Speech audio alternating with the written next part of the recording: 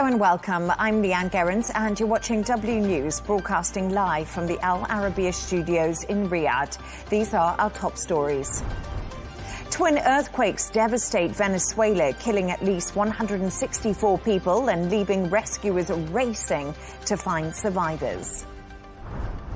At a GCC US meeting in Bahrain, Marco Rubio reassured Gulf allies their security interests will be protected in any deal with Iran. And Scotland's World Cup dream is still alive after a heavy defeat to Brazil as they rely on other results to reach the knockout stage.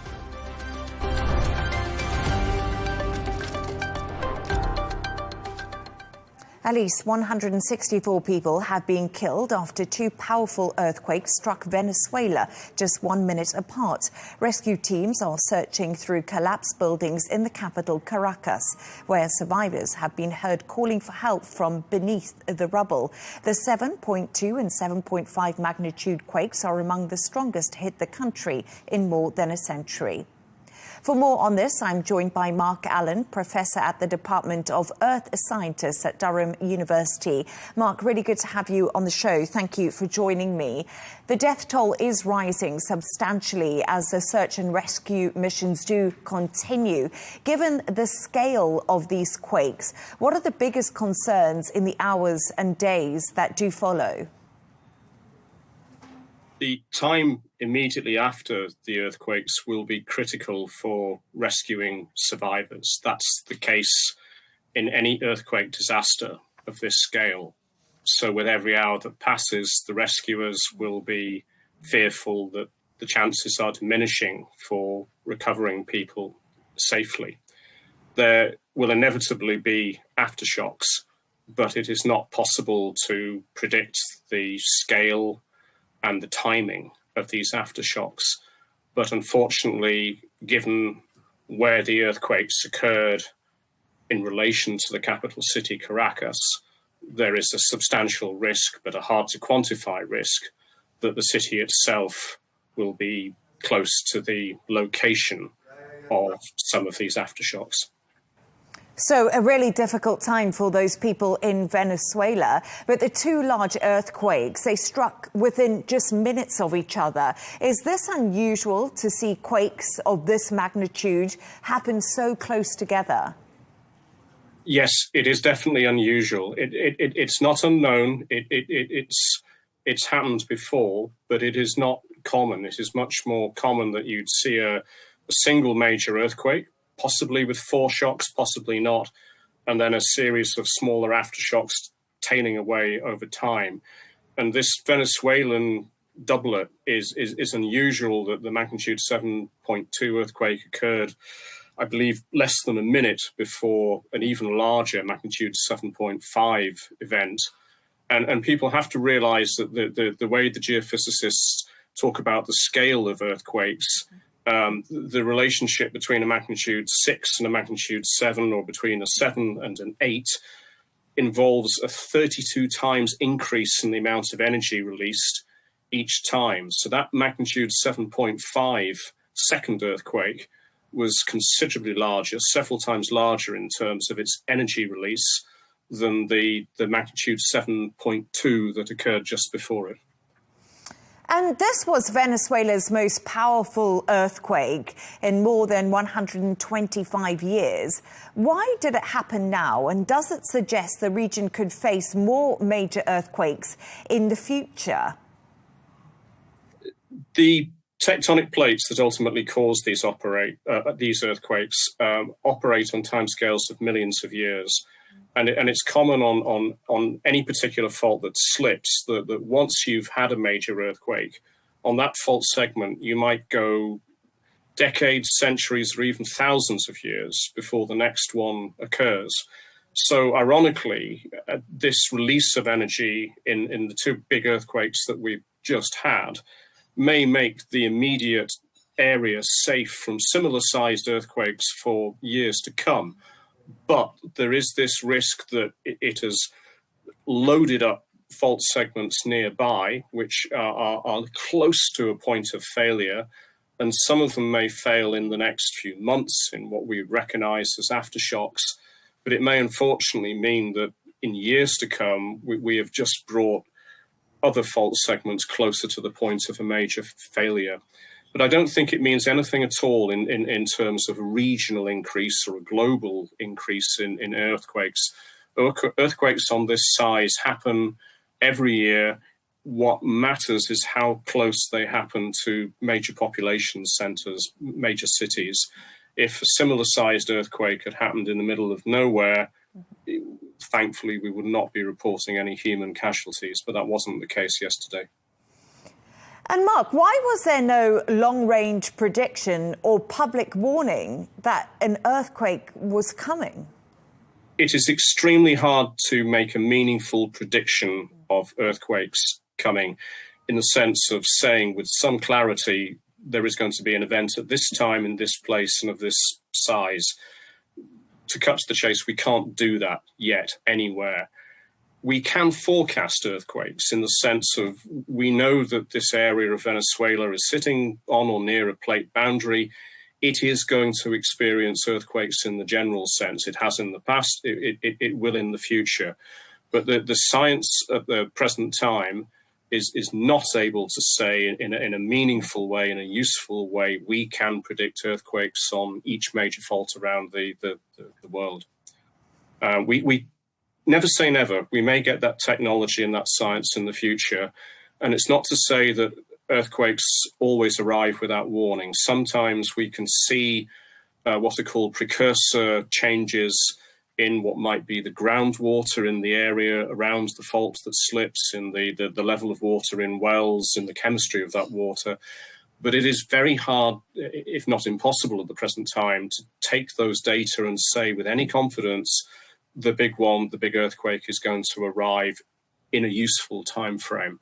Very often you can see changes in those conditions, and they die back, they change back on the same rate at which they appeared, their natural fluctuations. They don't automatically herald an earthquake in the area. So we know that sometimes we can see signals in the earth that do with hindsight mean an earthquake was on its way, but it's not a science, not a technology that we can use anywhere in the world at present, unfortunately. Mark Allen, great to have you on the show. Thank you so much for your insights there. Goodbye. Let's continue this conversation now with political analyst Andres Silva, joining us live now from Caracas. Andres, great to have you on the show with me. First of all, as I mentioned, you are in Caracas. Can you just describe to us the moment those back-to-back earthquakes struck the capital? Well, thank you for having me. It was an absolutely weird experience because I was with some friends watching the Brazil-Scotland World Cup match. Vinicius Jr. had just scored a goal at the same time it started happening, and it's weird because everything's so calm, everyone is so happy, and then all of a sudden it's like, are you kicking me under the table? Are you pushing the table? Oh no, wait, it's an earthquake. And then you see everyone realizing, getting up, running out. Thankfully, I was near an open field where I was watching the game, so we were very safe at the moment. We were one of the lucky ones. But for many people, this was an absolutely traumatizing experience from the mental health aspect of going through a natural disaster of this magnitude. And on the other hand, just watching the absolute despair some people have regarding their homes, their livelihood, and seeing it all go down in a matter of seconds. I'm glad that you were safe, but as you were just saying, we can see those pictures on our screen now of the aftermath of those earthquakes in Venezuela and how scary it is for many people. And I'm glad that you are well and able to join us. But let's just talk a little bit about the politics now. How big of a test is this for the interim president, Delcy Rodriguez? And is there confidence in the government's ability to manage a disaster of this size? And as you said, it's the mental health of the public too. Well, this is going to be absolutely her biggest challenge. And when there are presidential elections eventually, which will probably come late next year, this will be the moment that many Venezuelans remember her for. She has the opportunity to do some good here and help the people that have been affected by this tragedy. I was recently talking to some colleagues about how vastly different this situation would have gone under the Maduro administration, because we know the Maduro administration cut ties with many international partners and with many countries close to home, such as the United States. And at this moment, with Delcy Rodriguez's more open diplomatic policy, we have countries like El Salvador, the United States, Mexico, Israel, and others that have offered technical help to Venezuela, along with many other countries. So she has the opportunity to use this international leverage to her favor, to attend to the people that need it most. At the moment, one of the studies I've read is that the USGS estimates a 34% probability that the damages will be anywhere from 10 to $100 billion. And there's a 30% chance that it will be even more than $100 billion, which would be even more than the current Venezuelan GDP. And in a context where they just declared they're restructuring a $240 billion debt, we're going to see how the economic positive strides that we were seeing are going to be in danger. And she's going to have the opportunity to navigate this complex arena. And if she can somehow manage to go on top, well, she's going to have a major positive political capital. And the earthquake comes just months after Nicolas Maduro was captured by the US. President Donald Trump says they do stand ready to help. How significant is Washington's involvement likely to be? Because like you just said to me, the cost of this could be $100 billion in the region of that.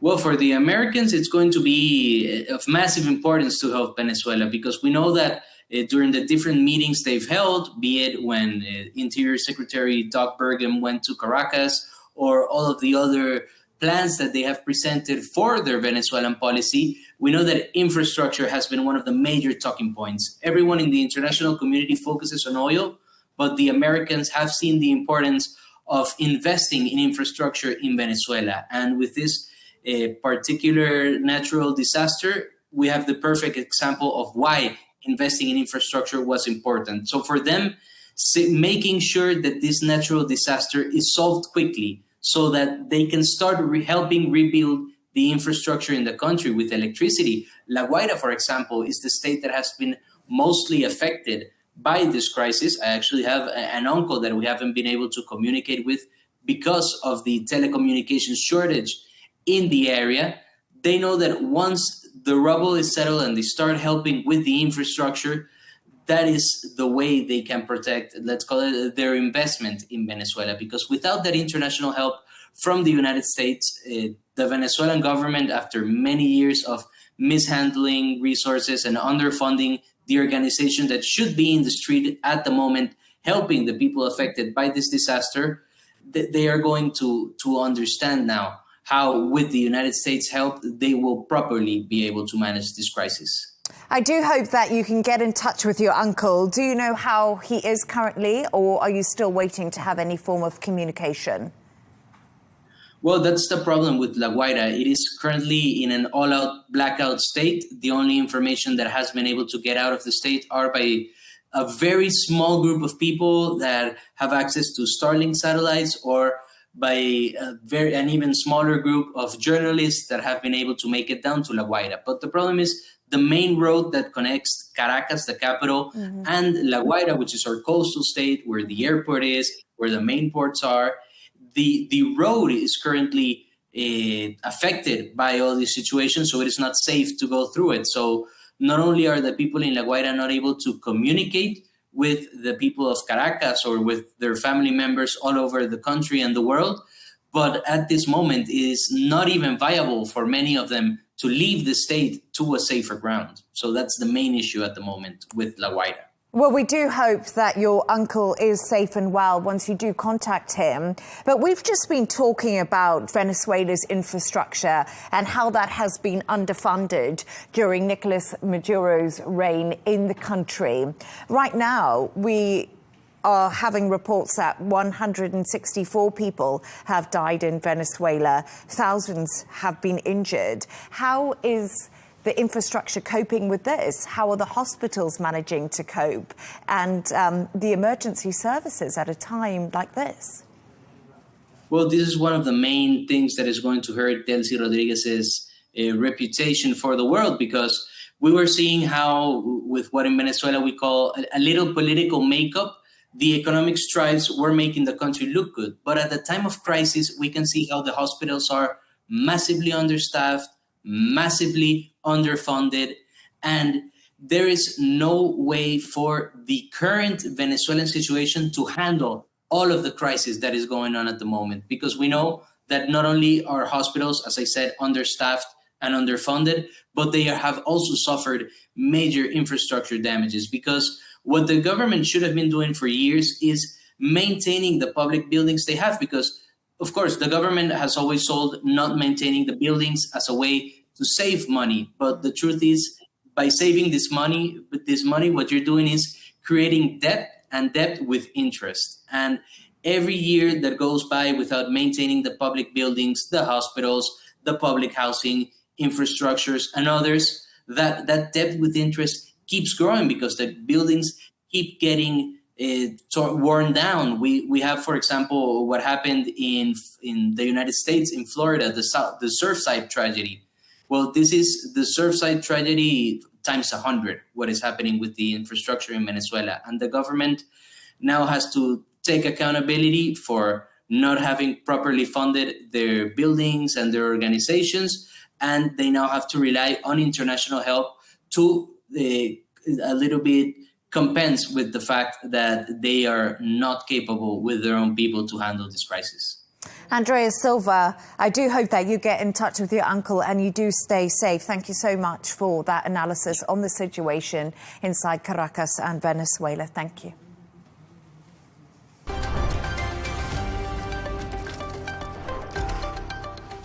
U.S. Secretary of State Marco Rubio says Washington wants a deal with Iran, but not at any price. Speaking at a GCC U.S. meeting in Bahrain, Rubio said any agreement must be verifiable and enforceable, while assuring Gulf allies their security interests would be protected. He also reiterated that an Iranian nuclear weapon remains a red line. Take a listen to what he had to say. And the message that I come with is that we want to ensure that in any decisions that are made throughout this negotiating process, the interests of our partners and our allies in the region are always taken into account. That there is no part of this deal that's undertaken that in any way undermines the security, the stability, or the prosperity of any of our partners in the Gulf region. For more on this, I'm joined from Cyprus by Al Arabiya geopolitical analyst Riyad Kawaji. Riyad, as always, great to have you on the show. Thank you so much for joining me. We just heard from Marco Rubio there. He says Gulf interests won't be compromised in talks with Iran. How much skepticism does remain in the GCC, and what guarantees will Gulf states now want from Washington? Leigh Ann, there's a lot of skepticism in the GCC about this whole deal, that there's a lot of ambiguity surrounding the actual terms and the perception of each side of what this deal is about and what has actually been agreed to. So far, it is an MOU. An MOU that sets the ground for negotiations to reach a final agreement. But even this MOU doesn't show clear lines here. For example, today we have the Strait of Hormuz. The U.S. says that this strait is going to be reopened without anybody having the right to impose any tolls on the ships going through. Iran insists that it has control, that it's the one who decides which routes these ships should take. And now we have incidents today reported in the Strait indicating that there were some action by the Iranian guards. And we haven't seen reaction from the U.S. side. These sort of incidents are a cause of concern and a proof that this deal is not clear enough, is not strong enough, and is leaving Iran with a large room to maneuver and to keep things as they are. And let's talk a bit about that, Riyadh, when it comes to the Strait of Hormuz. You just mentioned it, but Rubio says there is zero support from the US and Gulf states for tolls on the Strait of Hormuz. He's been pretty strong on that. Does this issue now risk becoming a major sticking point in negotiations, or do you think it's something Tehran will ultimately have to abandon because they, of course, want tolls because they're saying it's for reconstruction? Iran is using it to waste all the time, all the energy on this topic so that the nuclear issue becomes secondary. This is a tactic used by the Iranians now, and they're making a big deal of it, saying that now they are in control, they want to keep this control, this is their right, and they're doing everything to disprove the US. Everything Rubio, President Trump have said that nothing will change is, in reality, Iran is showing no, it's not the case, that it still has this control. It's still trying to put obstacles and hinder the safety of ships that do not adhere to its conditions. So the US has to take action, take some concrete steps to prove to the GCC that nothing actually has changed and will be allowed to change in respect to the Strait of Hormuz, and also to close this topic once for all and say that this is not something up for discussion, and to keep the negotiations focused entirely on the important issues, starting with the nuclear program. Riyadh, but the reality is, can the US or anyone else, for that matter, enforce freedom of navigation through the Strait of Hormuz right now? How can the US guarantee this to the GCC when Iran is, like you saying, standing firm in what it wants to do? Well, the US said that they have reached a deal that guarantees the safety. So the US has to prove this. And if it is not true, then the US should come out and speak honestly and say, hey, guys, we lost control on this strait. We cannot do much to restore it. And you have to deal with a new reality in this strait. But the US is not saying this. The US is saying, no, nothing have changed, and they will not accept Iranian conditions or Iran imposing any tolls on anybody. So since the US is saying it, so the US has to prove it, that the deal includes this. It is not, and also now it's time for the international community to move together as one body with the US, with the GCC, to assert control and to end all the Iranian, obstructive activities inside the strait. And if a $300 billion reconstruction fund is part of the draft agreement, how concerned will Gulf states be that they could ultimately be asked to help to pay for it? And this comes after Marco Rubio said in the region that this issue was actually not discussed between them. This is not discussed. Nobody can hold the GCC countries accountable for such a thing. You cannot do a deal and tell third parties, hey, you guys, you are part of this deal and you have to make payments as part of this deal. This is unheard of. This does not hold in any court of justice, in any court of law. In international relations, when you're going to have an agreement and you bound all the parties to it, then you have to include all the parties in these talks and you have to get their signatures on it. And therefore, whatever is being said by the Iranians does not mean anything to GCC states and cannot hold any of these countries accountable or bounded to these terms. If the U.S. suggested in any way that this is something that could be done in the future or negotiated in the future, this is something for the U.S. To take with Iran.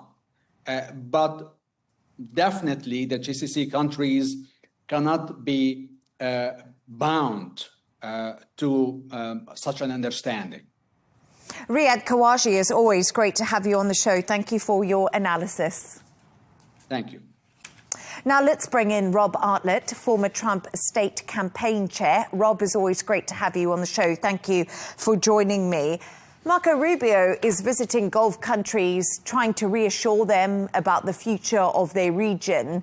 Once the US and Iran do get to a final deal, what do you think the US needs to say right now to its Gulf allies? That we're here. And well, first off, it's always a pleasure to be with you and your audience. I always thank you for that opportunity. I would say Marco Rubio is there to reassure our allies within the region that we're not going anywhere, that we have their back and we support them and we will help to continue to secure them and their countries and their people. And I think that's what it's really all about. It's all about face-to-face reassurance that as we continue to move forward, hopefully to an actual peace deal over these next 60 days. But I believe it's all about reassuring our allies within the region that we're here, we're present, and we will continue to assist you. Secretary Rubio says tolls on the Strait of Hormuz are unacceptable. We just heard from our geopolitical analyst earlier, Riyad Kawashi, on this very issue. There has been an incident in the Strait of Hormuz when it comes to a projectile being fired. Iran wants these tolls on the Strait of Hormuz. They say it's for reconstruction. It's becoming a huge issue, a major obstacle right now in these negotiations. What option does the US have if Iran refuses to abide by what's been set out in this MOU? What can they realistically do? Yeah, I think time will tell. But at the end of the day, as I've shared several times on your show and others, that the Strait of Hormuz is international waters. And so somehow, just because Iran and the regime does not comply with that, they think they own it, they can control it, doesn't make it true. So at the end of the day, these are international waters. And at some point in time, the regime or whomever country, it doesn't matter, needs to understand these are international waters and it has to be free and clear of shipping lanes. So will the regime continue to use this? Perhaps. Maybe it's just a negotiating tool to release all of their assets, correct? We've talked about that as well. I think that's one of the line items in the MOU is potentially releasing all of, I think it's around $60 billion, I believe, of assets. And I think this all could be part of that further negotiation. So, but again, President Trump is very firm. These are red lines. He wants that strait open because why should the regime, a terrorist #1 state sponsor in the world, control, well, really, in many ways, the world economy? Because that shipping lane absolutely directly impacts the world economy, as we have witnessed these last several months. So you've got that, of course, but the real prize in this in the MOU and ultimate peace deal is not the toll issue, but it's more so about the nuclear enrichment level.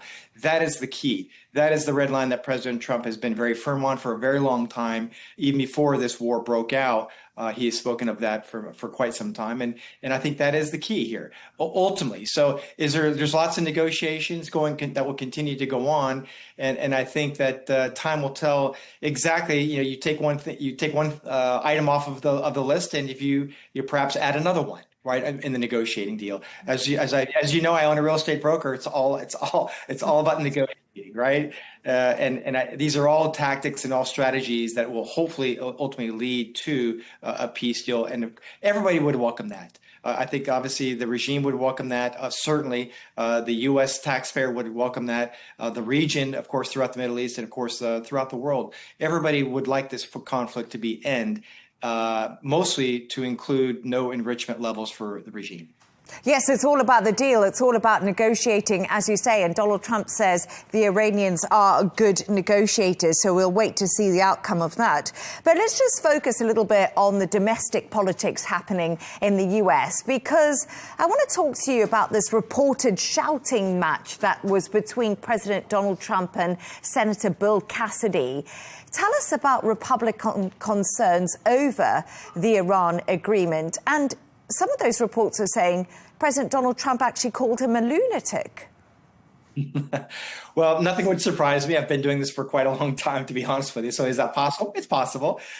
Because, President Trump just, he mentioned it yesterday, I believe, in the press conference that what he's looking for is just really be both domestically as well as international, just people that are loyal. Just loyal for America first and safeguarding our borders, and ultimately, of course, safeguarding the world by ensuring that the regime does not have any nuclear capabilities. So President Trump is all about loyalty, policies, but also loyalties. And I think that he gets very frustrated. Yes, we are in a political season. We have a midterms coming up here in November, and many people in Washington, D.C., well, they're making decisions and making comments all based on really their ability to get reelected. So you've got the real dive as far as the details of the peace deal. Then you've got the political aspect of it. And as this war continues to rage through the summer here, it will only hurt, I believe, President Trump and those seeking re-election that are Republicans come November. Yeah, coming up to those midterms. And it's interesting you talked to me about loyalty, because when you said that, I thought, oh, well, democracy, people should be able to disagree. That's what it's all about. It is 100%. That's what's freedom of speech, is it not? We all have our opinions, but at the end of the day, we're also in a time of war, and it's a little bit different in that case. And in my opinion, and at the end of the day, nobody should want the regime to have access to any nuclear capabilities. And many former Democrat presidents have stated that fact. Many people around the world. I'm not sure of one country. I've yet to hear one country, anywhere in this world, that supports the regime of having nuclear capabilities. Not one. So everybody should be on board with helping President Trump and any other ally to assist in this very effort, because it's a safer world with that happening. And I think we have to understand the bigger picture. And Rob, Donald Trump is seeking nearly $88 billion to cover the costs of this conflict, while facing pressure from Congress to end the war and this fight where he called the senator a lunatic. Do you think President Donald Trump will get the money? I don't know. I know he would like it. If everybody voted on party lines, the answer would be yes, because we all know that Republicans do control both the Senate as well as the House of Representatives. But again, if there is a purple state or a representative that's sitting in a very purple district, meaning they could lose to a Democrat quite easily, they may not support it. They may not, in fear of not seeking and not winning a re-election. So time will tell, but at the end of the day, yes, we need this peace deal. And I think at the end of the day, President Trump will continue to focus on that, even if he loses, and in my opinion, even if he loses control of the House of Representatives come November, he wants to win this war. He will not lose this war. I think he may be willing to lose control of the House over, of course, winning this war, in my opinion.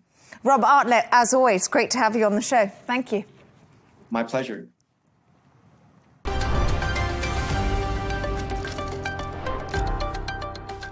Scotland's World Cup future is out of its hands after a 3-0 loss to Brazil. The Scots can still reach the knockout stages as one of the best third-place teams, but must rely on other results going their way. Manager Steve Clarke is also facing criticism after walking out of a post-match interview.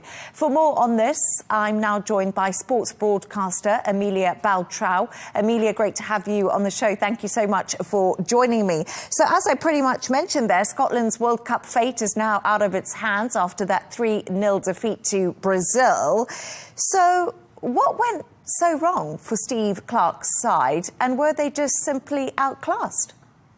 Well, Steve Clarke himself even said the defeat was largely self-inflicted. Scotland gifted Brazil many opportunities through defensive mistakes, and Brazil certainly capitalised on them. They also couldn't get hold of possession much, Scotland, so they were very much reacting to what Brazil were doing rather than being able to take control of the game. And they did create some moments, but they weren't clinical enough. Brazil were able to be a lot more clinical, and that's why it ended up being 3-0. So yes, Brazil's quality was definitely expected, and they definitely put on an excellent performance. But for Scotland, they certainly could have done better. And there's been a lot said about Steve Clarke, hasn't there? He walked out and he was pretty honest. What did you make of all of that? Is it better to be honest than to be optimistic, do you think? I mean, a lot has to go in Scotland's favour. I think there is that anxiety where you're having to sort of rely on other results. It's completely out of your hands. And maybe he could have taken a breather and already admitting, yes, we're out of the tournament. It's not maybe the best sort of encouragement for his team, but I can understand both sides where, yes, he's frustrated. But I think he should definitely hold his head up high because he's done an incredible job with his team. And I want to talk about South Africa's Bafana Bafana because they have really been one of the success stories of this World Cup so far. What's been key to their impressive run? And do you think they could possibly go much further in this tournament than they have before? I think for South Africa, the key has been stay disciplined and stick to the game plan. After that defeat to Mexico, they didn't panic. They earned a crucial draw against Czechia and then delivered a composed 1-0 win over South Korea to then, of course, secure a historic first ever place in the World Cup knockout rounds. They haven't necessarily been overwhelming their opponents with attacking flair, but they've been incredibly difficult to break down. And they're a very well-drilled collective unit. You know, some teams, they may have one or two star players to sort of carry the team. But no, this is a really well-drilled, united team. And their next opponent is Canada, who are the slight favourites. But this might be a game they actually embrace. You know, as I say, Canada have a more aggressive approach, and South Africa have already been known to really frustrate teams defensively. And Mexico, let's talk about them because they have won all 3 group matches without conceding a goal. Are they emerging as genuine contenders, or is this the real test still to come in the knockout rounds, do you think? I mean, on paper, you would think that they do sound like contenders. It's an incredible record, 3 wins, 0 goals conceded. And they have been very impressive. They've been very balanced in their squad. They've been organised, disciplined. And as a host nation, that home support has certainly been playing a big part and carrying them. But their opponents, South Africa, South Korea, Czechia, they haven't been among the tournament elites. So I think the real tests are yet to come. I'd say they fall into the category of dark horse rather than an outright favourite. And let's talk about a possible another dark horse. I don't know if that's a bit of an exaggeration. England, they play their next World Cup match against Panama, and that is actually happening on a Saturday. After the squad's performance against Ghana, do you think they can actually pull off a win here? England should definitely still be favourites, and I do expect them to win. But the Ghana match showed there are still issues for Thomas Tuchel to solve.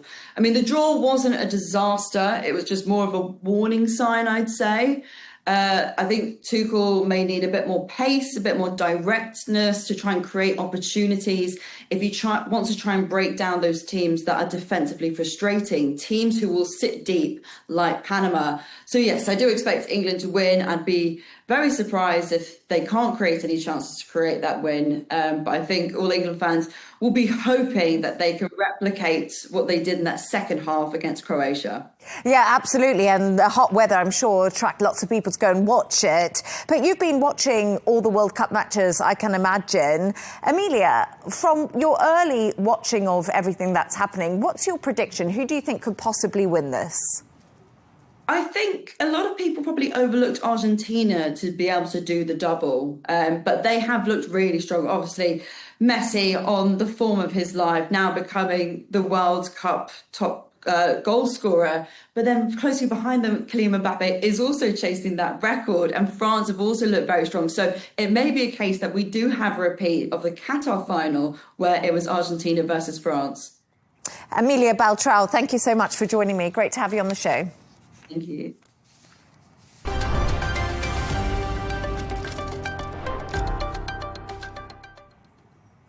A reminder of our top stories. Twin earthquakes devastate Venezuela, killing at least 164 people and leaving rescuers racing to find survivors. At a GCC US meeting in Bahrain, Marco Rubio reassured Gulf allies their security interests will be protected in any deal with Iran. And Scotland's World Cup dream is still alive after a heavy defeat to Brazil as they rely on other results to reach the knockout stage. And that's all from us on W News. Don't forget to subscribe to our YouTube channel. Of course, follow us on X. We'll be back in a couple of hours with W News Extra. Goodbye and thank you.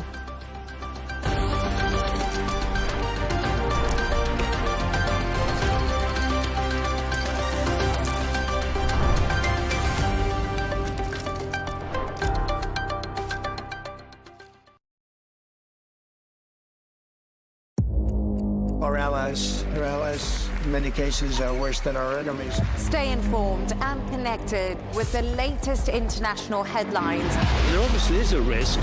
From breaking news to in-depth analysis.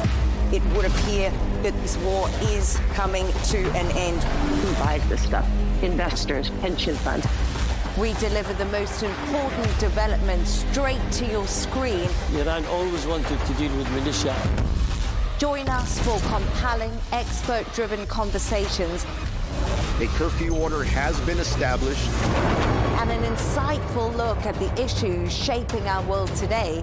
There are lots of proposals about European architecture for security. I'm Leigh Ann Gerrans. And this is W News. We dealt with this when I was Chief of Staff in the first term. Where you don't just hear the headlines, you get the full story. Contest or coronation, a general mandate or a general election. The United Kingdom has kicked out another unpopular Prime Minister. But can a fresh leader save the country and the Labour Party? Newly appointed MP Andy Burnham looks destined for Downing Street. Can he survive the revolving door? Stay with us. That debate is coming up on Counterpoints with me, Melinda Nucifora.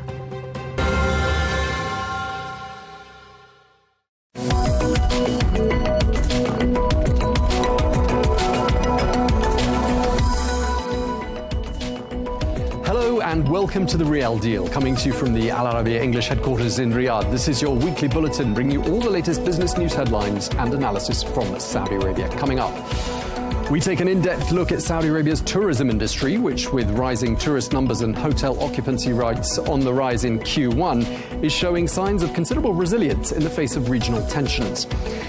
With many Saudi residents choosing destinations closer to home, Red Sea resorts are reporting stronger Q1 demand. We'll be taking you to one such resort.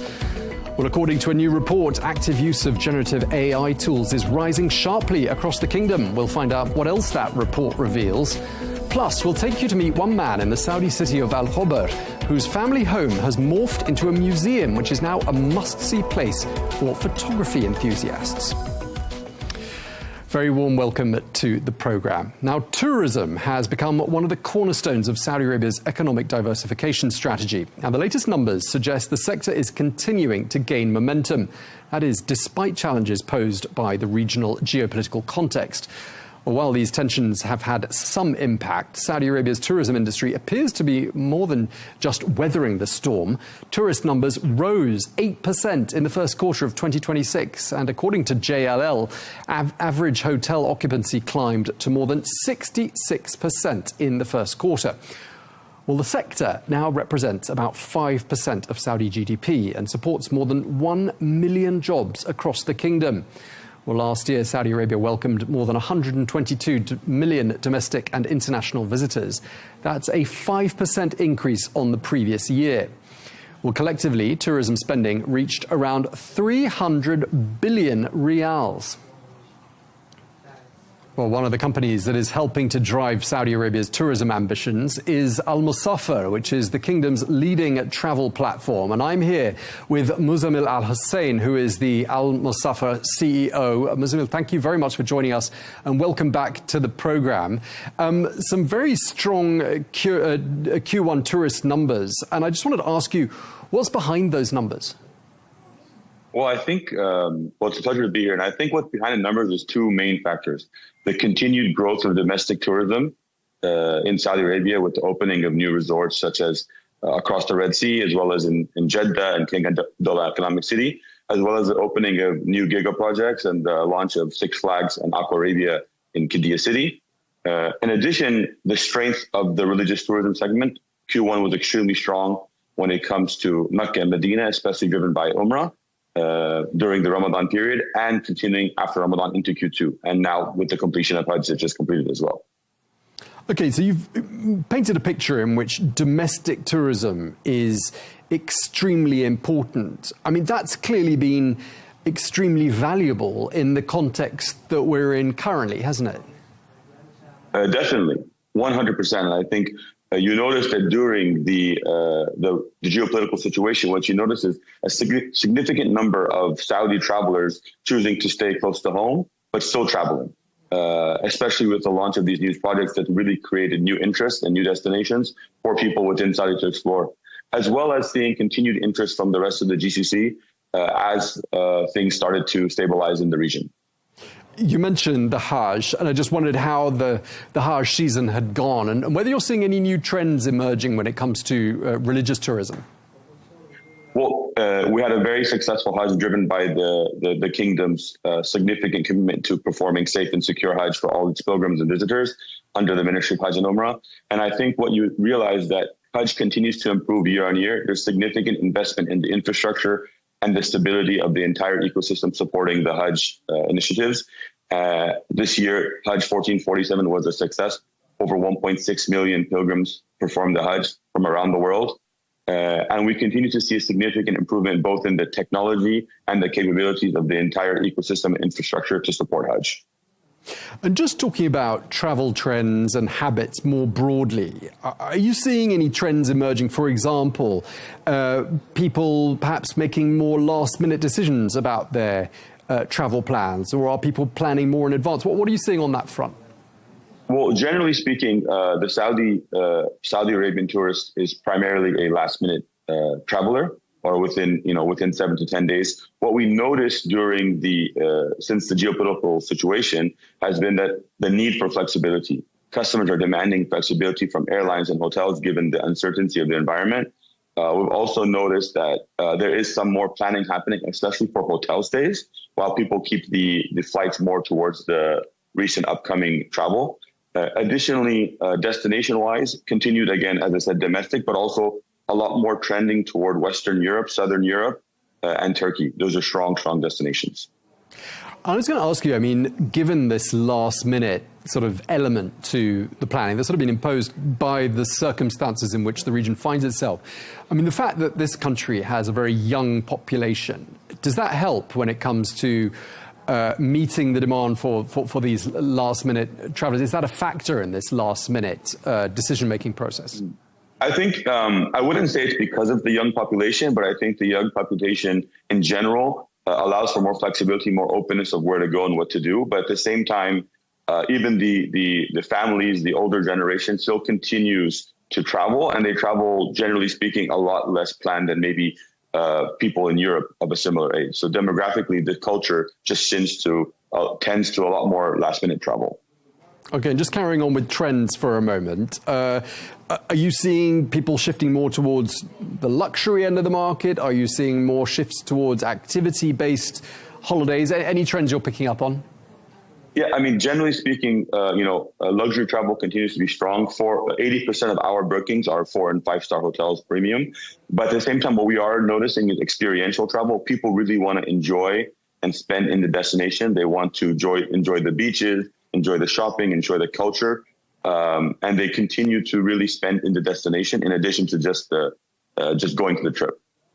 Okay, we're going to be talking a bit later in the program with another guest about how generative AI has really picked up here in Saudi Arabia, and it's seeing extraordinarily high growth levels. I'm wondering whether that plays a part at all in influencing where people go on their holidays and perhaps how they plan them.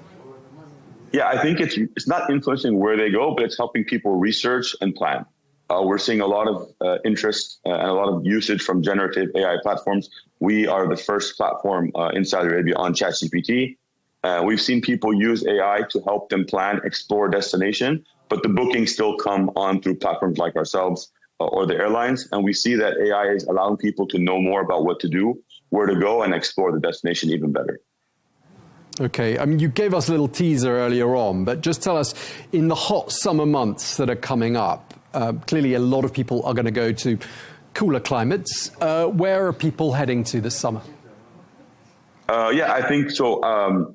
We do see strong strength in domestic tourism still. Jeddah, Kingdom Built Economic City, Red Sea, and Asir still strength, but also in terms of internationally, Turkey, Western Europe and Southern Europe remain popular destinations. And even now parts of Northern Europe, such as Amsterdam as well, and London, of course, continue to be popular destinations for Saudi travelers. Okay, is there one destination that's looking like shaping up to be the destination, internationally speaking, for 2026? Not one, I would say there's many. Continued travel, and I think the travel wherever we see increased connectivity of airline flights. We see that Riyadh Air is launching again officially on July 1st to London. We see Saudi continue to add routes, FlyNas as well, and Flyadeal. That will be where people go. Okay, I mean, we've talked a lot on this program about how Saudi Arabia has this goal of 150 million visitors a year by the year 2030. How achievable is that target looking to you at this point? Well, I think it's very achievable. If you look at the numbers, originally the target was 100 million. It actually got increased to 150 million. So we're well on our way. Domestic plays a significant portion, religious plays a portion, and leisure tourism is growing with the World Cup coming, with Expo. There's a lot more happening to bring people into the kingdom. And as the products continue to open, we have, again, Qiddiya just opened earlier this year. Diriyah is opening. A lot more projects continue to open, and that will bring demand into the kingdom. Right, so clearly a lot of big events on the horizon. 2030 shaping up to be a really important and busy year as well, with the Expo, and of course before that the World Cup. Just lastly, tell us about the feedback, Muzammil. What are international visitors in particular telling you and telling your employees about what strikes them most, in particular when they visit Saudi Arabia for the first time? I think the main primary feedback is the hospitality of the people and the culture is so welcoming. People really, really enjoy coming to Saudi Arabia, spending time with individuals from Saudi who are hosting them, who are serving them in the hotels and the hospitality and tourism industry. And they really, really enjoy the hospitality, and that's hard to find anywhere else in the world. It's very, very welcoming. Okay, well, you've been very generous with your time. We really appreciate it. Great having you back on the program. Thank you, Muzammil Hussain, the CEO of Al Musafa. Thank you very much for your time, sir. Thank you. Now, much of the growth in tourism numbers that we've been talking about, as well as the increase in average hotel occupancy rates, is being driven by domestic travel, with many Saudi residents choosing destinations closer to home. And this, of course, includes the kingdom's growing portfolio of Red Sea resorts. Well, these Red Sea tourist resorts are reporting stronger demand, offering a clear indication that investment in tourism is translating into sustained demand. Well, I'm joined now by Tony Cohanim, who is the General Manager of all the Marriott properties in the Red Sea. Tony, thank you very much indeed for joining us. I mean, the Red Sea is one of Saudi Arabia's flagship tourism projects. I want to ask you, first of all, do you think it's going to become a must-see global destination? Thank you, Tom. Yeah, it's a pleasure to be on your show, and it's also a pleasure to talk about the Red Sea and what we've been doing over there. I represent the Marriott portfolio on the West Coast, really, which encompasses the Red Sea and the Mala destinations. I've been involved in the project now for 4 years, and we were actually the first island resort also to open in Saudi Arabia at the St. Regis. The St. Regis Red Sea Resort. That was just at the back end of 2023. I got to tell you, it's been a very pioneering journey for us, and Marriott's just been very privileged to be part of this journey. I think we've, 4 years in, I feel like we're finally reaching a tipping point where the destination has got a lot more visibility and awareness, both in the domestic market and in the regional market, and actually the international market too. Thanks to the fantastic efforts of our ownership group, Red Sea Global, who have been on this journey since the beginning with us, and chose Marriott to be their kind of first hotels. The first 2 islands that opened were the St. Regis, followed by the Ritz-Carlton Reserve. It's fair to say that we probably started with our most exclusive product, which, appealed to maybe a narrower audience of affluent travelers. What we've seen this year, really since the opening of the Red Sea Edition, which is our 3rd property in the destination, priced at a lower price point and appealing to a much broader audience. And so that's probably contributing really to the increase in occupancy and the general accessibility of the destination to a broader, wider audience, which has been really welcome on all sides. Yeah. Tell us, who is a typical Red Sea guest at this point? Well, I think this year has been a tale of 2 stories, really. I think the first part of the year, let's say up until the end of February, we had really noticed a major shift in what we would refer to as our source markets, our segmentation, with about 60% of our guests coming from overseas. And that's a contrast from the first couple of years of operation, where, of course, the domestic market made up most of our guest base. I guess what we've seen since the current regional instability is a return again to the domestic market. So I would say about 85 to 90% of our guests are coming from Saudi Arabia, and it's fantastic. I think we've been in a sense, notwithstanding the tragedy of what's been going on, I think we're one of in a funny kind of a way, we're a beneficiary in Red Sea, given our geographic location, the perceived, security of the destination and so on. And so, yeah, we're seeing, people coming in big numbers. And this recent Eid holiday period, for example, all of our hotels were full. It's great to see all the hard work, come to some fruition from a commercial standpoint. So we're very pleased. Yeah, and actually we've talked about this quite a lot on this program, about how Saudi Arabia is a country with a strong domestic consumer base, and that sets it apart from quite a lot of other markets in the region. I'd like to ask you about guest behaviour and what you've noticed over the last 12 months in terms of, what their patterns are. Are they staying for longer? Are they spending more? Are they looking for add-ons and different types of experience? Any sort of trends you're picking up on? Yeah, I think, the domestic market, because of the accessibility of the destination from, major urban centres like Riyadh and Jeddah, we see a lot of our business weighted to the weekends. So, Thursday through Sunday. And then, of course, during holiday periods, you get longer stays. So I think in our domestic market, we're looking at a kind of a 3 to 4 night kind of average length of stay. International market, on the flip side, typically it's closer to 5 or even 6 days sometimes. And we had seen that actually over the New Year period and to the early part of January, where we had a lot of international guests on our properties. And that's okay. We're happy to take business in whatever form it comes. And I can tell you, as somebody who's been in Saudi for all together 8 years, 4 years in Riyadh and 4 years on the West Coast.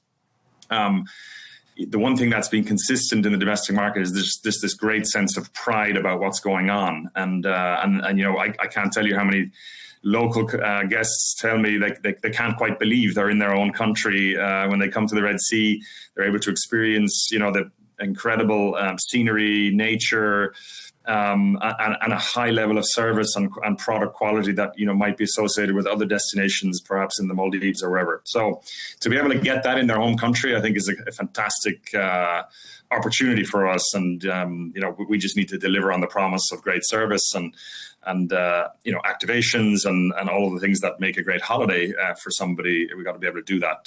So that comes with some pressure, of course. I was going to ask you there to do a bit of a sales pitch for us as to why someone would choose the Red Sea as opposed to the Maldives or the Seychelles. You've sort of done that. I mean, what would be your key point for someone mulling which destination to go to? What would make a Red Sea experience really different? Why would it stand out? It's a great question, Tom. One of the beauties of the Red Sea destination, and frankly, the vision for this project was to provide.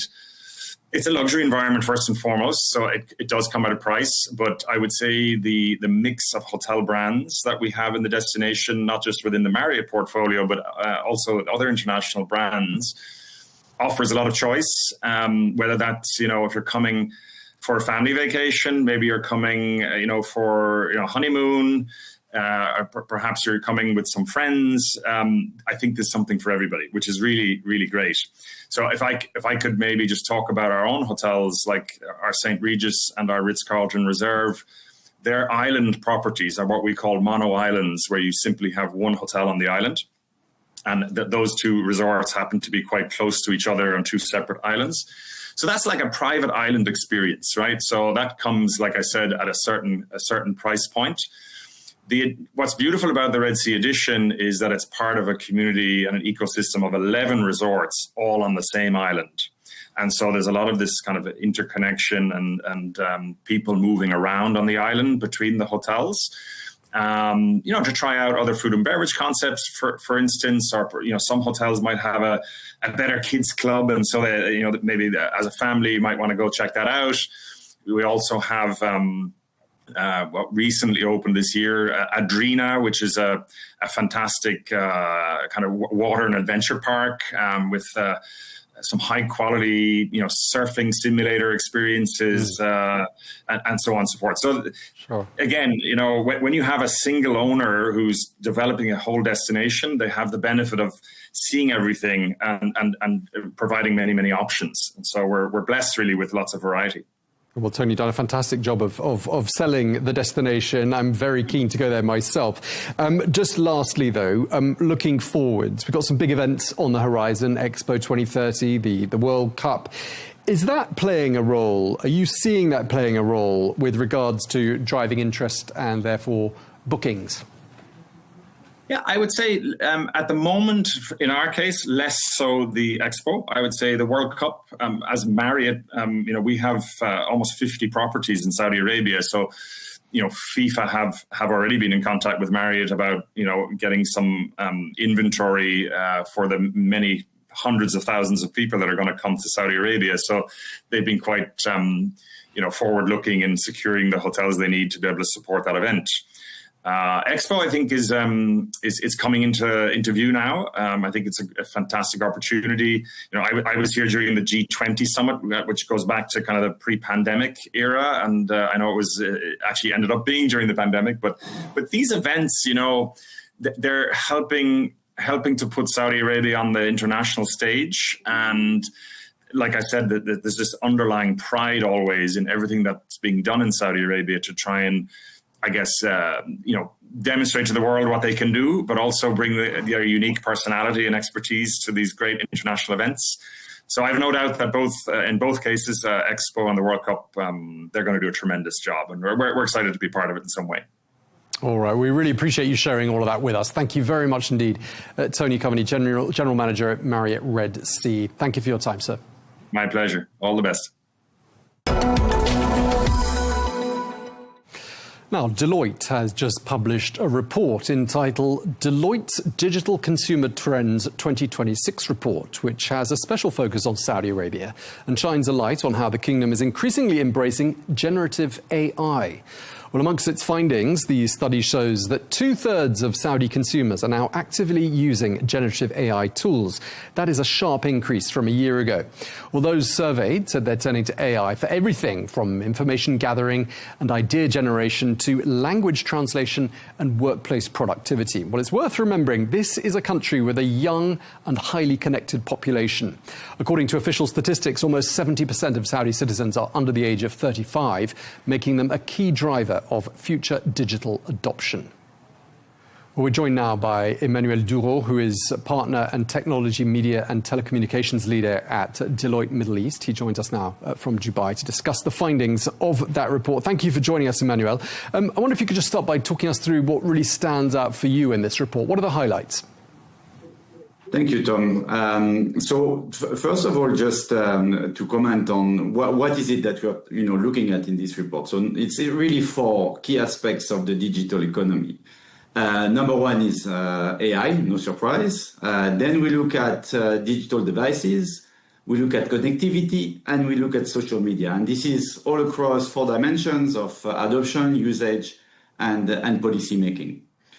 What stands out, and I can describe it a bit more, but definitely, in terms of a step change over the past few months in terms of adoption and usage across the AI tools by consumer, and also more importantly, the type of usage, from using AI in your personal use and at the workplace. Okay, and I'm just wondering whether you're seeing any shifts in consumer behavior here in Saudi Arabia, and if so, what do you think is driving them? So if I look at sheer numbers, number one, it's the magnitude, I would say, of the increase is significant, right? So in terms of adoption and in terms of usage, we're seeing almost a 20 percentage point rise in terms of consumers using AI for different reasons. The most important usage from an AI point of view has been personal use, right? By far, 72% is for personal usage, followed by educational use, followed by workspace usage, which is at 45%. Now, it's important, but still lagging a bit behind when you look at more mature markets like the UK. And within the work usage, probably the most important trend is that we are seeing prevalence when it comes to information gathering and searching, and that has increased really, really significantly over the past few months. What's interesting is that in terms actually of end-to-end content creation, we are seeing some plateauing of the usage of AI in the workplace, and there's different reasons to that. But what we are seeing probably is what we call a step curve effect, right? So people are experimenting different AI tools. When it comes to the way they use it in the workplace, they want to be safe, they want to be cautious. So they, use the tools, get acquainted to the tool, and then there's a bit of a plateau effect unless you get to the next versions and better versions of Gen AI LLMs. Okay, and are we seeing different levels of adoption according to different age groups? Because I did say in the introduction, this is a country, of course, with a young population, 70% under the age of 35. Absolutely, Tom. And it's really a 10 percentage point rule, right? So if you look at, the diverse generation, you get 10% decrease in terms of usage of Gen AI when you go from a generation to another. So you start, in the high 70s when you look at Gen Z, mid 60s when you go to millennial, and then mid 50s when you go to Gen X. So you have really this linear curve of usage when it comes to the different generation, with the highest by far usage across Gen Z. Okay. You mentioned earlier on that perhaps Saudi Arabia had a slightly lower adoption rate of generative AI than, you said, countries like the UK. But how does Saudi Arabia stack up compared to other countries in this region? So it's interesting because in Saudi, what we're seeing is a slightly lower rate when it comes to work usage, right, of Gen AI. So it's 45% in Saudi compared to 62% in the UK, just to give you an order of magnitude. However, when it comes to personal usage, it's a bit of a different picture. And actually, Saudi is slightly above the UK, right, in terms of actual usage of Gen AI for personal use. So I think that, really interesting. So in terms of adoption from a personal standpoint, we are actually in the Saudi market at a slightly higher rate than in other more mature markets. Okay, I mean, who do you think are the biggest winners overall from AI right now, particularly in the kingdom?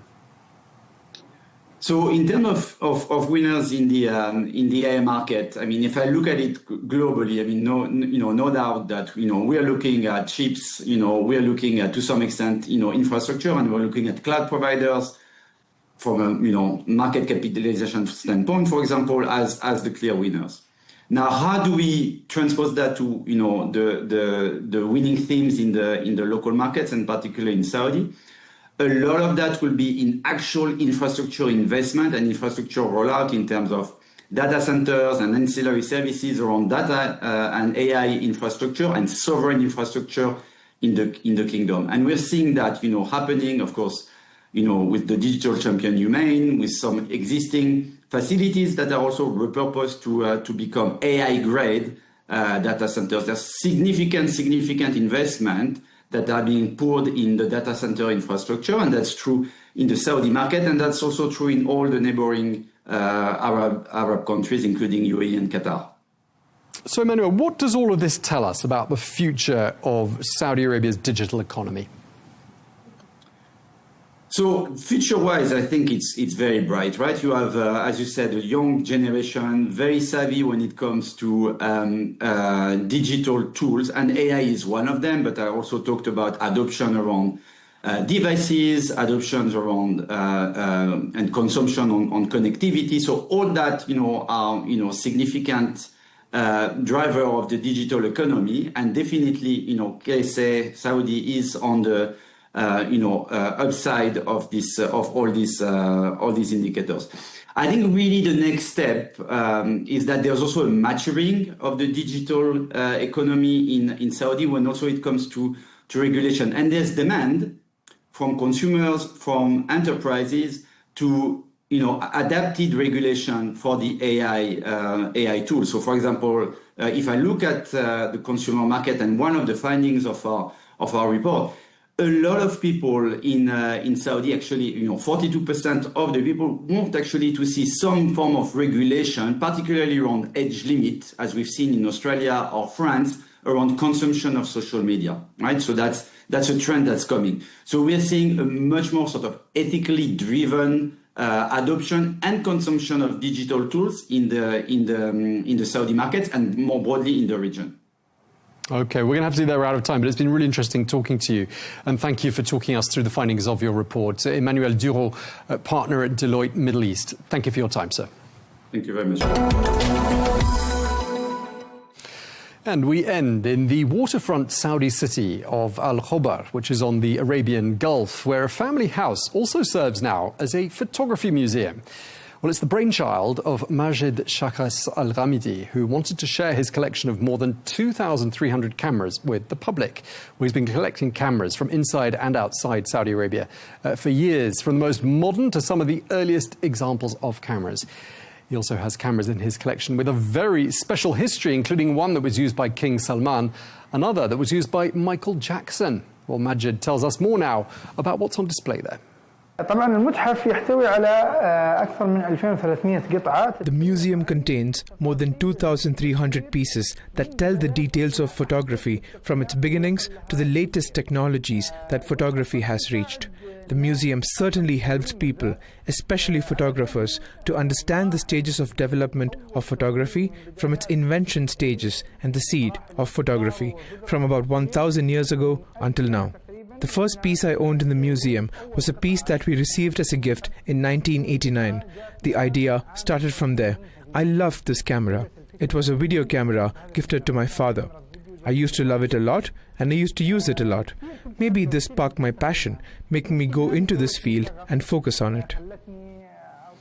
Well, it seems that particular museum is really appealing to visitors. Let's listen to what they're saying about it. I saw some of the cameras I was using since like 1985. So when I was almost like 11, 12 years old. So this museum really surprised me how diverse. They bought all cameras from all around the world. They collected things that not easy to find and see. Well, that is all we have time for. Thank you very much indeed for watching The Real Deal here on Al Arabiya English. We look forward to seeing you again with another edition next week.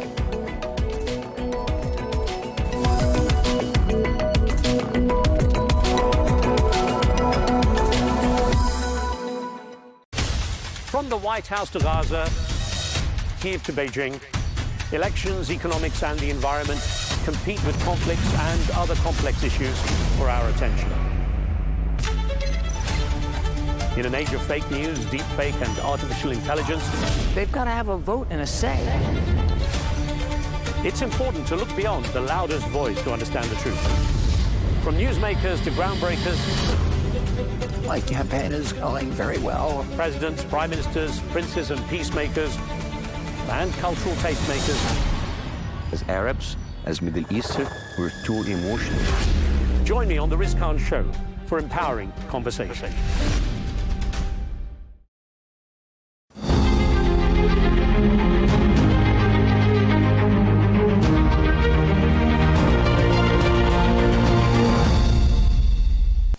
President Trump this morning seems to have been facing a bit of pressure back home and has come out saying that we're not going to put a cent into this reconstruction fund. And I think Vice President Vance has been talking about the Gulf Coast states, presumably the GCC, being the ones that pay up in terms of this $300 billion number that is floating around.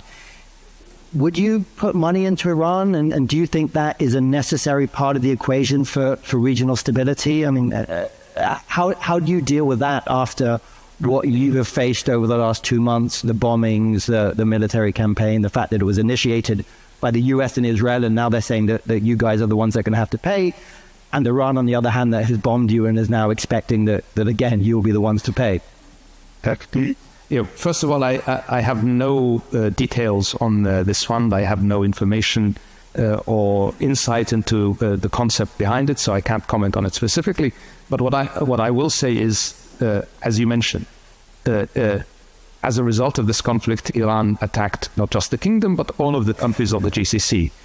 That has created a significant gulf of trust, a significant gulf, a significant loss of trust between all of us. We were just in the beginning process of rebuilding our relationship with Iran as a result of the Beijing understanding after a significant period where we had broken off relations. And that was only just starting to really gather momentum, and we were starting to at the edges, explore potential areas of opening up on economic cooperation and things like that. And I think we are now, actually, we have since then regressed, and we're going to have a conversation how we rebuild that trust, how we rebuild that relationship before any concept of economic cooperation, mutual investment or anything like that can rationally be addressed. And I suspect that similarly goes for many of the GCC countries as well. And you have to, that, we in the kingdom, we have a very ambitious, in domestic investment program. We have our public investment fund, our main vehicle for investment, has a long-term strategy that was actually just approved, and they have so they have already committed their funding streams to areas that are targeted at our domestic economy. Whether there is anything available to invest beyond that is something that I don't know. That's to the relevant ministers on the investment side, on the economic side. But even before we can look at that as an option, there's going to have to be a rebuilding of trust and a rebuilding of relationships. And then maybe there is eventually in the future some pathway to greater economic cooperation and investment between Iran and the kingdom and the GCC. Certainly, in an ideal world, that's what we aspire to. This is, as I said, when we were working to, normalize our relations after the Beijing understanding, it was a focus. We had started gradually. It started, in opening up for visitors from Iran and starting to look at reopening trade relations. All of that. That in itself was not an easy journey. And this has now regressed. So we're going to have to start some of that over. And it's a conversation we will have bilaterally with the Iranians, but it's also, I think, part of the very important dialogue that's going to happen in the context of a regional security framework. So I think we are quite early days yet before talking about, any real economic cooperation between Iran and its neighbors, although that in the long term should be the objective and the goal. But the bet will still be from the kingdom one of regional diplomacy. You led a process of re-engagement with Iran over recent years, having gone through a very contentious, cold, almost hot conflict in different theaters. We've now gone through this new war. Do you see the kingdom pushing that again? Are you going to lean hard into that? Do you think that actually the only way forward is diplomacy? We have a lot of people talking about the need to boost defense mechanisms in the Gulf. There are some states looking to take a more assertive stand. How do you fit into that equation in terms of how we stabilize the region in a meaningful way? Look, the reality is you can't have effective diplomacy without a strong deterrent and a strong resilience to be able to deal with potential threats and challenges. So we're going to have a dual-track approach. This is absolutely certain, whether it is on building our defense capacity to ensure that we are able to face threats, whether it's from Iran or elsewhere, and also building our resilience from a logistics and economic perspective. That said, we are committed to diplomacy. This is why we supported the diplomacy that helped get us to the MOU. This is why we're going to be very actively engaged in supporting the success of the negotiations that will follow the MOU, and it's why we will work with our partners in the region to begin a regional dialogue, to start the conversation about how we can overcome again the trust that has been lost as a result of this conflict, and how can we look to a better future, and how can we ensure that if potential flashpoints of the future can be addressed through diplomacy rather through confrontation. Indications that we've seen of the shape of the nature of the MOU suggest that there's zero mention of regional dynamics.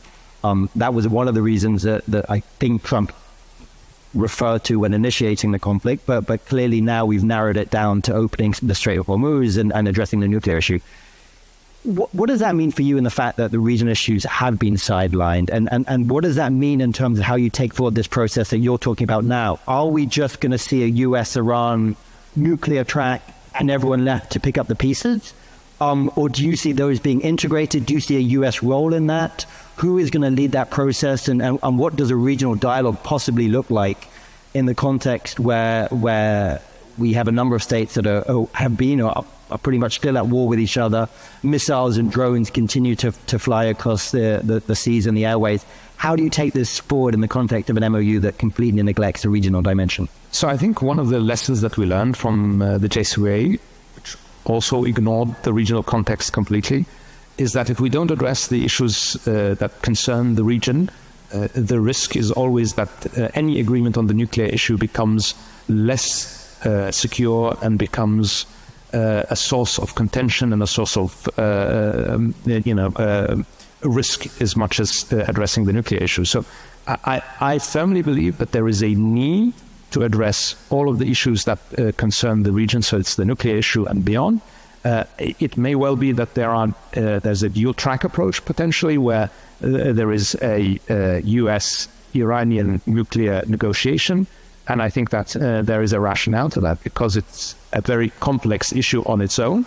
But I suspect that it will be very difficult to make concrete progress on the nuclear negotiations without there being a level of engagement on the regional files that gives the confidence that allows then those negotiations to proceed correctly. And, eventually, if there is a nuclear deal, there is the issue of sanctions relief. And that, as you know, is a very complicated issue. It's complicated within the US context, and it's also complicated within the European context. And the more that the regional issues are addressed and there is a level of confidence that we are able to look towards a future where there is less risk of confrontation, the more likely it is that the potential benefits in the areas of sanctions relief can be delivered more quickly, more effectively, with less opposition, both potentially from us in the region or from the quarters in the US and in Europe.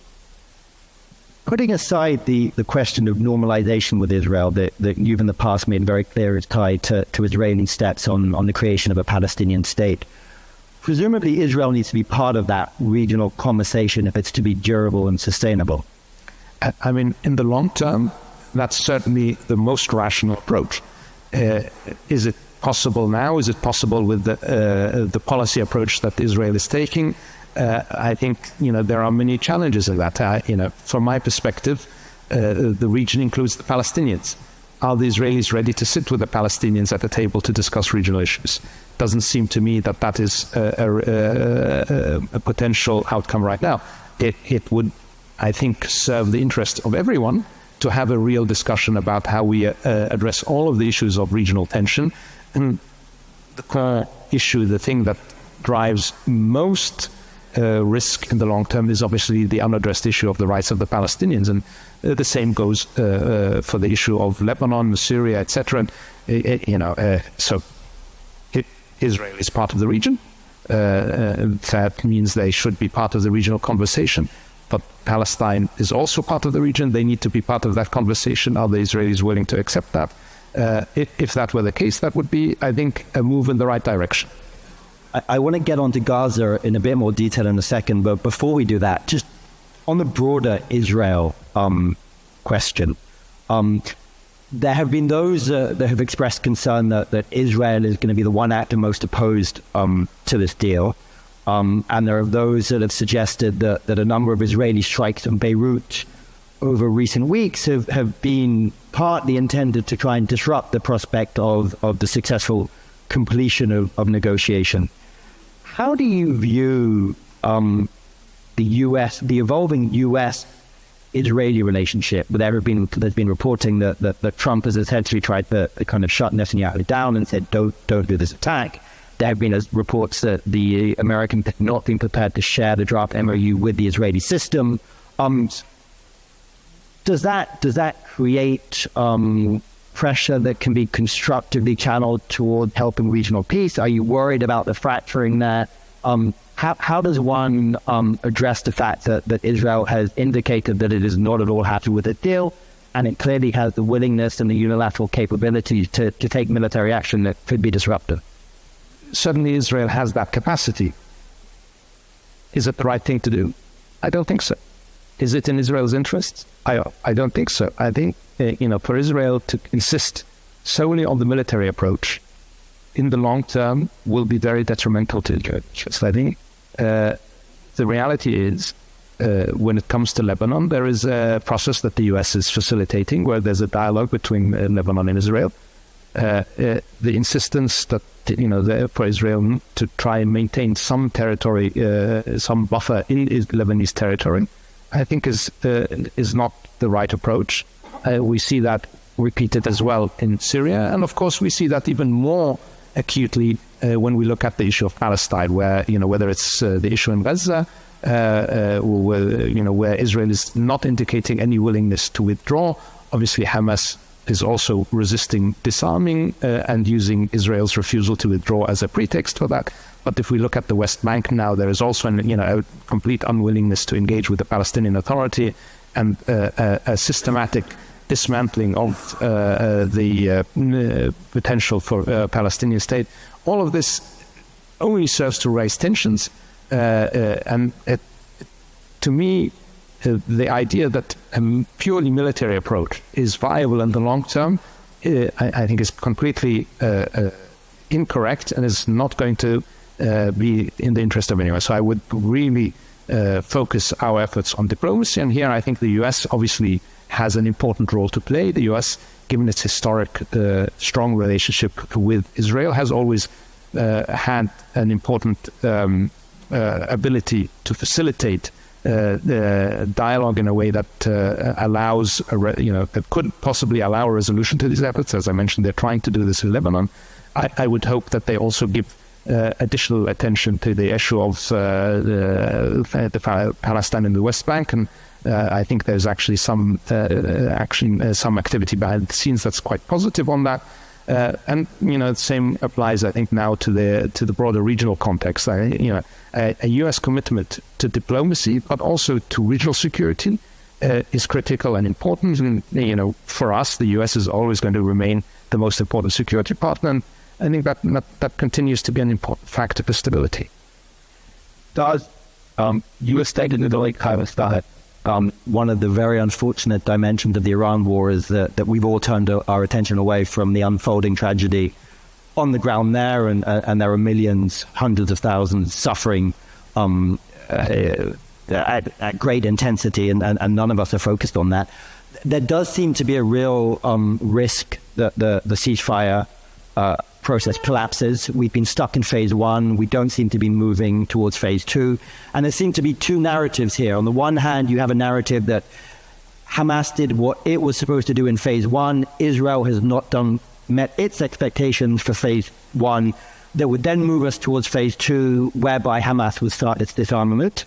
You have a second narrative, which is actually that Hamas should disarm now, potentially not in accordance with the initial agreement, and that's what's needed to unlock progress.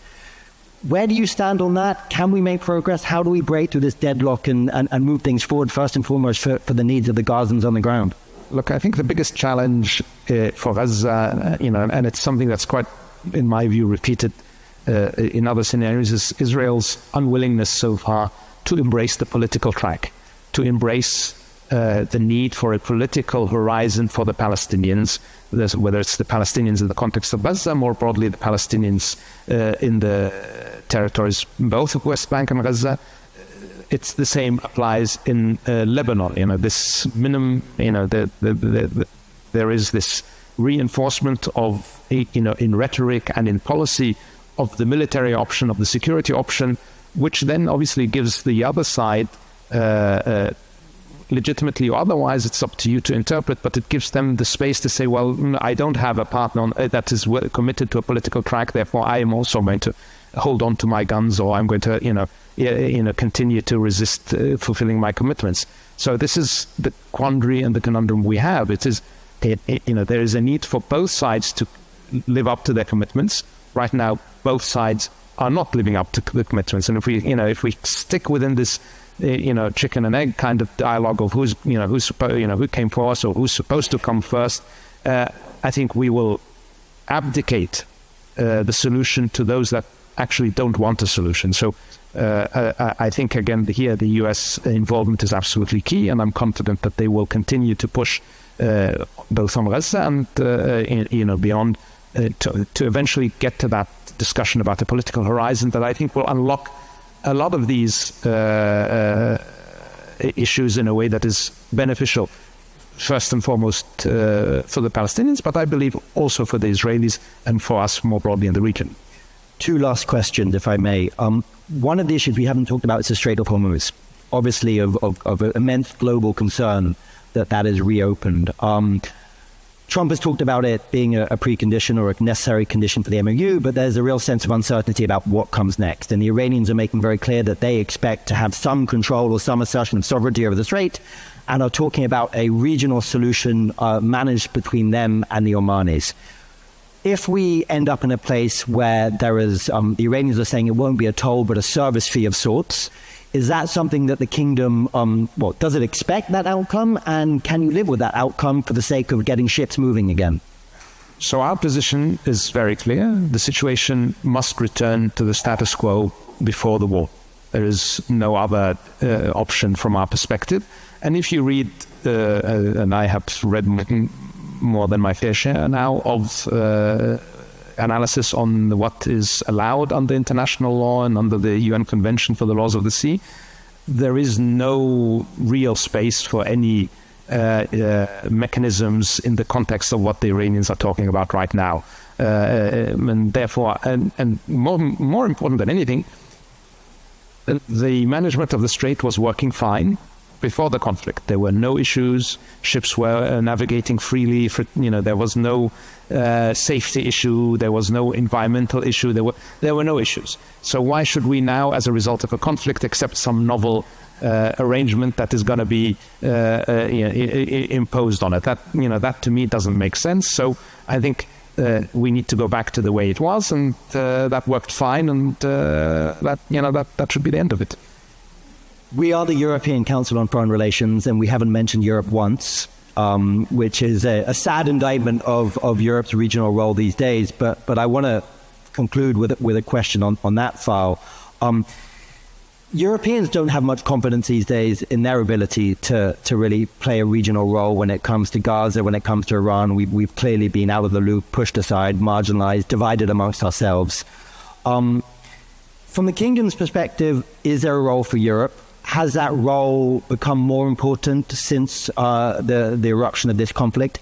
And where would you see it playing out? I mean, you've got talk of a maritime naval mission by the French and the Brits. You have talk of supporting a regional security dialogue. And you also have talk of European nuclear expertise in the context of a US administration that seems to be sorely lacking in that kind of expertise. Where do you see a place in any of those areas? And can you give us a specific sense of how you could see that unfolding or looking like if Europe was to step up? I mean, first of all, I think Europe did step up. Europe was very involved during the conflict. It did support many of its traditional allies in the GCC with their defense, and we are appreciative of each individual European nation that contributed in whatever way they could. They also obviously engaged diplomatically very actively, including starting work on this mission that you alluded to for the securing of the Straits of Hormuz. And I think that will have a very important, valuable contribution to the post-MOU phase, to ensuring safe navigation and also helping deal with the possible threat of mines that might be there. And beyond that, Europe will have a say, because obviously there continue to be EU sanctions that the Iranians will want to see lifted, and that will allow the Europeans to be part of the conversation.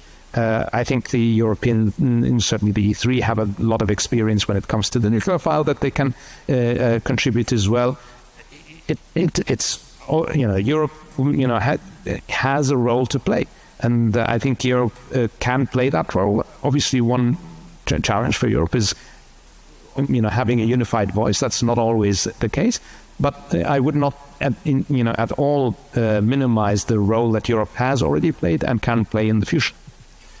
Minister, thank you so much for being with us. We've done a really rapid tour of the various regional challenges that you're facing, and we know that the next 60 days are going to be high pressure, high stakes, and obviously the risks of a relapse into violence remain strong. So thank you for sharing your thinking with us. Thank you for being in Vienna with us.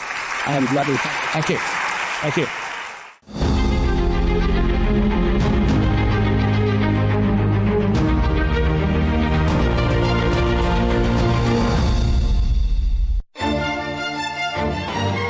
Do we celebrate too much? Does it help generations understand history? Does it bring society together? And the idea of turning the first day of summer into a music festival was a brilliant idea, because it's a day of joy. We must celebrate summer.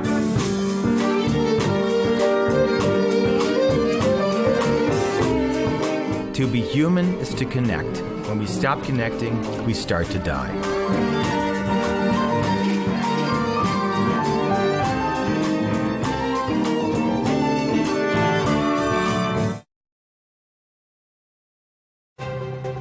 Contest or coronation, a general mandate or a general election.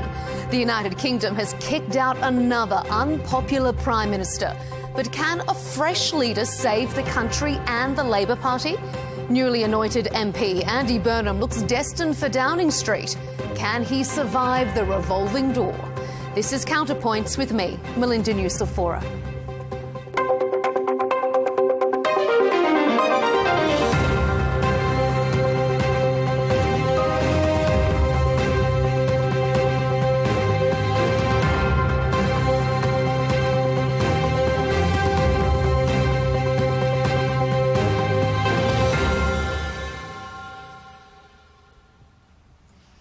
From the boss of Greater Manchester to the head of Great Britain, the weight of national expectation now rests on Andy Burnham's shoulders.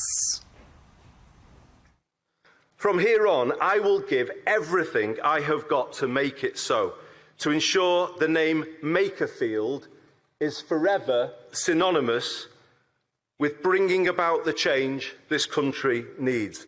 It's surprising that the UK even still has an appetite for change. Burnham looks set to be Britain's 7th Prime Minister in 10 years. Perhaps in an effort to project stability and unity, most Labour identities want to avoid a leadership contest. But the latest YouGov poll shows voters want to see his policies tested. And once he does have the top job, does that automatically give him a mandate to lead? And whoever becomes the Prime Minister will not have been voted for by the British public. And if the next Prime Minister is the new MP for Makerfield, Andy Burnham, he didn't even stand at the last election on any manifesto at all. Almost 50% of people surveyed agree there should be an election. So coming up on this episode, we'll ask, can Andy Burnham revive the Labour Party? Should there be a leadership contest and then a general election? And can a new leader fix so-called broken Britain? Joining this Counterpoints debate is Dr. David Bull, former Reform UK chairman and deputy leader. Tom Baldwin is with us, journalist, former Labour advisor and Prime Minister Keir Starmer's biographer. And rounding out the panel, Matthew Torbett is here, former Labour advisor and political commentator. Gentlemen, welcome to Counterpoints. Thanks for being here. Well, the Downing Street revolving door has swung once again. Keir Starmer was the first Labour leader to win an election in almost 20 years, and despite his landslide win, he lasted less than 2 years in the top job. New leaders keep promising change, and voters are clearly unhappy with the status quo and are desperate for that change, or they wouldn't be on their verge of the 7th leader in a decade. But regardless of the party, no leader has been able to deliver it. So, Matthew, let's start with you. Can Andy Burnham fix Labour's problems and deliver the change that every leader before him has been promising? Well, I haven't got a crystal ball, so I would say I hope so. I've always said I don't think Andy Burnham is the Messiah, as some people have been painting him as this week, but I think he gives Labour the best chance of not losing the next election.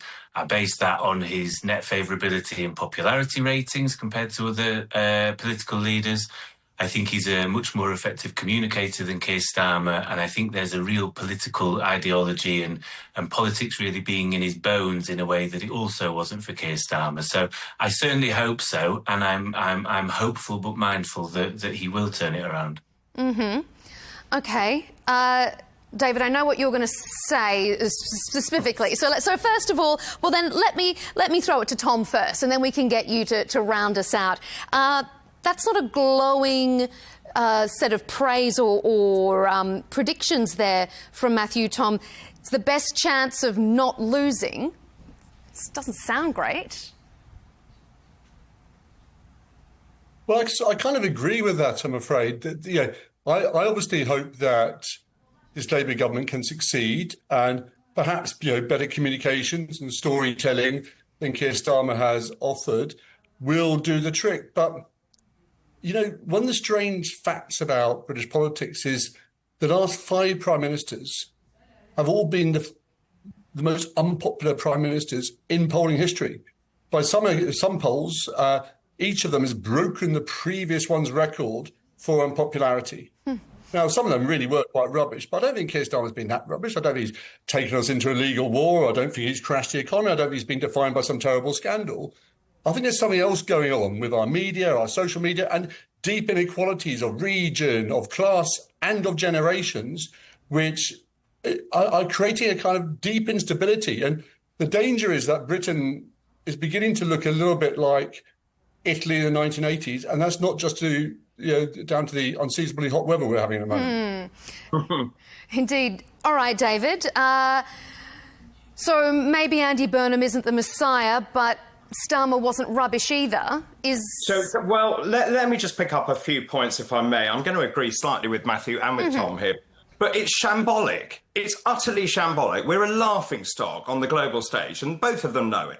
Keir Starmer has been an unmitigated disaster for the last 2 years. Him and Rachel Reeves have become so unpopular around the country. I spent the last year going around the United Kingdom. I've seen 30,000 people, and it doesn't matter where I go. I can be in the north of England, in working men's clubs. I can be here in the east of England. I can be in the Midlands. And everyone is united saying we just need to get rid of this dreadful Labour government. And actually, when you look at the budget, Rachel Reeves pretty much put together a budget which destroyed the aspirations and hopes of pretty much everyone in this country. And whether that is about the inheritance tax or attacking farmers or employers' national insurance. So essentially, they've raised taxes to such dreadful highs that people are now saying, well, it's not worth me actually running my business in the United Kingdom. We've got people fleeing the country. 11,000 non-doms have left the country. It is a disaster. Now, the fact is that Andy Burnham, yes, he has a bit more personality. My goodness, that's a pretty low bar. But he has come in and he has no mandate. There is no mandate to govern. We have no idea what Andy Burnham stands for, no idea what the Labour Party stands for. And that is, and both of them will agree with me on this, I think, which is when Labour came to power, it didn't have a plan. It didn't have policy. It didn't know what it was about to do. And so Andy Burnham coming in, what is he going to do? And that's why I think he should call a general election. But also I would say to him, he is going to be at the height of his popularity now, and he needs to call one now to actually stop the uncertainty, to see whether the British people actually want a Labour government. I'm not sure the answer is yes. I think you should be a little bit careful what you wish for there. I mean, the polling I've just seen recently suggests that even Keir Starmer, who you think has been this unmitigated disaster, would beat your guy, Nigel Farage, in a straight head-to-head on who do you want to be Prime Minister of this country. There is a decent, moderate majority in Britain who doesn't want to rip everything up. Sure, they want the railways to work better, but they don't want to rip up the tracks or blow up the railway station. And I think they're kind of the divisive language that we hear from Reform is actually not very British. It's not going to win. And I'd actually be confident still that Labour would emerge as the biggest party if there's a general election, because when the choice is really put about who do you want to run the country, you know, Nigel Farage is not the choice. And he's now lost 3 big by-elections in a row. And I think they should be looking at themselves, because I think we've reached peak reform in Britain. All right, Matthew, jump in on that before we hand it back to David. I think it's a fluid conversation in the Burnham camp. I wouldn't rule out the fact that there could be an early election. I think Tom makes fair points on the fact that I think it would be closer than people think. If you're not happy with that, I suppose we live in a parliamentary democracy, and if Reform gain power, they should wish to change it and aim to change it. I think the reason I'd agree with Tom is I've had a few briefings now with one of Britain's top pollsters, and he sort of predicted Trump and Brexit and other things.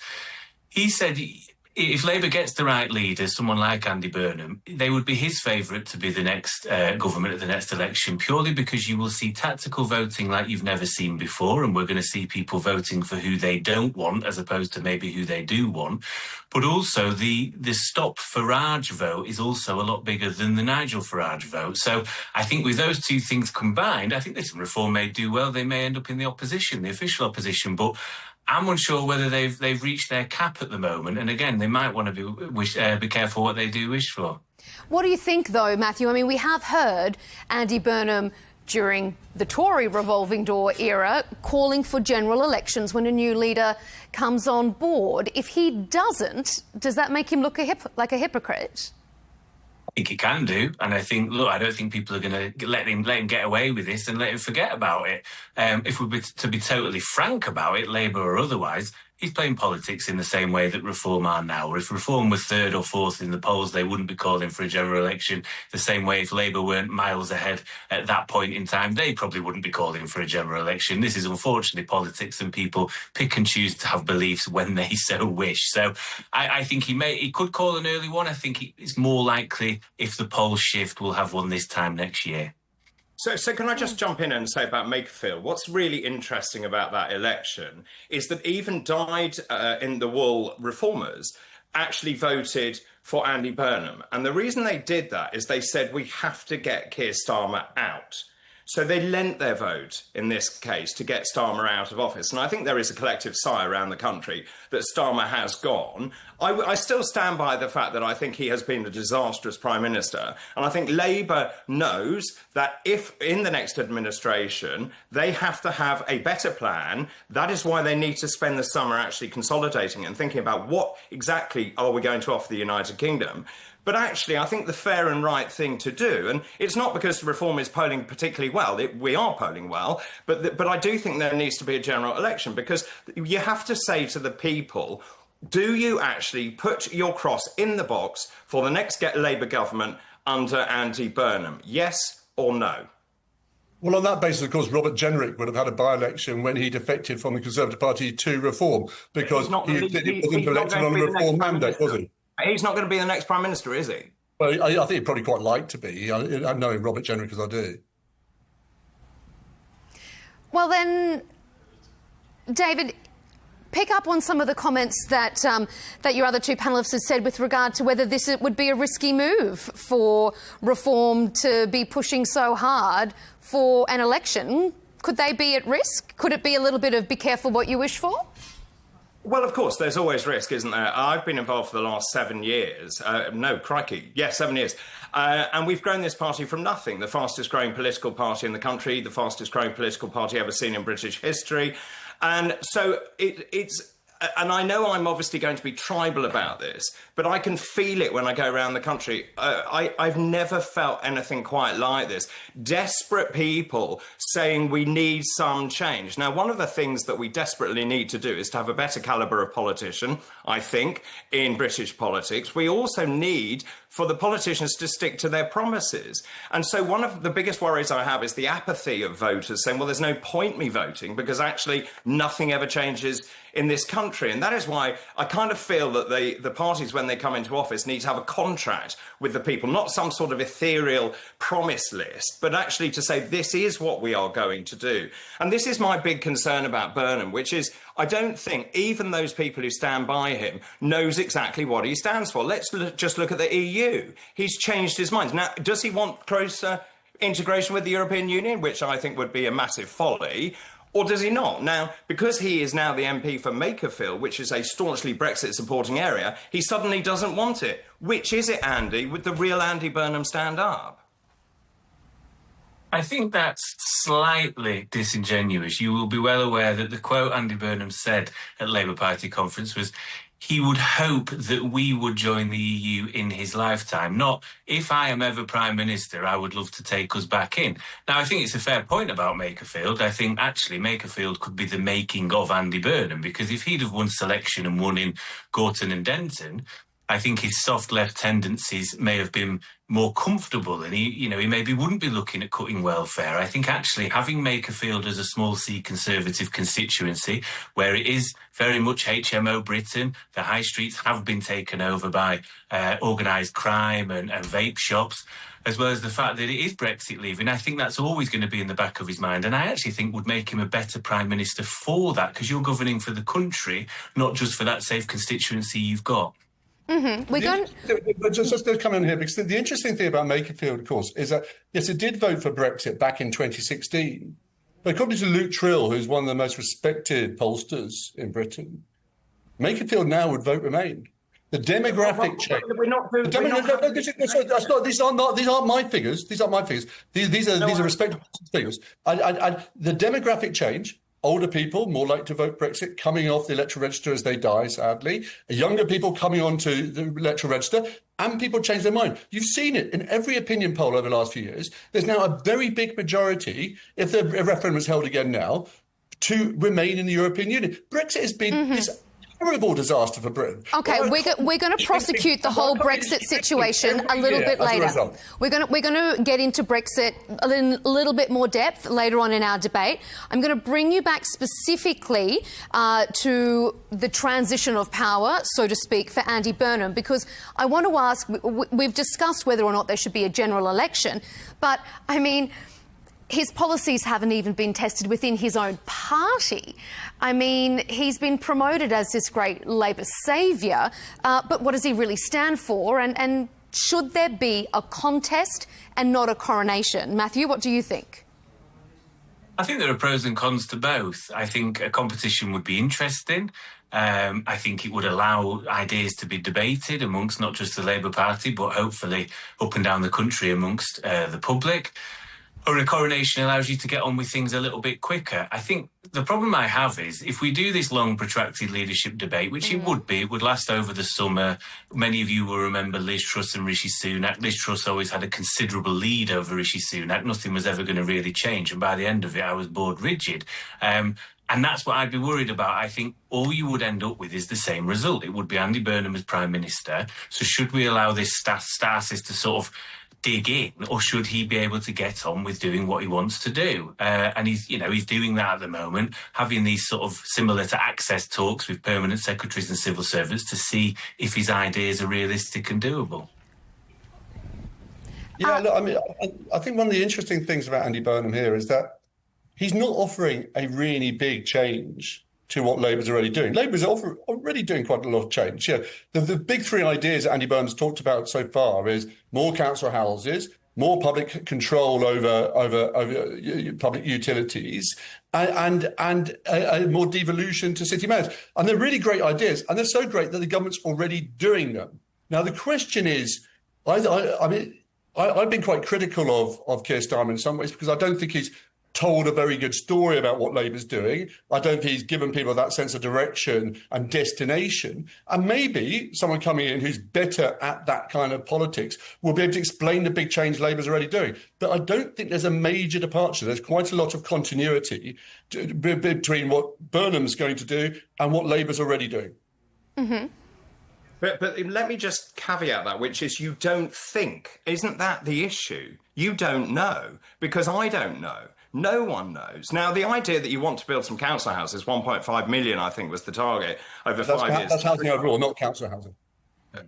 Sorry, houses overall, indeed. But again, successive governments haven't done that. So again, the devil is in the detail on how you actually do that. Then you've got issues over net neutrality, for example, which has hampered the building of those houses. So ethereally, there are things that people want to get on with. But the question is, how would that happen? We've got another major problem in this country, which is the dependency on welfare. We've got young people who see no future and no aspiration in this country. We're seeing 1 million kids not in employment, education or training. What is he going to do to get around all of those problems? I think he said he's going to be making it. Sorry, Tom. Here you go. No, I think there will be a range of speeches over the next few weeks outlining exactly what he wants to do or what he believes. I think I can point to things like housing first when it comes to the homelessness. He spoke during the campaign. I think that's part of the problem. He spoke during the campaign, but at the same time, you don't want to be seen as arrogant and taking people for granted and that you've already won. So we could only say so much as well. But he spoke specifically about cutting welfare to fund defence. And I think John Healey's resignation has focused some minds in the PLP. I've picked up on an attitude of, actually, maybe there is a point to this, even if it isn't traditionally something Labour MPs would like to do. And he's also said during the by-election he'd like to tackle the organised crime that is on the high street. So there's 3 things there that aren't quite actually in the Labour manifesto. And I think part of we might go on to it, the part of Keir's downfall was the fact that the manifesto was just one word. And I think because of that, the general public have projected onto the Prime Minister what they viewed change as. And because that wasn't necessarily going to be the case, everybody's annoyed, and therefore that's where his unpopularity has potentially come from, as well as unpopular decisions and a lack of authenticity. But I think if he can outline exactly what he wants to do, it puts him in a better position than the current Prime Minister.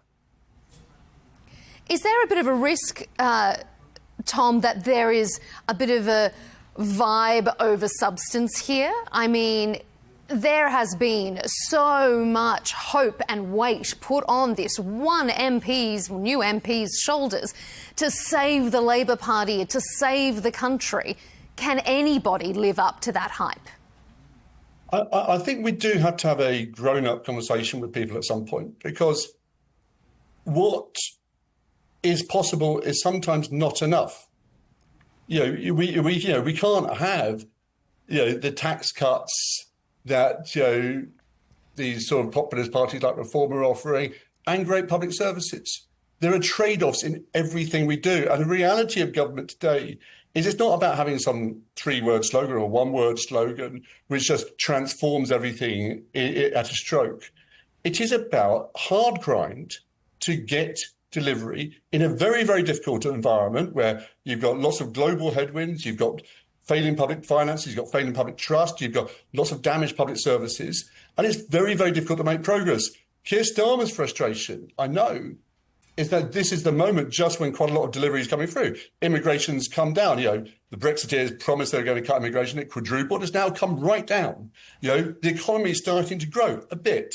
You're beginning to see real improvements in public services, waiting lists coming down, crime falling. And his frustration is that's what he would have liked to have been talking about now, rather than this sort of speculation about his position and the resignation and so on, because, you can't keep swiping right for a new Prime Minister. One of the reasons why we don't tackle these long-term problems in Britain, these long-term challenges, is we've got a series of short-term Prime Ministers. I think that is right. And I think also some of these, and particularly, obviously, I'm a doctor by training, NHS is such a huge problem. It's such a massive organisation, and having worked in it for many years, it is incredibly difficult to turn around the NHS. It is also not just about throwing money at the NHS. There needs to be wholesale change in the way that people look at their health. So there needs to be a partnership with the patient and the doctor, for example. And in many ways, this is such a big problem. It can't be left to one political party to sort out. It needs a 20-year strategic plan, actually, or a 50-year strategic plan to work out how do we go from position A to position B. We continue to keep funding it at record levels, which we are currently doing, but we need to improve the outcomes at the end of it, because right now, the quality of care in the United Kingdom is still not good enough, and it needs to get better. And my worry is that as we, and this is where I do agree with Tom, that as we get new prime ministers in and we get changes of direction, then those massive services, and you've seen it with the junior doctors going on repeated strikes, because actually no one tackled the fundamental cause of those strikes. It wasn't really about money. It was really about the conditions those doctors are under. It's about the way that they had no on-call rooms, no hot food. What people don't realise is the way we treat medical staff, nursing staff, doctors overnight is appalling. Now, if you solve some of those small things to ensure that we've got holistic care for the medical staff, the auxiliaries, people who clean the floors, for example, overnight, we solve a lot of the attitudinal problems within the NHS. And if you look after your staff, your outcomes and your delivery becomes better. See, I don't think David is necessarily wrong. I think that there probably is, as Tom alluded to, a wider problem here. And I don't know if COVID broke us a bit as a society, because since furlough and since COVID, I think I wouldn't necessarily use the word spoilt for the general public, but there's an expectancy that the government should be there at all times and bail them out at all times, whether that be due to the energy crisis caused by Ukraine or more recently, not caused by Ukraine, in Ukraine, and or caused in Iran. And therefore, what are the government going to do for me? I'm struggling. People are feeling the pinch.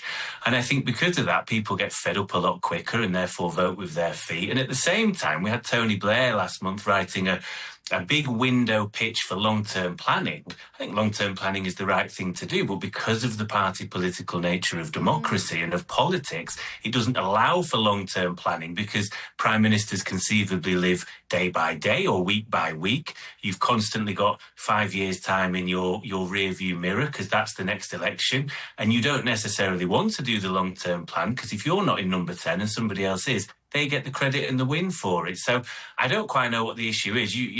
John Major spoke recently about term limits. Well, there's no point having a term limit if we can't even get past 2 years rather than two terms. So there's a much wider issue of this. And I think it does maybe, as Tom says, come down to trade-offs, that we can't, unfortunately, have an American-style tax system with Scandinavian levels of public service. It just simply doesn't work like that.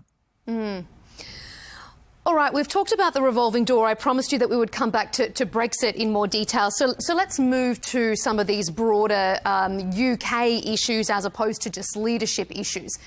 Because be they Tory or be they Labour, British PMs have been stumbling at the same hurdle. And quite often, by and large, that's the economy. Cost of living crisis, public services under pressure. As you've been talking about there, Dr. Ball, the NHS as an issue. It was part of the reason for Brexit and a large part of why immigration remains such a hot topic. I'm going to bring up a graphic for you. Let me show you. This is the one of the latest polls from YouGov.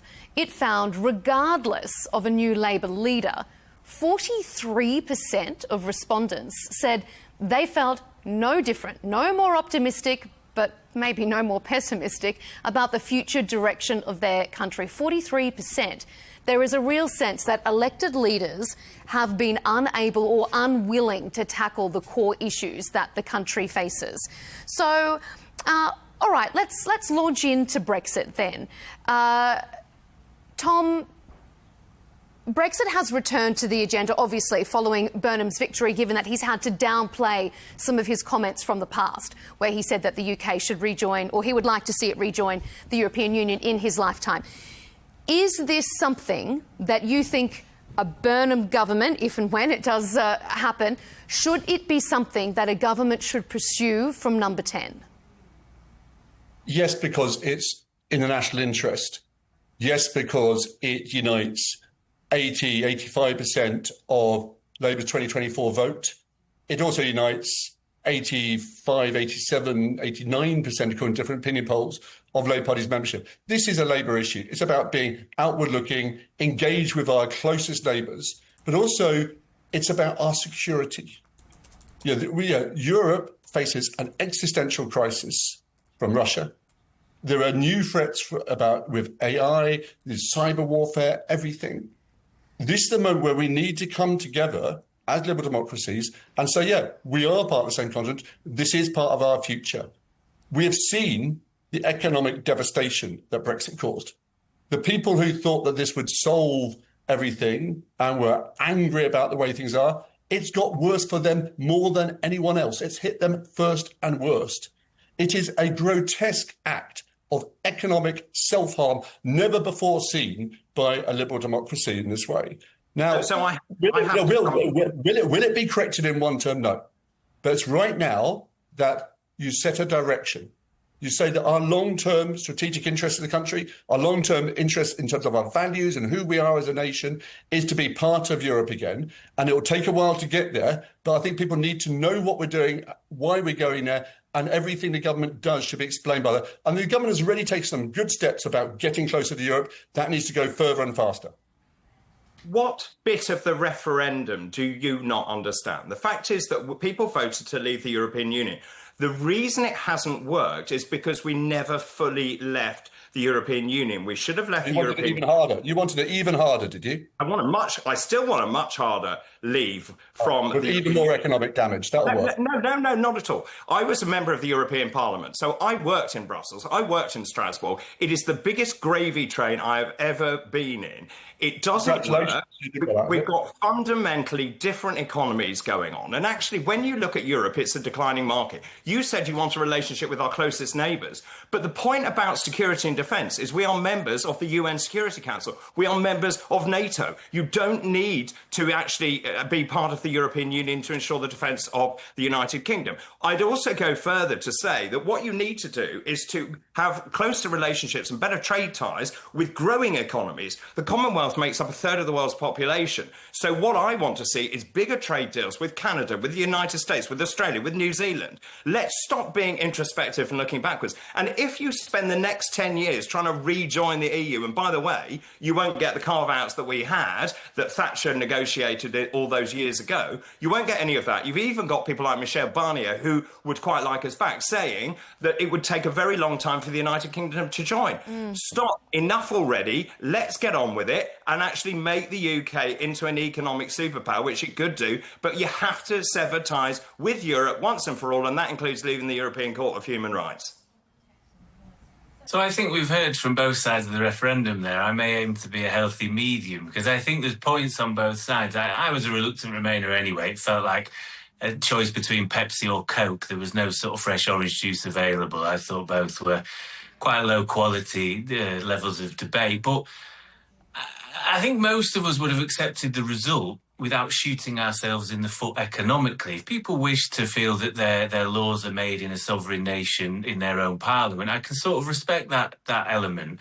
I think what I'd have preferred is a sort of Swiss-type deal. If we were part of the customs union, the single market, why all it said is leave the European Union. Yeah, happy to leave the framework, no problem at all. But, and I know the figures are contested, and David may well contest them, but if you're wiping 8 to 9% off your GDP, then that's just silly. And I hear the talk of growing economies. I'm all for signing different trade deals, but when we're signing them with places like India, and it's making up 0.1% of our GDP, well, what are we really getting out of that? We weren't getting from our second largest trading bloc. So what I would say, however, which may then surprise David, is I'm not really sure about rejoining at all, because for me, I don't think we could ever have it as good as we had. We totally opted out of the euro. We opted out of Schengen. We didn't go to them to tell them we were going into Iraq.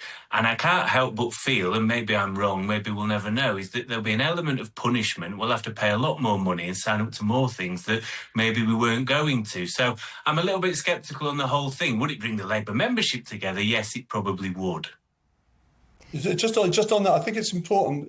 So I've spoken to people in Europe on this, and there is actually quite an appetite to have Britain back in. And there's lots of countries in the EU who don't have the euro. Lots of countries in the EU don't have Schengen. So I think those opt-outs are available. The thing that I think is a big barrier to Britain rejoining is this sense that what's the point of negotiating with Britain if you could end up with some sort of reform Tory government who'll just rip it all up again?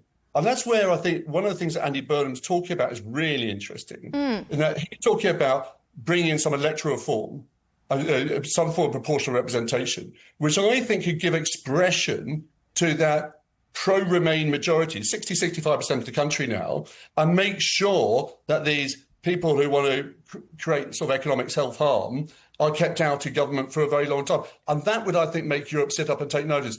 I think electoral reform is a necessary, if not sufficient, condition of Britain really beginning to get the motors on for getting back and becoming a dynamic economy in the European Union again. You know what, though, Tom, very quickly? The thing that worries me is I remember working in Parliament during that period. It was the most horrible, nasty, divisive period when there was an aim to get a deal over the line. I worry, unless someone was going to take us back in willingly, which I think would also be, I'd have a lot of caution about. The idea of another referendum where people feel like they were potentially lied to, they don't feel any better off. It may be for a lot of people, certainly lower down the socio-economic ladder, a last roll of the dice. Things can't get much worse for me, and now it feels like actually they have. I just worry about the already... Well, no, precisely. I don't disagree, but I worry about the fragile nature of our society now. If we were to throw another referendum in at this current juncture, I just worry about where we would be at the end of it. But you've got to be careful because the rot just goes on. It's not like a one-off hit to our economy. This shrinks our economy, shrinks our economic growth every year by between 4 and 8%. It's like sort of giving your kids some sort of drug which stops them growing, right? It's like it's not just a one-off cost. It's hurting us over and over again. At some point, this madness has to stop, and we have to begin to reverse it. Otherwise, we are punishing our children, we're punishing our country, and we're making ourselves utterly irrelevant. So are you advocating another referendum, even though? No, I actually don't think you do. I wouldn't actually. I did campaign for a second referendum.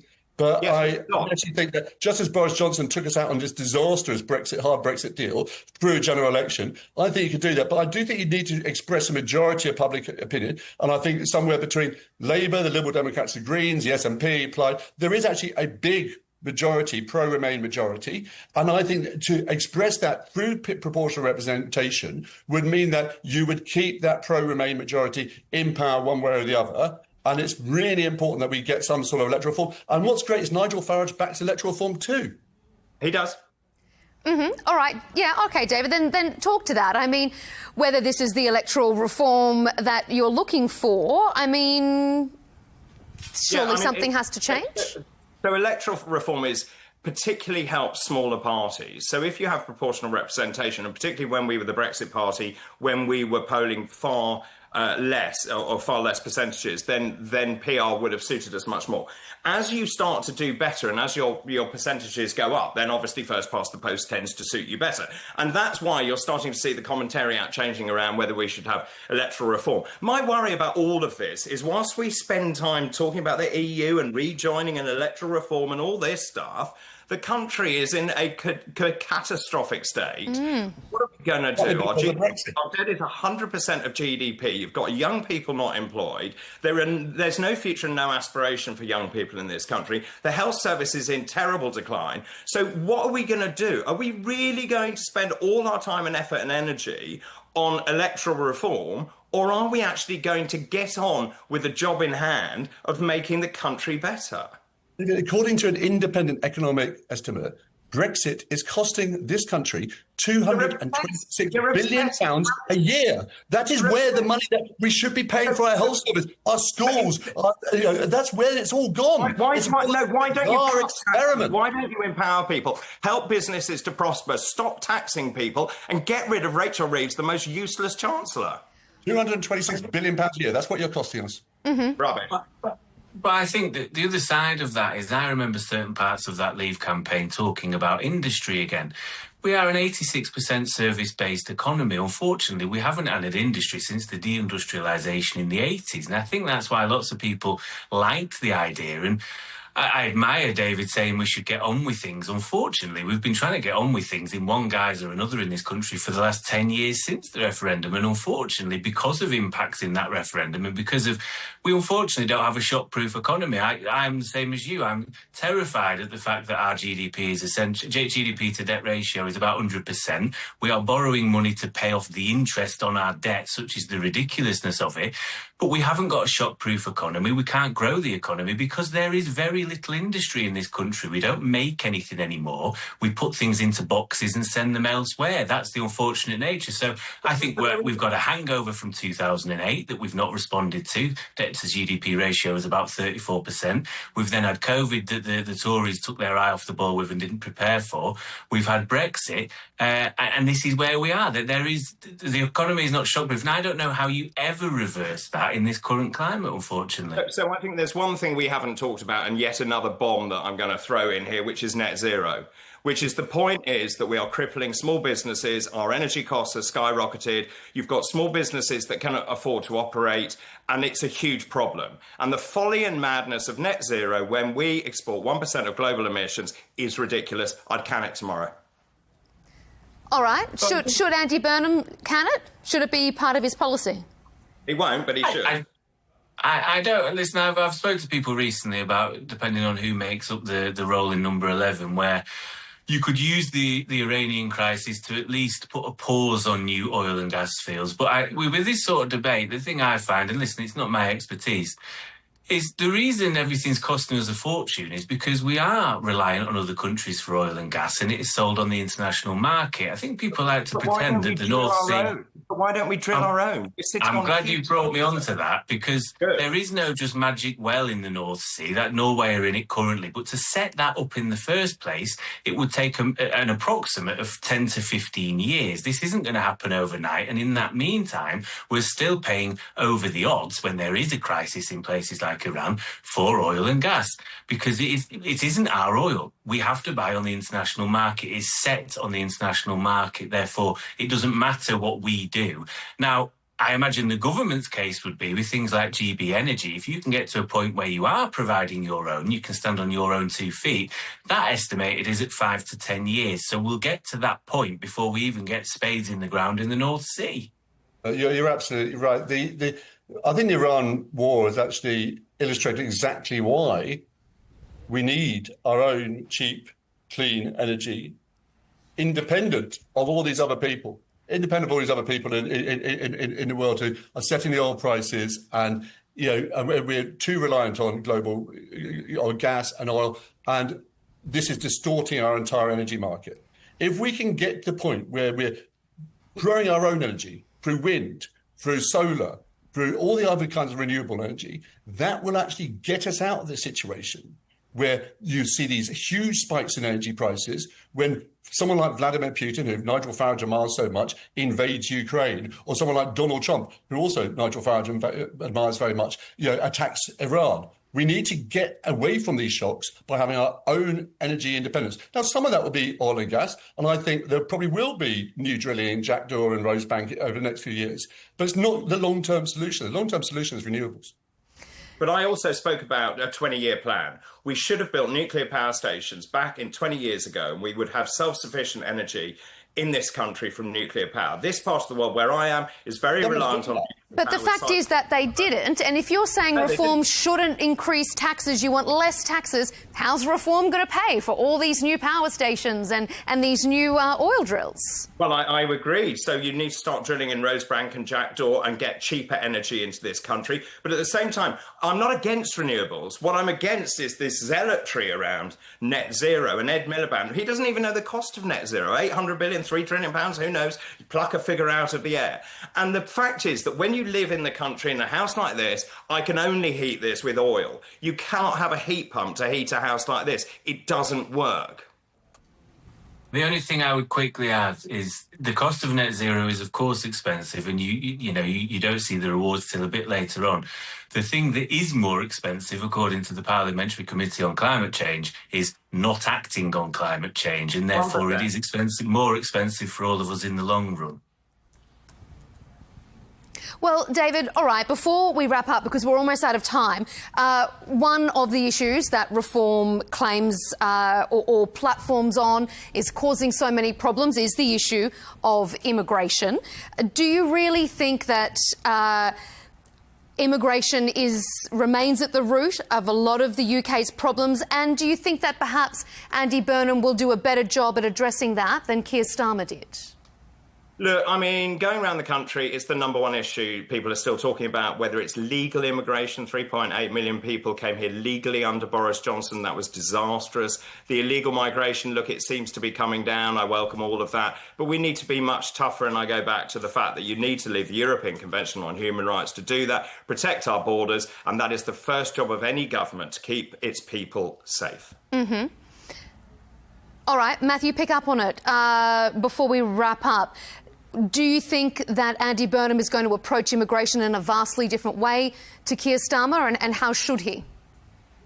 I think there'll be some consistency, because the idea is, I believe, Shabana Mahmood will stay as Home Secretary, and she's got her own ideas about that. I think I would say to Andy Burnham what I've said to anyone that's been Labour leader over the last few years, is I would look purely for optical reasons at things like offshore processing, because you can please the left wing of the PLP because this is a safe and legal route for those that are truly asylum seekers and wish to come to this country due to fear or persecution.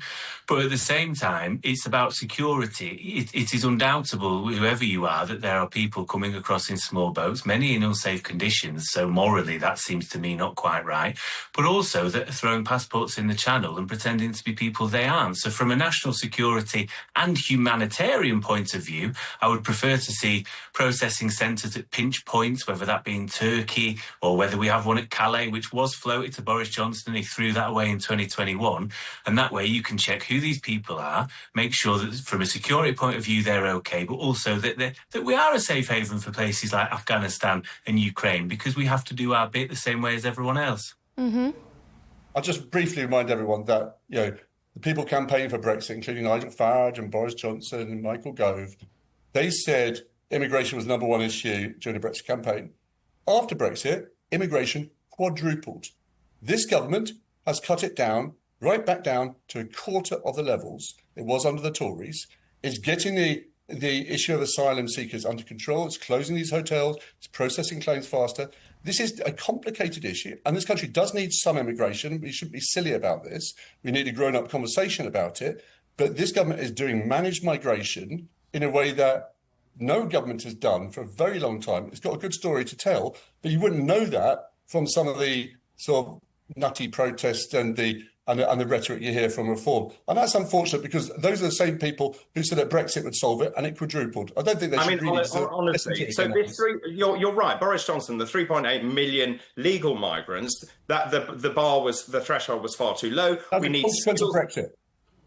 It was a consequence of Tory policy, not of... It's a Brexit. It's the way they implemented Brexit. What Brexit allowed you to do was to actually make your own rules. Where you're conflating the two is Boris Johnson decided to go for cheaper labour. Now, that is not what I would do. So you need to bring in highly trained and highly skilled labour into this country. But equally, you need to deal with illegal immigration. If you come here illegally, you will be detained and you will be deported under a Reform UK government. And I'm telling you, that is what people in the country want. Do you not think, though, David, that the public may conflate the two? Because I can't help but feel if I voted for Brexit and we were talking about tough on borders and all the rest of it, and we will get control, taking back control was the slogan, then I can't turn on my TV any day of the week at the moment without seeing bigger boats coming across. And I would not help but feel these borders are more out of control than ever before. So can you not see that people may well conflate the two? I voted for this, and actually it's got worse. Well, I would also we actually had a way of sending them back before we left the European Union on the Dublin Accords, which we no longer have. I mean, Brexit has been such a on every level. This is a very complicated issue, and of course Theresa May was played by the European Union. They played a very good game, and they used Northern Ireland as the first matter they needed to settle, and that was basically the undoing of that entire agreement. Look, the point is that people in this country are fed up and they want change and they want to see stuff being done. They're sick of politicians talking a good game and delivering nothing. I feel like they've been feeling that for a decade now, and hence why we are in the position we are. Let's see if Andy Burnham can be the change that they're looking for. Gentlemen, a really interesting debate. We appreciate all of your perspectives. Dr. David Bull, former Reform UK chairman and deputy leader. Tom Baldwin, journalist, former Labor advisor and biographer for Keir Starmer, and Matthew Torbett, former Labor advisor and political commentator. Thanks so much for being with us. And thank you for tuning in to this episode of Counterpoints. What a debate it was. Keep up to date with our latest interviews and debates on our Al Arabiya English YouTube channel. And of course, you can see us on X and TikTok. We'll see you next time.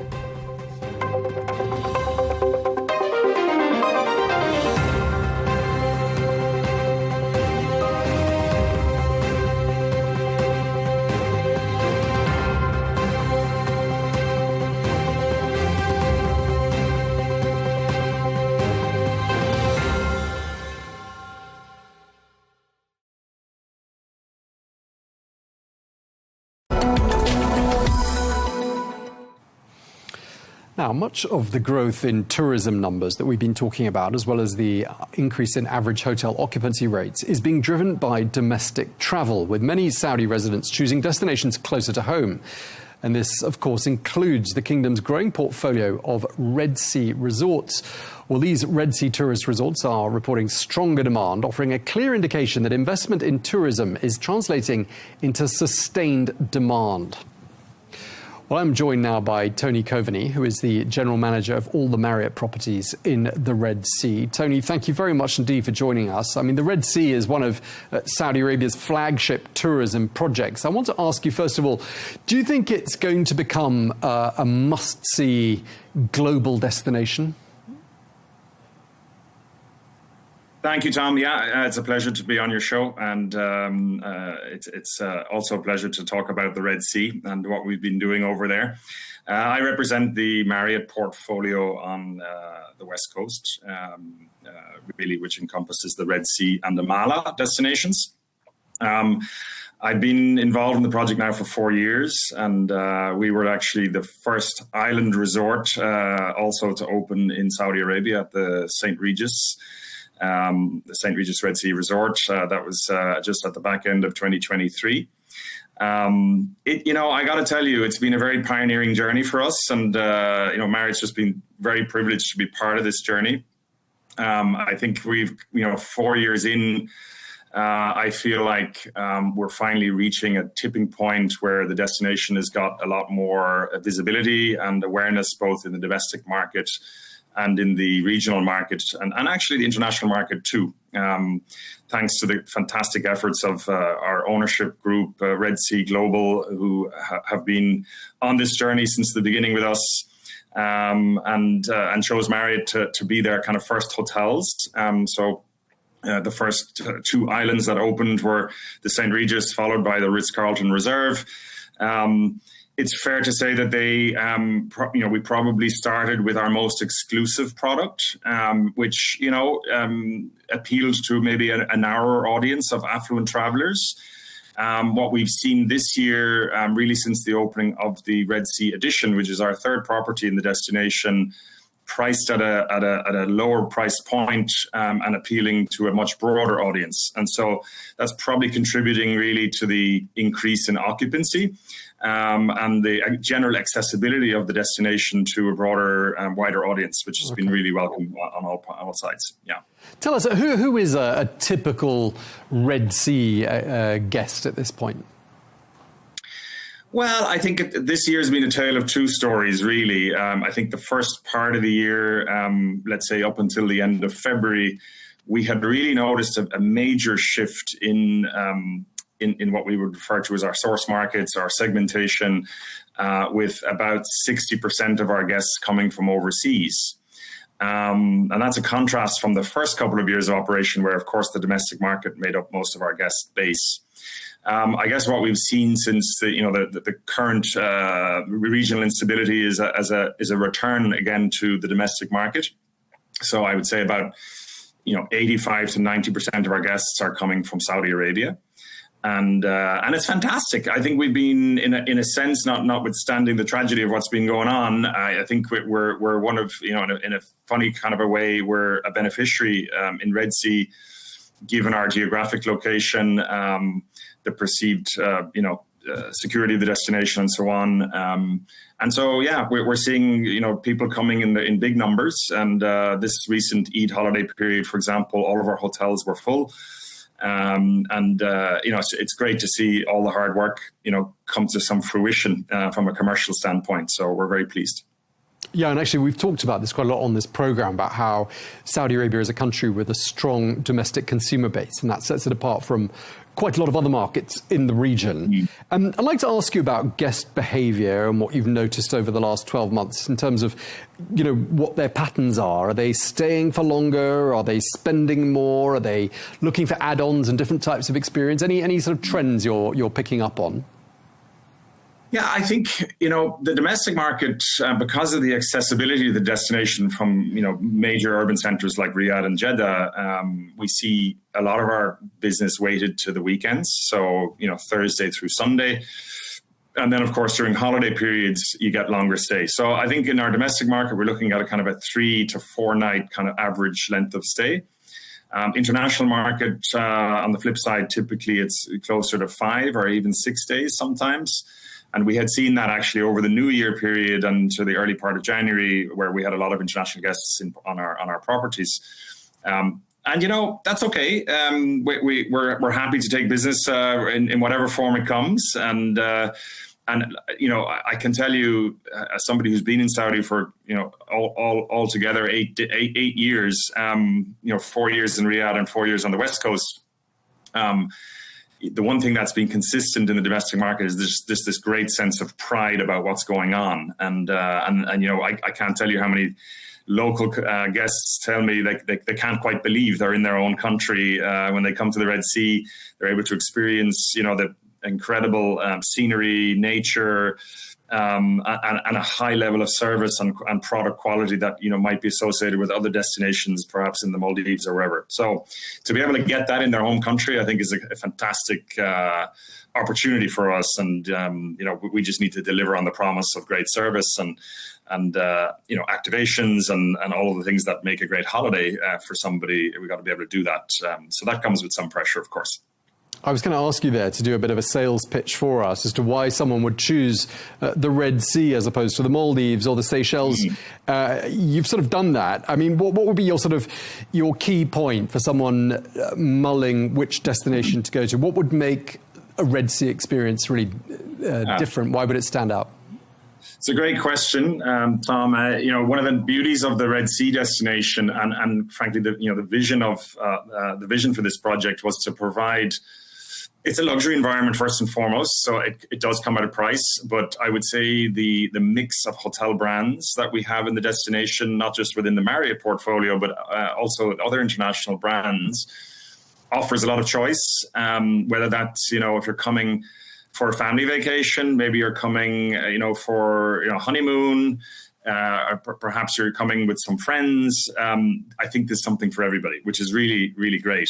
So if I could maybe just talk about our own hotels, like our St. Regis and our Ritz-Carlton Reserve, their island properties are what we call mono islands, where you simply have one hotel on the island. And those two resorts happen to be quite close to each other on two separate islands. So that's like a private island experience, right? So that comes, like I said, at a certain price point. What's beautiful about the Red Sea Edition is that it's part of a community and an ecosystem of 11 resorts, all on the same island. And so there's a lot of this kind of interconnection and people moving around on the island between the hotels.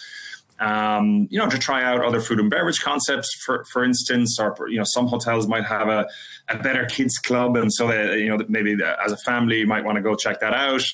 We also have what recently opened this year, Adrina, which is a fantastic kind of water and adventure park with some high quality, surfing simulator experiences, and so on and so forth. So again, when you have a single owner who's developing a whole destination, they have the benefit of seeing everything and providing many, many options. And so we're blessed really with lots of variety.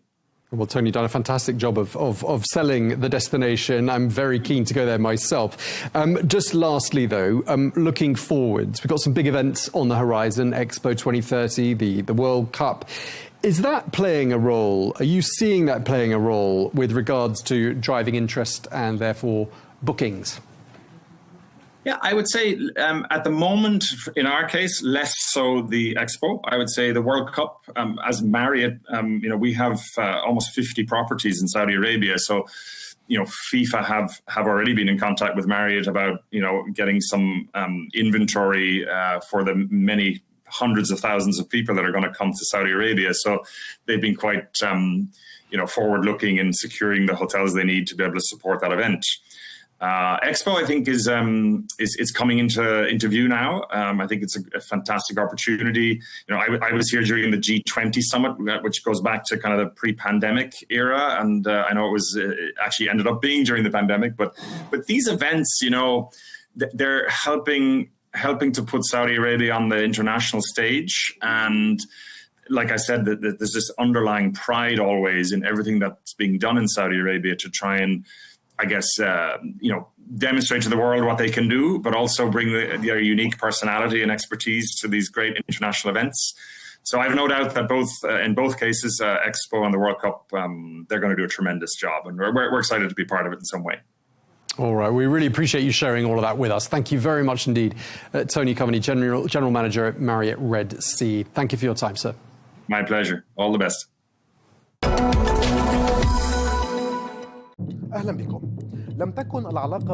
Welcome.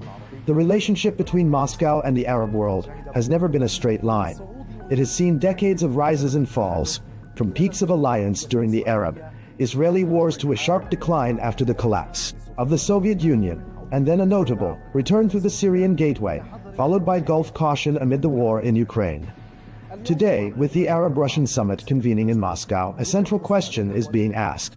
Is Russia seeking to restore its former glory in the region, or to build new partnerships that adapt to the transformations of the 21st century?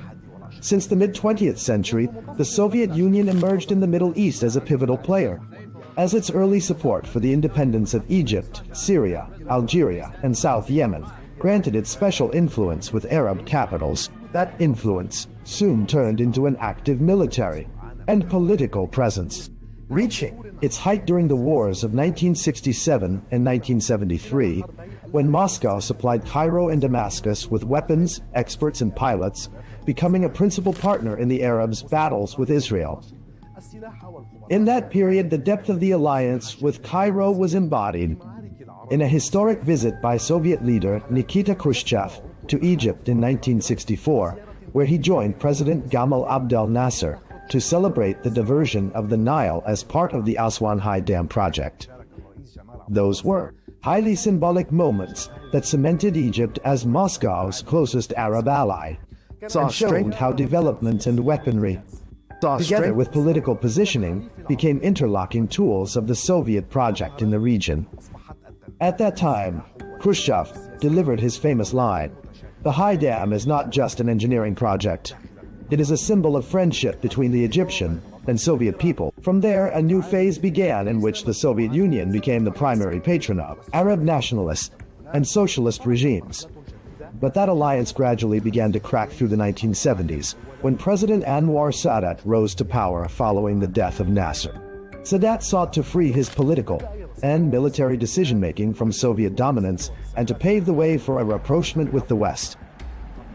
In 1972, he took a stunning step by ordering the expulsion of around 20,000 Soviet military experts and advisors from Egypt, a moment that marked the great rupture between Cairo and Moscow.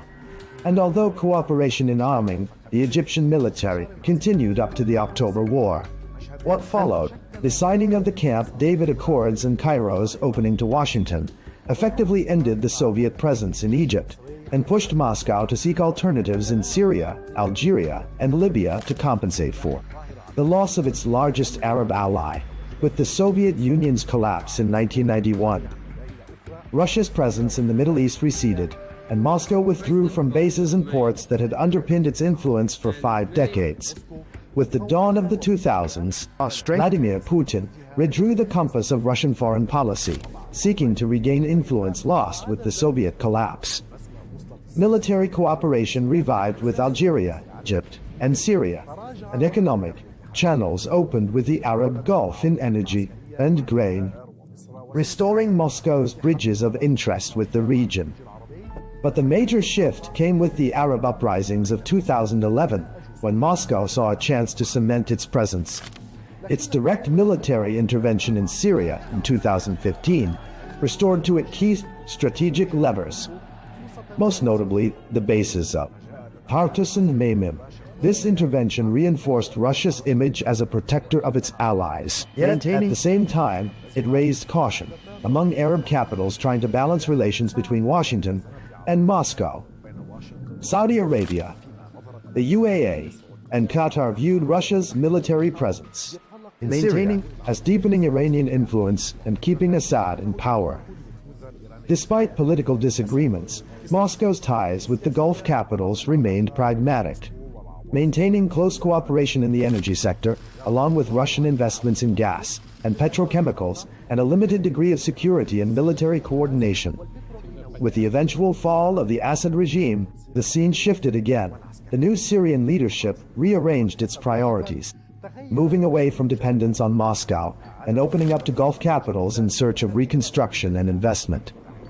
This shift cost Russia its Damascus card, the one that had given it prime influence in the Middle East equation, while the new Syrian leadership sought to redefine its relationship with the Kremlin on different terms, preserving security coordination and continued use of the Tartus and Memim bases in exchange for limited Russian support in infrastructure rehabilitation projects and the supply of wheat and fuel. Then came the outbreak of the Russia-Ukraine war in 2022, putting Russian and Arab relations to a severe test. Saudi Arabia, the UAE, and most Gulf states adopted a policy of neutrality, maintaining oil cooperation with Moscow, while on the other hand, Egypt and Algeria continued their economic and military partnerships with Russia despite Western pressure. But Western sanctions affected grain and fertilizer trade and energy prices, driving several Arab countries to seek a careful balance between their interests with Moscow and their need for Western partners. Despite the geopolitical complications, the last decade saw strengthened oil cooperation between Moscow and Riyadh through OPEC Plus agreements that helped stabilize the global energy market. Mutual investments also expanded in petrochemicals, agriculture, and religious tourism, with high-level visits between Russian and Gulf leaders keeping communication lines open even at the height of crises. In parallel, Moscow maintained its traditional stance on the Palestinian issue, affirming support for a two-state solution along the 1967 borders and the establishment of an independent Palestinian state beside Israel, while calling, during the recent Gaza events, for an immediate ceasefire and civilian protection to preserve balance in its relations with both Palestinians and Israel. Russia's presence has not been limited to the Gulf, Syria, and Egypt. Algeria has been one of Moscow's oldest military partners and the largest importer of Russian weapons in Africa and the Arab world. Since 2019, Russia has played a prominent role in Libya through the Wagner Group supporting Haftar's eastern forces, giving it military and economic leverage in key regions. In Sudan, there was the 2020 signing of a preliminary agreement to establish a naval logistics base at Port Sudan, not yet implemented because of political circumstances. Meanwhile, Russia has remained a major arms supplier to Sudan. In Tunisia and Morocco, cooperation centers on agriculture, trade, and tourism, while in Lebanon, Moscow's influence is confined to the energy and offshore gas sectors. Thus, over 7 decades, Russia has shifted from a strategic ally of Arab nationalist regimes to an oil and investment partner for the Gulf states, and finally to a party in confrontation with the West, one that directly impacts the Middle East stability. Today, with the Ukraine war still raging, Arab capitals face the challenge of mediating between East and West, while Moscow strives to entrench its footing in the region despite global isolation, and to deepen cooperation with Arab countries in economics and energy. In this context, attention turns to the Arab-Russian summit, on which Moscow hopes to represent itself as a principal actor in the Middle East, and to broaden its political and economic partnerships with the Arab world amid a phase of profound regional and global transformation. Our allies, in many cases, are worse than our enemies. Stay informed and connected with the latest international headlines. There obviously is a risk. From breaking news to in-depth analysis, it would appear that this war is coming to an end. Who buys this stuff? Investors, pension funds. we deliver the most important developments straight to your screen. Iran always wanted to deal with militia. Join us for compelling, expert-driven conversations. A curfew order has been established. And an insightful look at the issues shaping our world today. There are lots of proposals about European architecture for security. I'm Leigh Ann Gerrans, and this is W News. We dealt with this when I was Chief of Staff in the first term. Where you don't just hear the headlines,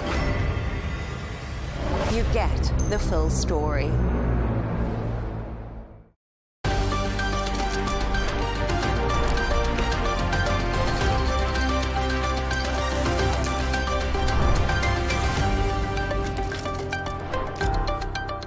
Hello and welcome. I'm Leigh Ann Gerrans and you're watching W News Extra, broadcasting live from the Al Arabiya studios in Riyadh. These are our top stories.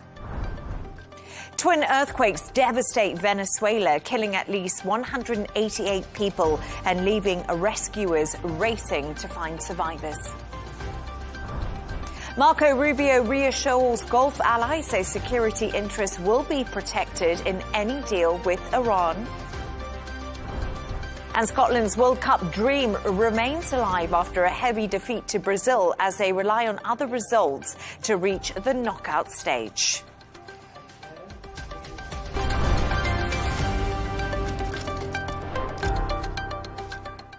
Now, at least 188 people have been killed after two powerful earthquakes struck Venezuela just 1 minute apart. Rescue teams are searching through collapsed buildings in the capital, Caracas, where survivors have been heard calling for help from beneath the rubble. The 7.2 and 7.5 magnitude quakes are among the strongest to hit the country in more than a century. To discuss this and all of today's stories, I'm joined by news editor of Arabian Gulf Business Insight, Shane McGinley, who is in Dubai, and Olympian and a broadcaster, Samantha Murray, who is right here in the studio with me. Sam and Shane, great to have you on the show. Thank you so much for joining me. Sam, let's start with you because I just mentioned the death toll there. 188 people have lost their lives so far in this twin earthquakes in Venezuela, but experts actually believe that number could be far higher. Yeah, devastating scenes that we're seeing today from Venezuela. It's just unbelievable to take in the devastation that's happening there. Experts are talking about the number of people who are unaccounted for they can't quite place a number on how many deaths right now. Venezuela have launched a non-official website to account for missing people, trying to track them down. This has been shared on social media platforms, but we're not sure yet of official number of death counts.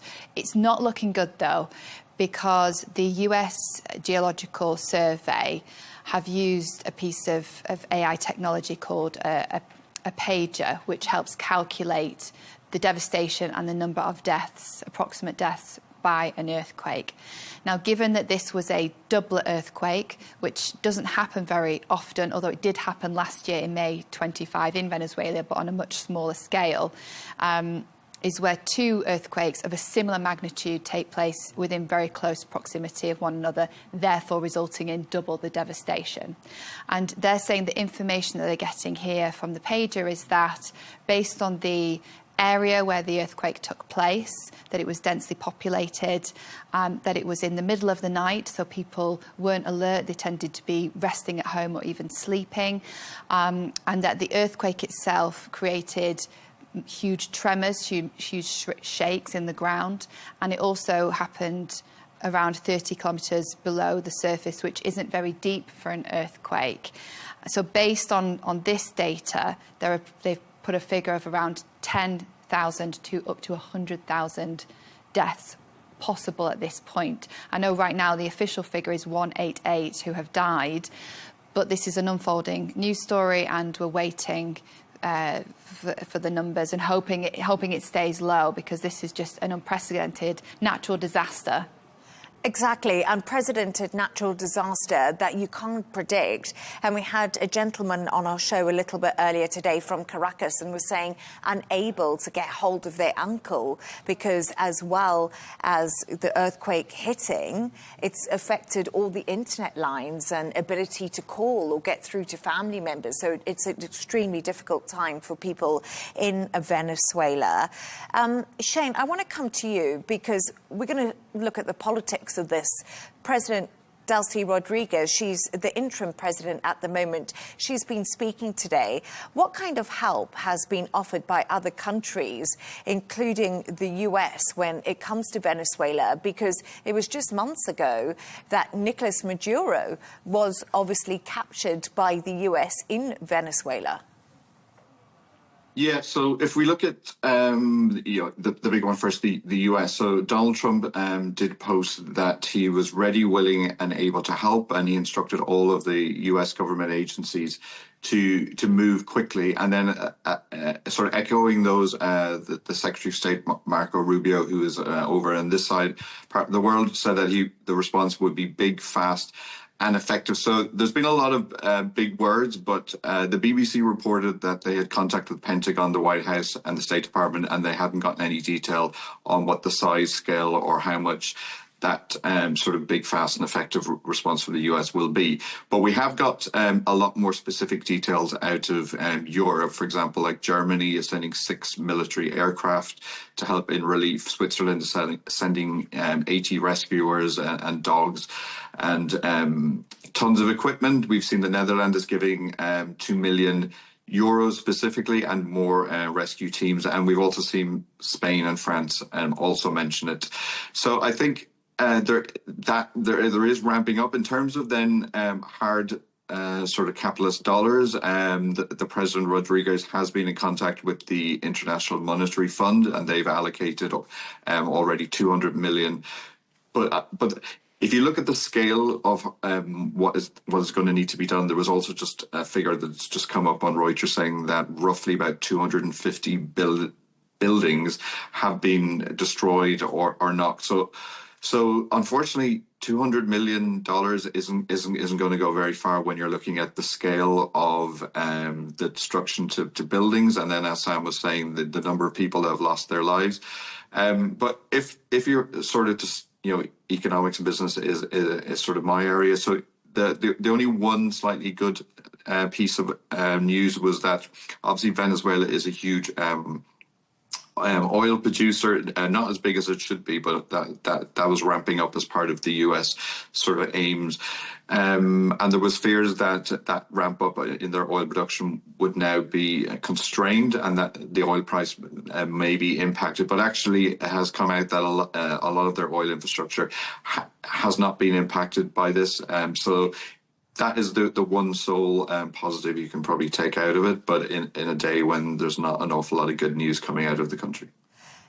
And I think, Sam, earlier the UN warned of a massive effort needed in the coming days. Tom Fletcher was speaking. He's a senior US official. He said even before these earthquakes, nearly 8 million people in Venezuela were in need of humanitarian support. In Venezuela, under the Nicolas Maduro government, there was underfunding. There was very low investment in hospitals, in government buildings. And now we see a huge disaster like this happen. And there's no electricity in the country and there's no infrastructure to deal with it. And this is also a really big concern. Absolutely. And this is a country that, as you highlight, relies heavily on aid.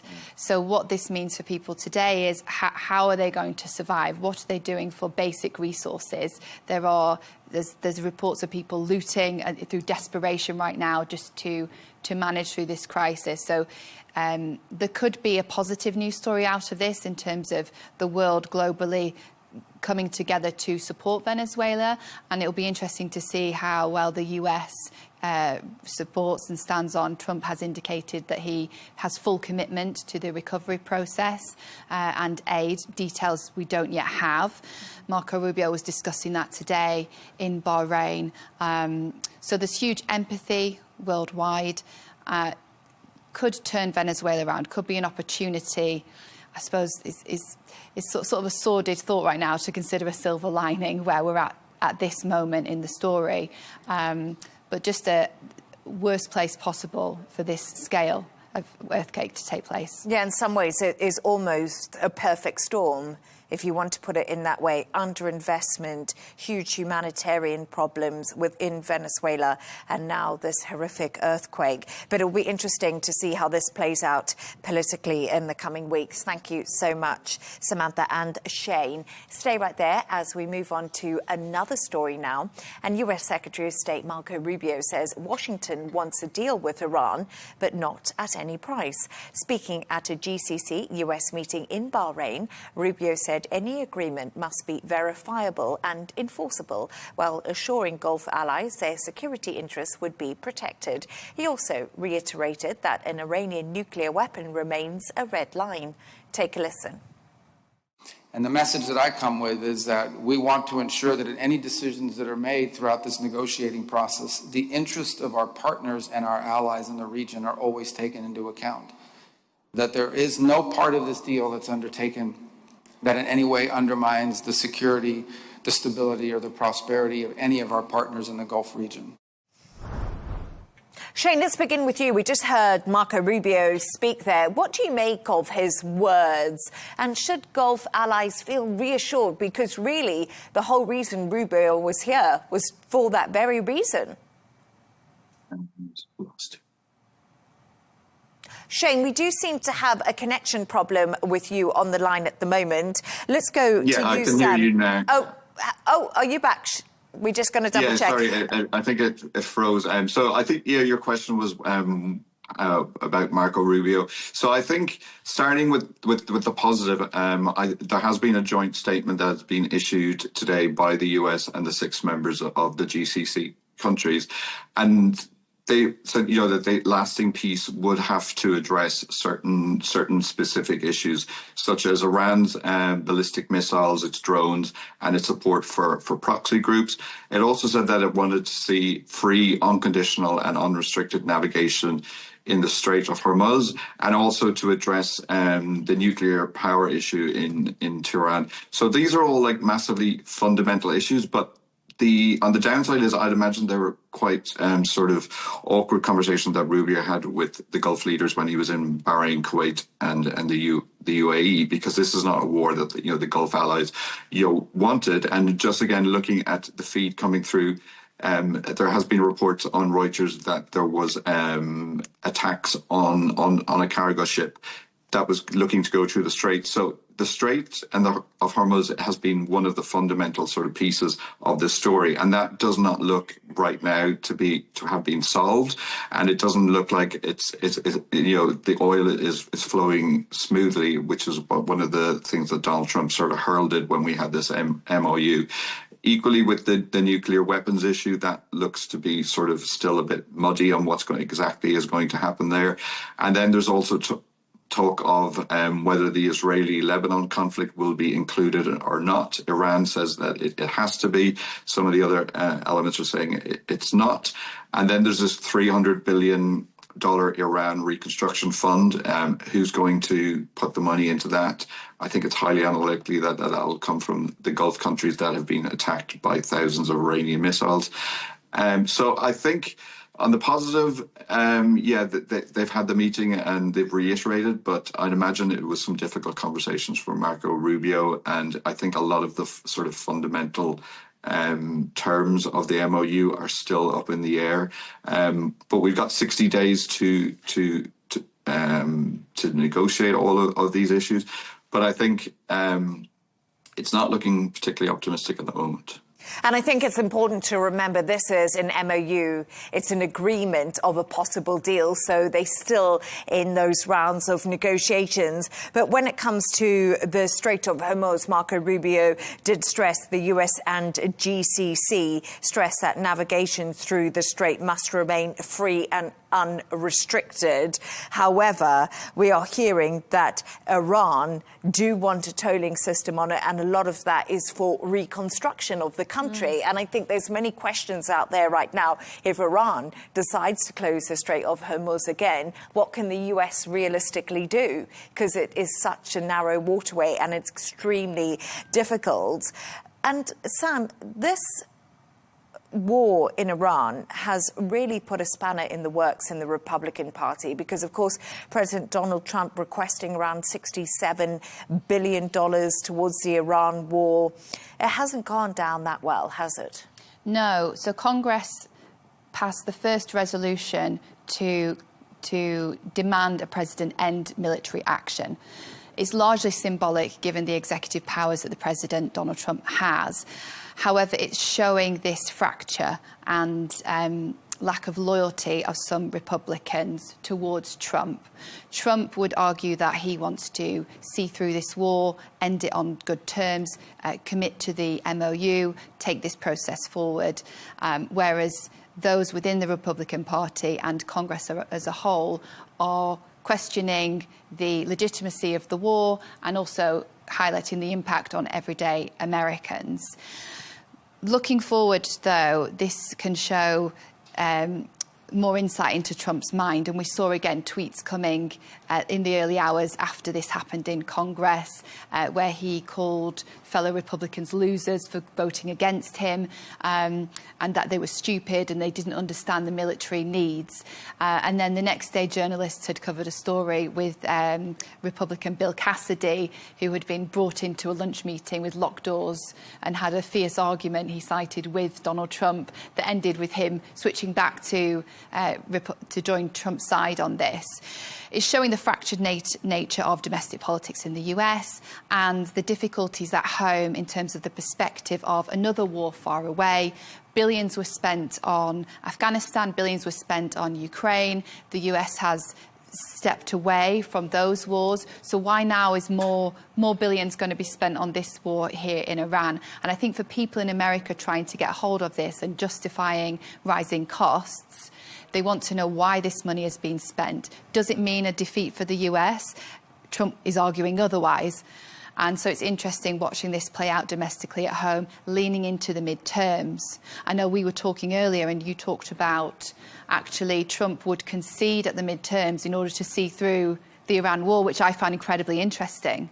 And that's what some Republicans are saying. We spoke to a former Republican earlier, and he was saying, I don't know, Shane, I'll bring you in here, but he's saying maybe Trump is prepared to lose the House in these midterm elections that are coming up in order to win this war against Iran and to see it through till the end, to get the job done. And, you know, maybe also Donald Trump is frustrated with his fellow Republican senators. We heard about this Bill Cassidy bust-up. Apparently he called him a lunatic. And maybe it's just because he knows that the midterms are going to be extremely difficult. He's preparing himself for that and possibly preparing to lose the House.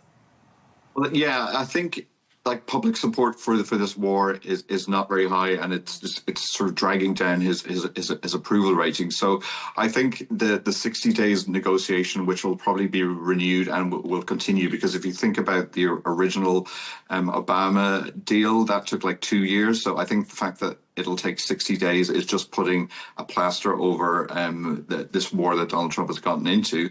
In terms of the billions that he wants to get, like there was a figure saying that the Pentagon estimated conservatively it was about 30 billion this war has cost.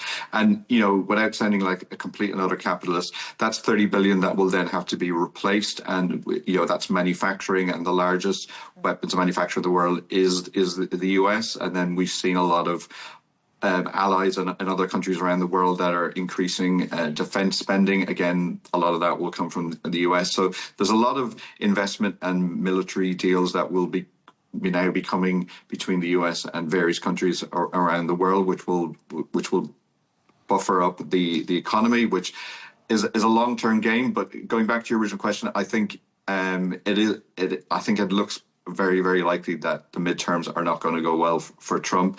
And I think the negotiations with Iran will probably drag on, and I think will be in his best interest.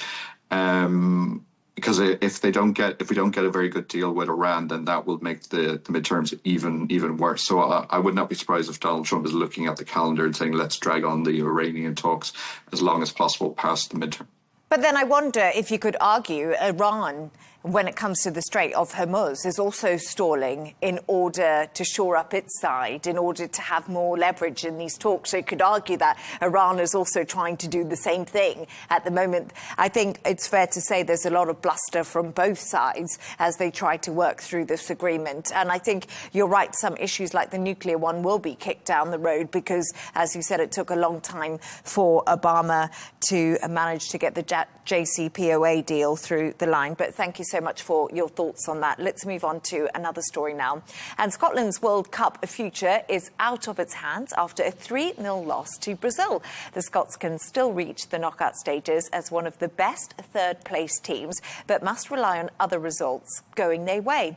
Manager Steve Clarke is also facing criticism after walking out of a post-match interview. Let's start with you, Sam. And I must admit something. I didn't watch Scotland's match, but what are Scotland's chances here? Because they've no more games to play, is that correct? Yes, so they finished third in their group. There are 12 groups, so there are 12 third places. Only 8 of them are going to go through to the knockout stages. Scotland has played all of its matches. There's nothing else they can do. They've just got to sit back and watch. There are multiple scenarios that would need to play out for Scotland to go through, such as Sweden to lose 4-0 in their upcoming match. That football experts have written all the different scenarios that the stars would need to align, they say, for Scotland. I'm really hopeful. They're tied on 3 points with 5 other teams. So it really depends how these matches unfold. I'm rooting for Scotland. It's wonderful that they're back in the tournament after 28 years. It was 1998 when they were last in the tournament. Yes, given the fact that it's 48 nations has helped them in. But they've been such amazing fans out there in America, showing just great support for their team. They're finding some great, really funny footage of the Scottish fans on the streets of the US, Mexico.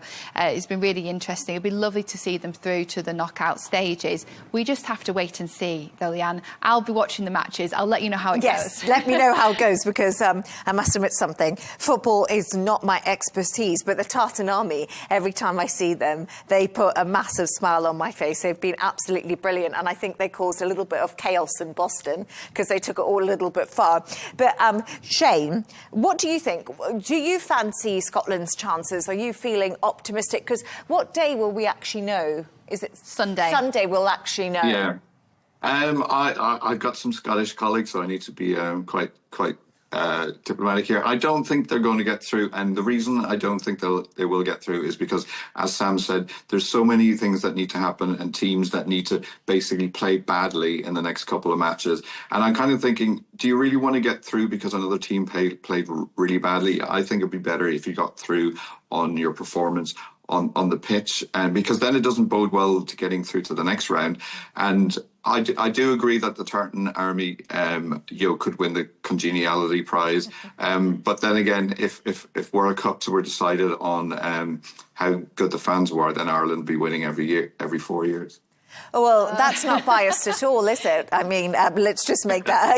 I don't know about that. But, Sam, quick a thought for you, because Steve Clarke, he's the manager of Scotland, very emotional, has been criticised. But what did you make of what he had to say? Look, I think he came straight off the pitch. He was really negative. Well, we're going to go home now, it's over. I suppose for him, as a manager, you carry the weight of the team. He'll be aware of how much Scotland have put into this to get back into the tournament itself, and also the Scottish fans that are there, how much they paid to be there. I just saw that as pure, raw emotion and disappointment. But he has to speak to media. That's all part and parcel of being in elite sport. He's been criticised, he's been so negative that he should be at least a little bit upbeat. I think on a closer analysis and with time to reflect on it, the things that he would likely say that football experts are talking about are that the 1-0 with Haiti should have been more. That was an opportunity missed, and that would have given this mental boost going into the rest of the games, that they already had 2 or 3 points on the scoreboard, and that's maybe where they haven't managed to get through. And also they conceded a goal to Morocco. I think it was in the first minute and a half.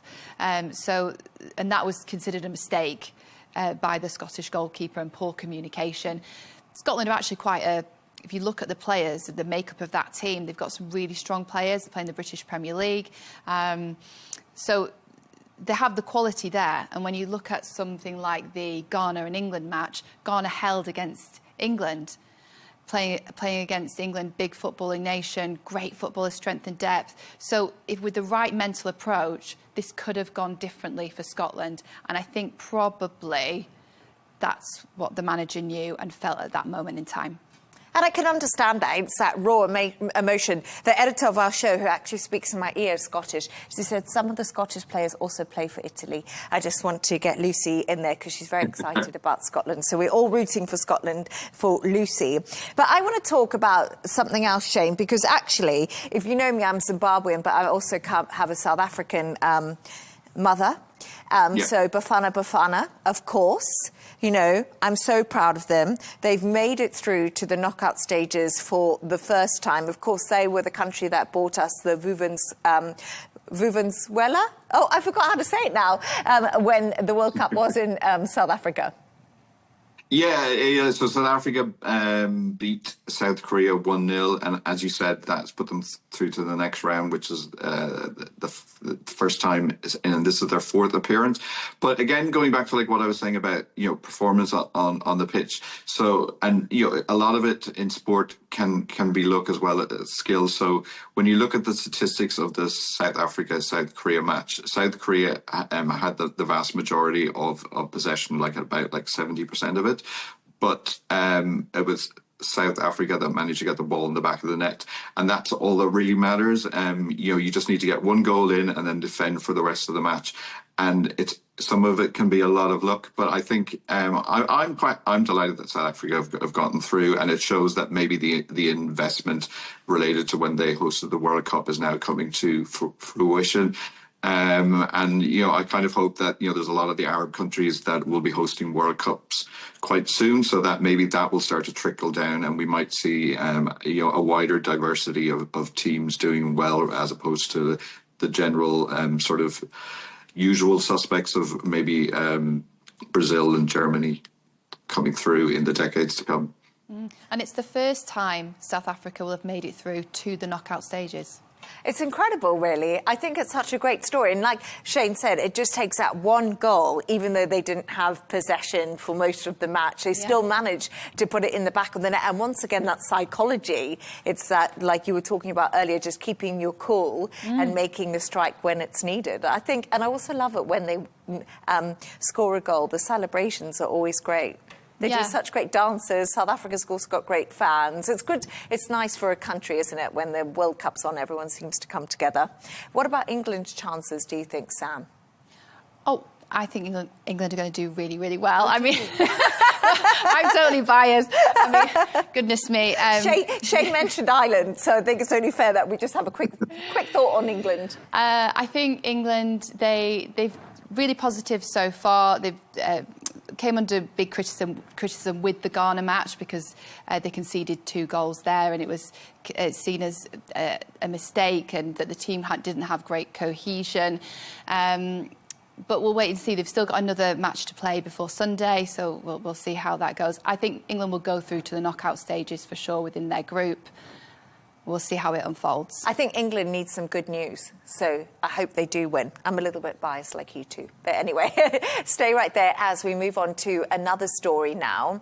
And Wimbledon season is upon us, with players and fans set to descend on southwest London for the annual tennis tournament on Monday. But some of the world's most famous players are planning to protest over the prize money. This action will take place in the first week of the championships and will limit the players' media commitments. Shane, let's start with you, because I want to know a little bit more about this protest and how it actually came about, because for once it's not about prize money between the women and the men. It's actually a joint protest by both sexes. Yeah, so all of the players, like you said, the men and the women, it's a strange kind of protest. So what their main bugbear is that only 15% roughly of the revenue that Wimbledon generates goes towards the prize winnings, and they think that this is too low. So how they're going to protest is that they're only going to give 15 minutes in media interviews or press conferences that they are obligated to do after each of the matches. So.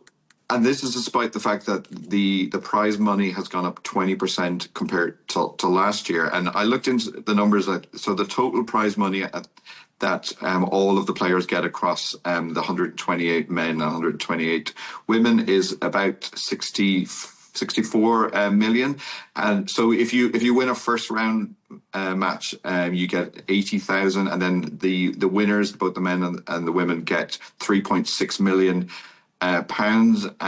So you kind of think, these are very wealthy athletes anyway at the top of the game. But I think as the number one female player, I'm not even going to pronounce Arina Sabalenka.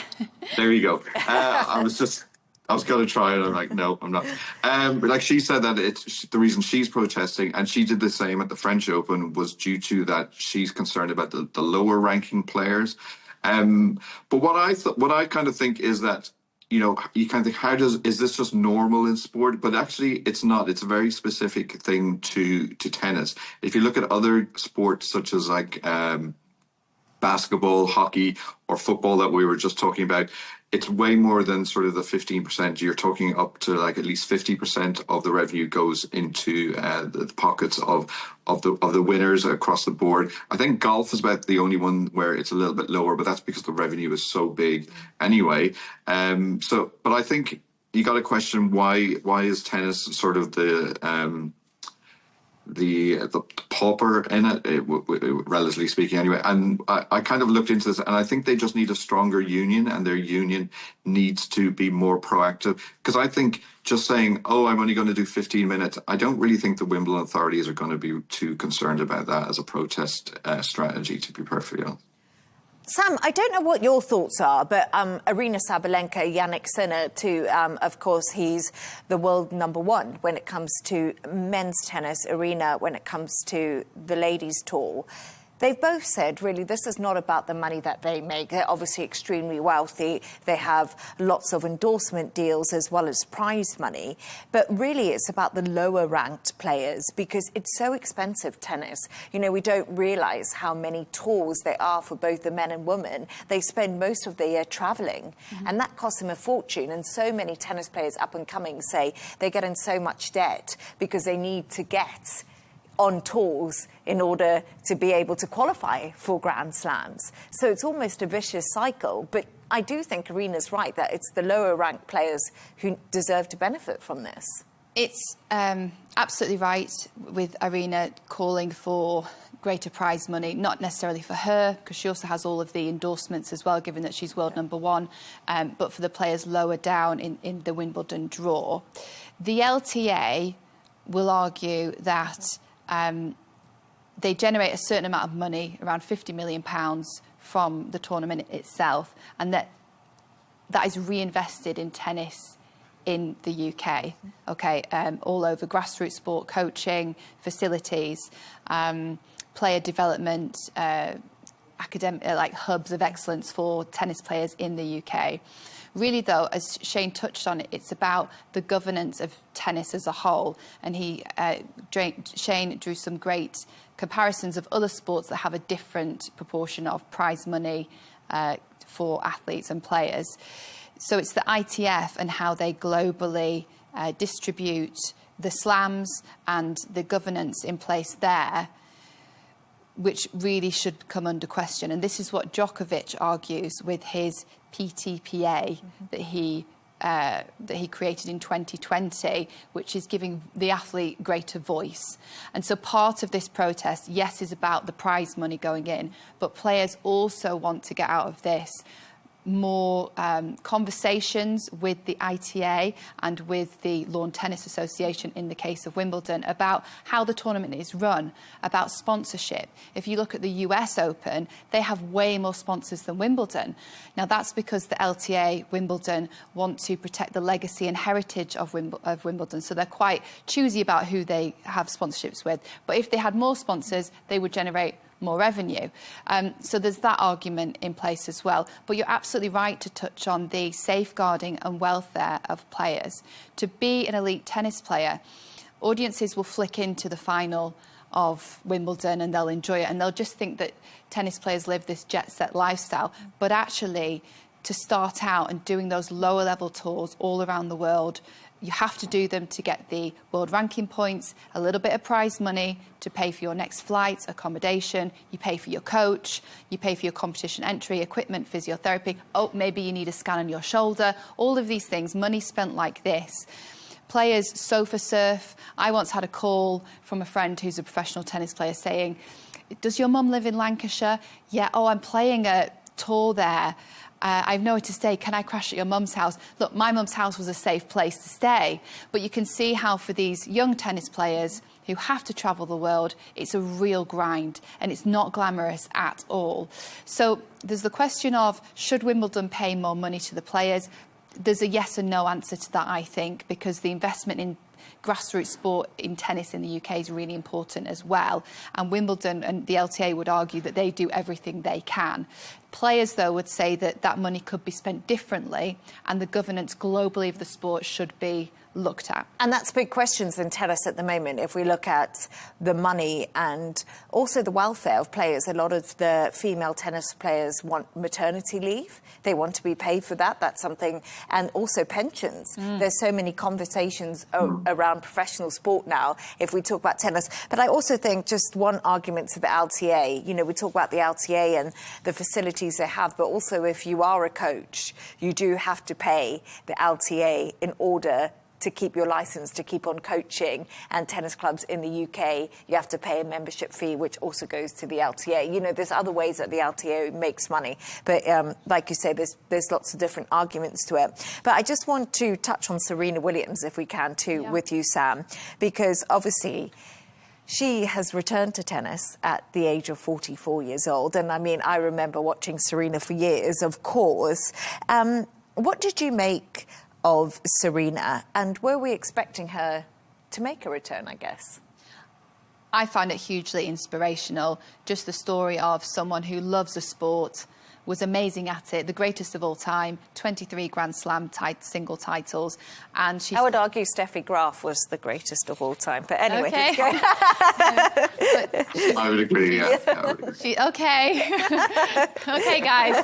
But she, great tennis player, has done so much in the women's sport movement, champion of the sport, coming back because she loves it and because she can. And that's what's interesting about this, given that she's had 2 children and she's 44.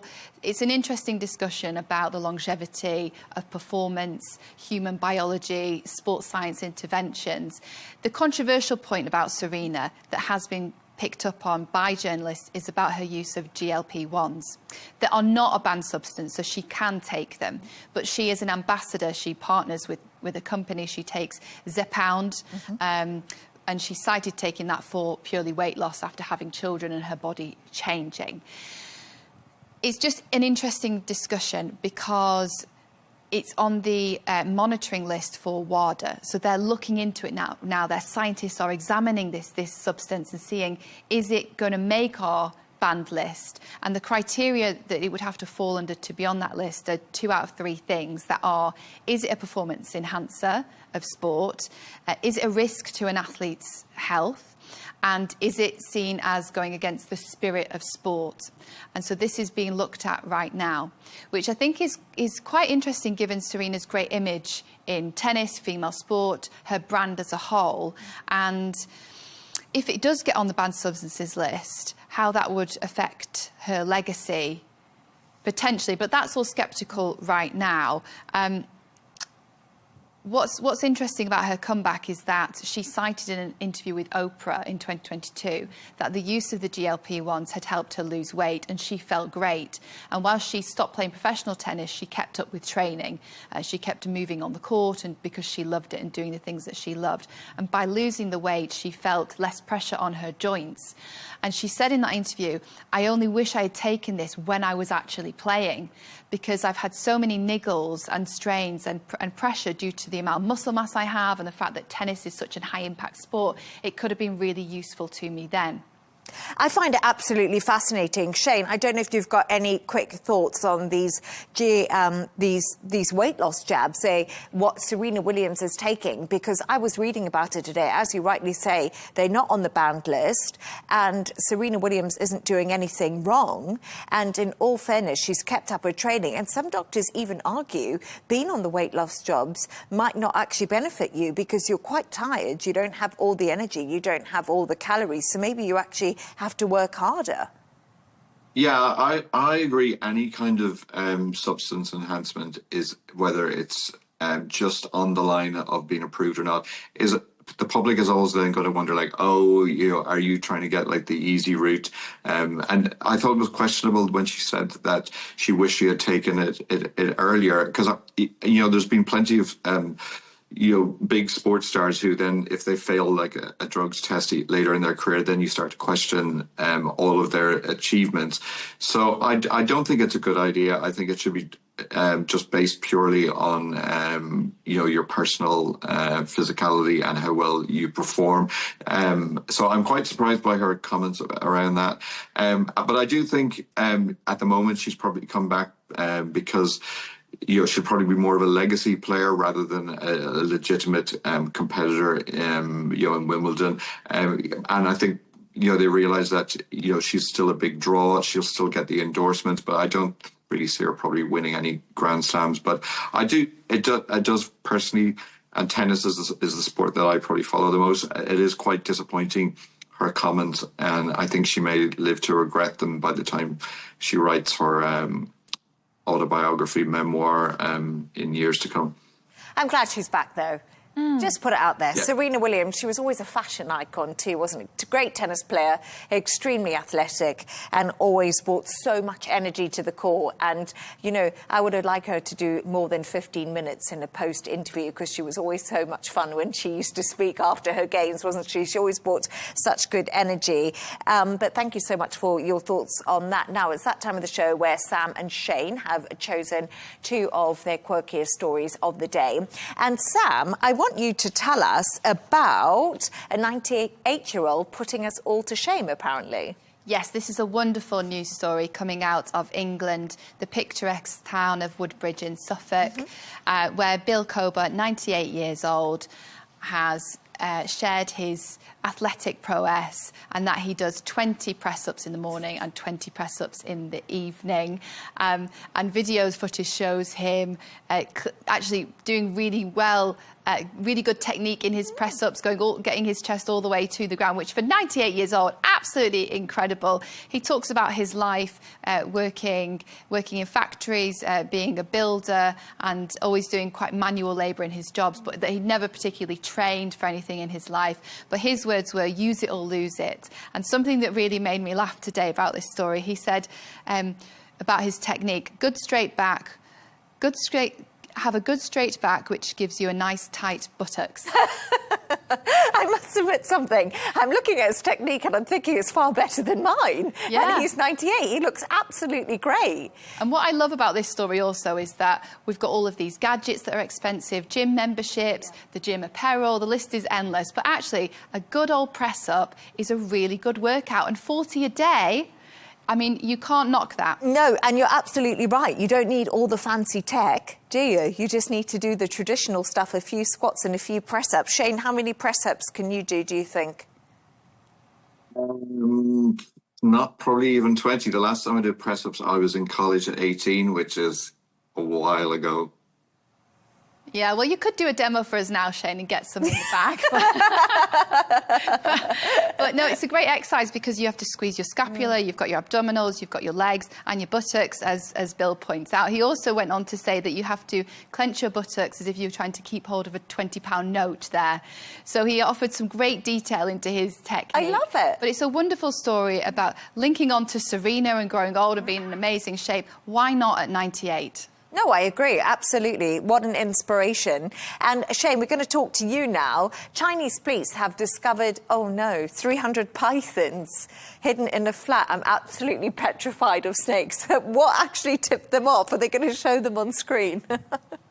I think this is a great story. I love a sort of mystery and a sort of Sherlock Holmes style sort of deduction. So the police noticed that there was this python that had escaped, and they were like, this is unusual because pythons should be inactive at around that time of year. So they began to suspect, was there somebody in the neighborhood who was keeping them in their home? So what they very smartly realized is that if you keep a python or any kind of a snake or a reptile, you need a lot of heat in the tank where you keep them. So they suspected that then it would be someone who would have a very high electricity bill. So when they looked into it, they found an apartment that had a hugely high abnormal electricity bill. And when they went around, this is a 2-bedroom flat in China, and there was 309 pythons in the bedrooms and the living room.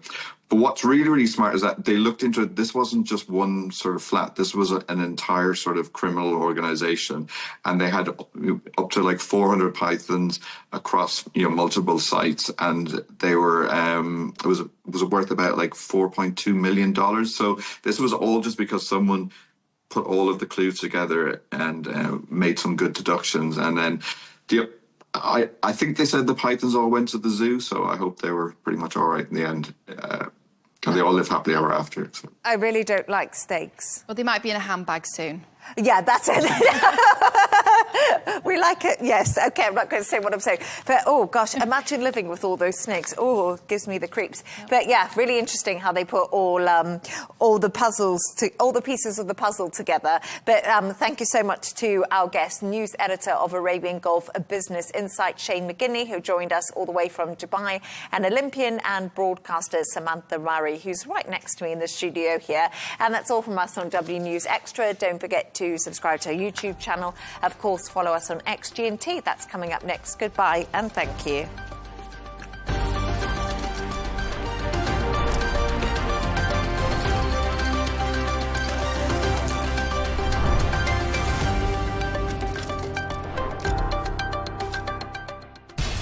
We have to take care of our people, and we're going to take care of our people first. For in-depth analysis and all the latest developments across the globe, make sure you join us every weekday. President Trump is trying to negotiate a ceasefire. With so much happening, so much information, and so much noise, international law will have no part in his administration. It can be hard to keep track. Tariffs will just fuel inflation. We're going to fight these tariffs. But you can count on us to tell you what you need to know. We stand by your side. Join me, Tom Burges Watson, for Global News Today, right here on Al Arabiya News.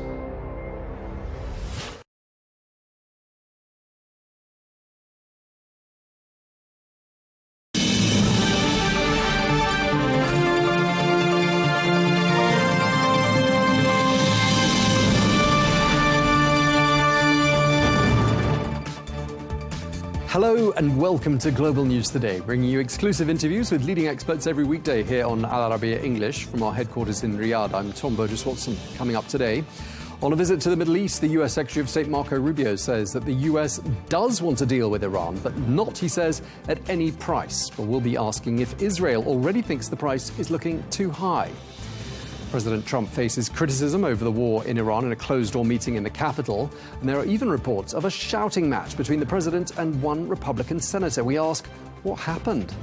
Plus, we ask, where is the so-called special relationship heading between the US and the UK? And is President Trump likely to get along with Andy Burnham, the new British Prime Minister in waiting? All of that coming up in today's edition of GNT.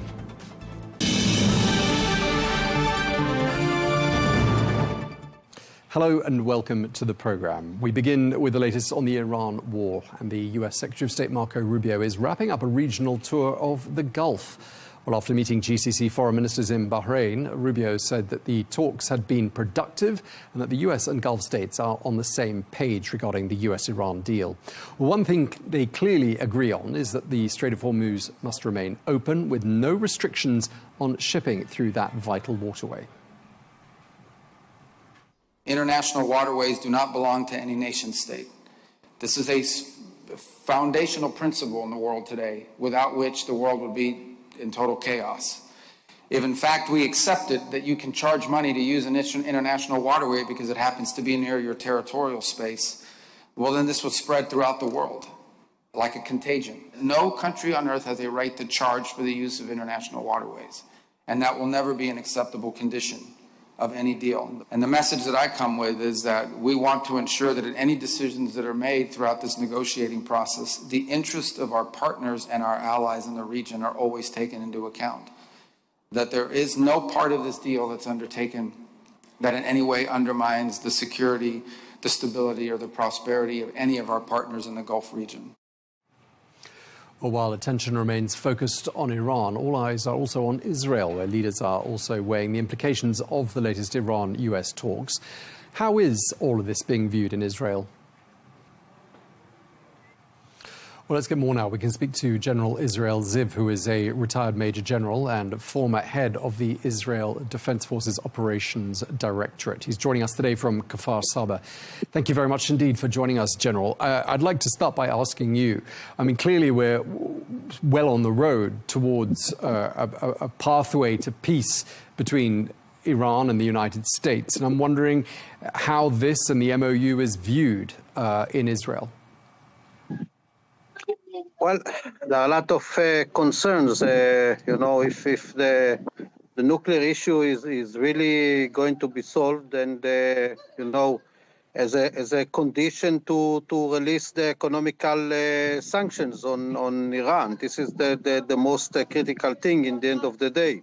There are other issues that we do understand that are not going to be solved. The issues of the missiles, the proxies, It's probably out, but the nuclear, this is the real thing, and hopefully that the time that was taking to this agreement, or the demand of the Iranians to take so much time, will not be used into more severe action from their side, to find ourselves in the end of those 2 months already when the Iranians are holding the capability. This is something of a concern to the people in Israel. Okay, so if people are concerned by the pathway to peace, and I'm sure you'd include amongst them the Israeli Prime Minister Benjamin Netanyahu, what do you think Netanyahu's desired outcome was? Look, I think that one thing is clear. It's not just the Netanyahu agenda. It's true, Netanyahu is leading the Israeli side. He's the prime minister. He has his way. But definitely one thing is I would say wall to wall in Israel is the issue of taking out the nuclear, taking out the material. So I think Netanyahu was, I would say, with less encouraging the aspect of, trusting the Iranians in negotiation. In his opinion, it should have been a military solution. But personally, I think that in that note, he was wrong. In the end of the day, you have to come to an agreement. So you're saying Netanyahu would have liked the war to have gone on for longer and perhaps to have had greater implications for Iran. What do you think the average Israeli person thinks? Would they have wanted the war to go even further than it did? No, I would say that it's really about the results. If the results of the agreement are good, and it's very clear, it's taking out the enrichment material of above or 60% and above, and also those that are 20% and above, and there is a long-term agreement for not for a low enrichment of less than 4%. I think the people in Israel, or most of the population in Israel, would be happy with it. Clearly, Iran wants Lebanon to be very much included and packaged up with an eventual peace deal with the United States. And that doesn't necessarily work for Israel, and Israel clearly doesn't sound or look like it would like that to be the case. What do you think Israel's goals in Lebanon actually are? Look, Israel wants security. It was always our demand. I think we had the wrong policy before October 7th, 23, because we were getting used to kind of a wrong policy of just having quiet and ignoring the force buildup of Hezbollah. And it's very clear that after the war, and definitely lately, the issue of Hezbollah coming back and building up back his power, it's a serious concern for Israel. But at the same time, we need to remember there is also the interests of Lebanon. All these conversations are above, the head of the Lebanese.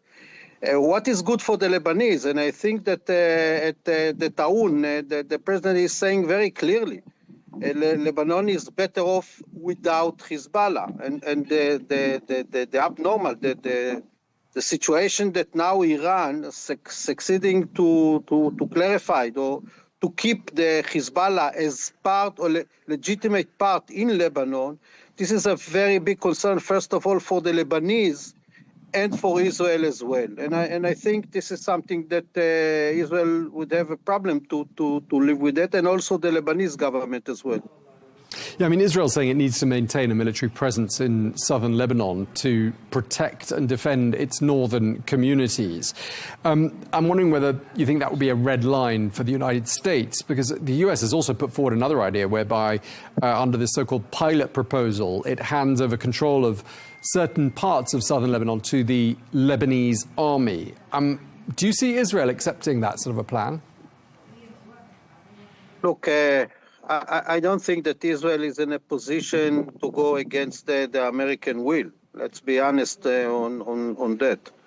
And the idea of having the pilot, it's not a bad idea as long as somebody supporting the weak Lebanese army to stand for its missions. Because if it's just about, you know, the physical deployment, we know that it will not hold, you know, the water, as we say. It will not hold position because it are very weak. They don't have enough means, even enough training, enough motivation, and anything. So if behind that pilot idea there is a very serious backing by the Americans, by the way, by the Arab countries as well, because they need some budget, they need serious support. Even the salary, it's ridiculous. The salary of a Lebanese soldier is less than a terrorist in Hezbollah. So why would people go to and risk their life in the Lebanese army? So there is a need for a serious reform in the Lebanese army. And I think it's positive, the issue of going to those pilots. And yes, Israel, in the end of the day, should go back to the international line. I don't think there's a question, but we need to see that those pilots are working. But if it's all coming back again and the Hezbollah is going to rearm itself and going to be strong again in Lebanon, the whole thing will come back. Israel will have to invade, and we've been there so many times. Just lastly, what do people in Israel feel that has been achieved during the course of these last 3 months? And from a military point of view as well, General, what do you see as having been the achievements of the last 3 months? Look, being very honest, I think that it was proven, you know, that the IDF for Israel militarily is very strong, and they have succeeded to achieve strong tactical achievements on Hezbollah.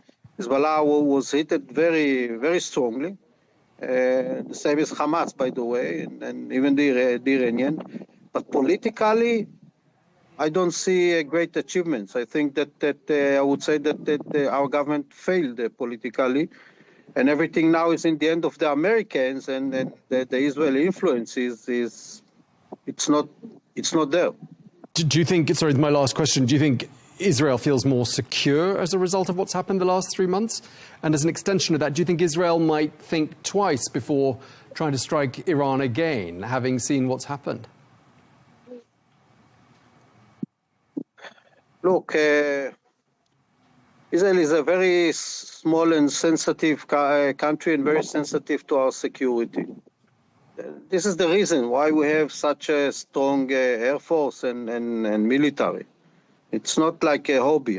For us, it's a necessity. And if we don't have any other choice but to go to a war because there is a serious threat, we'll have to do it again because it's our existence. It's not even a question of political, you know, left or right or point of view. The whole point is what is the strategy and how you combine politically political agreement with that effort. And I think our biggest failure of my government is that the military was there, the action was there, but you know, to end up with a very serious political achievement, this is something that wasn't there, and I think this is something very negative. Okay, we're going to have to leave it there. We're out of time. Thank you very much indeed for joining us today, General Israel Ziv. Thank you for your time, sir.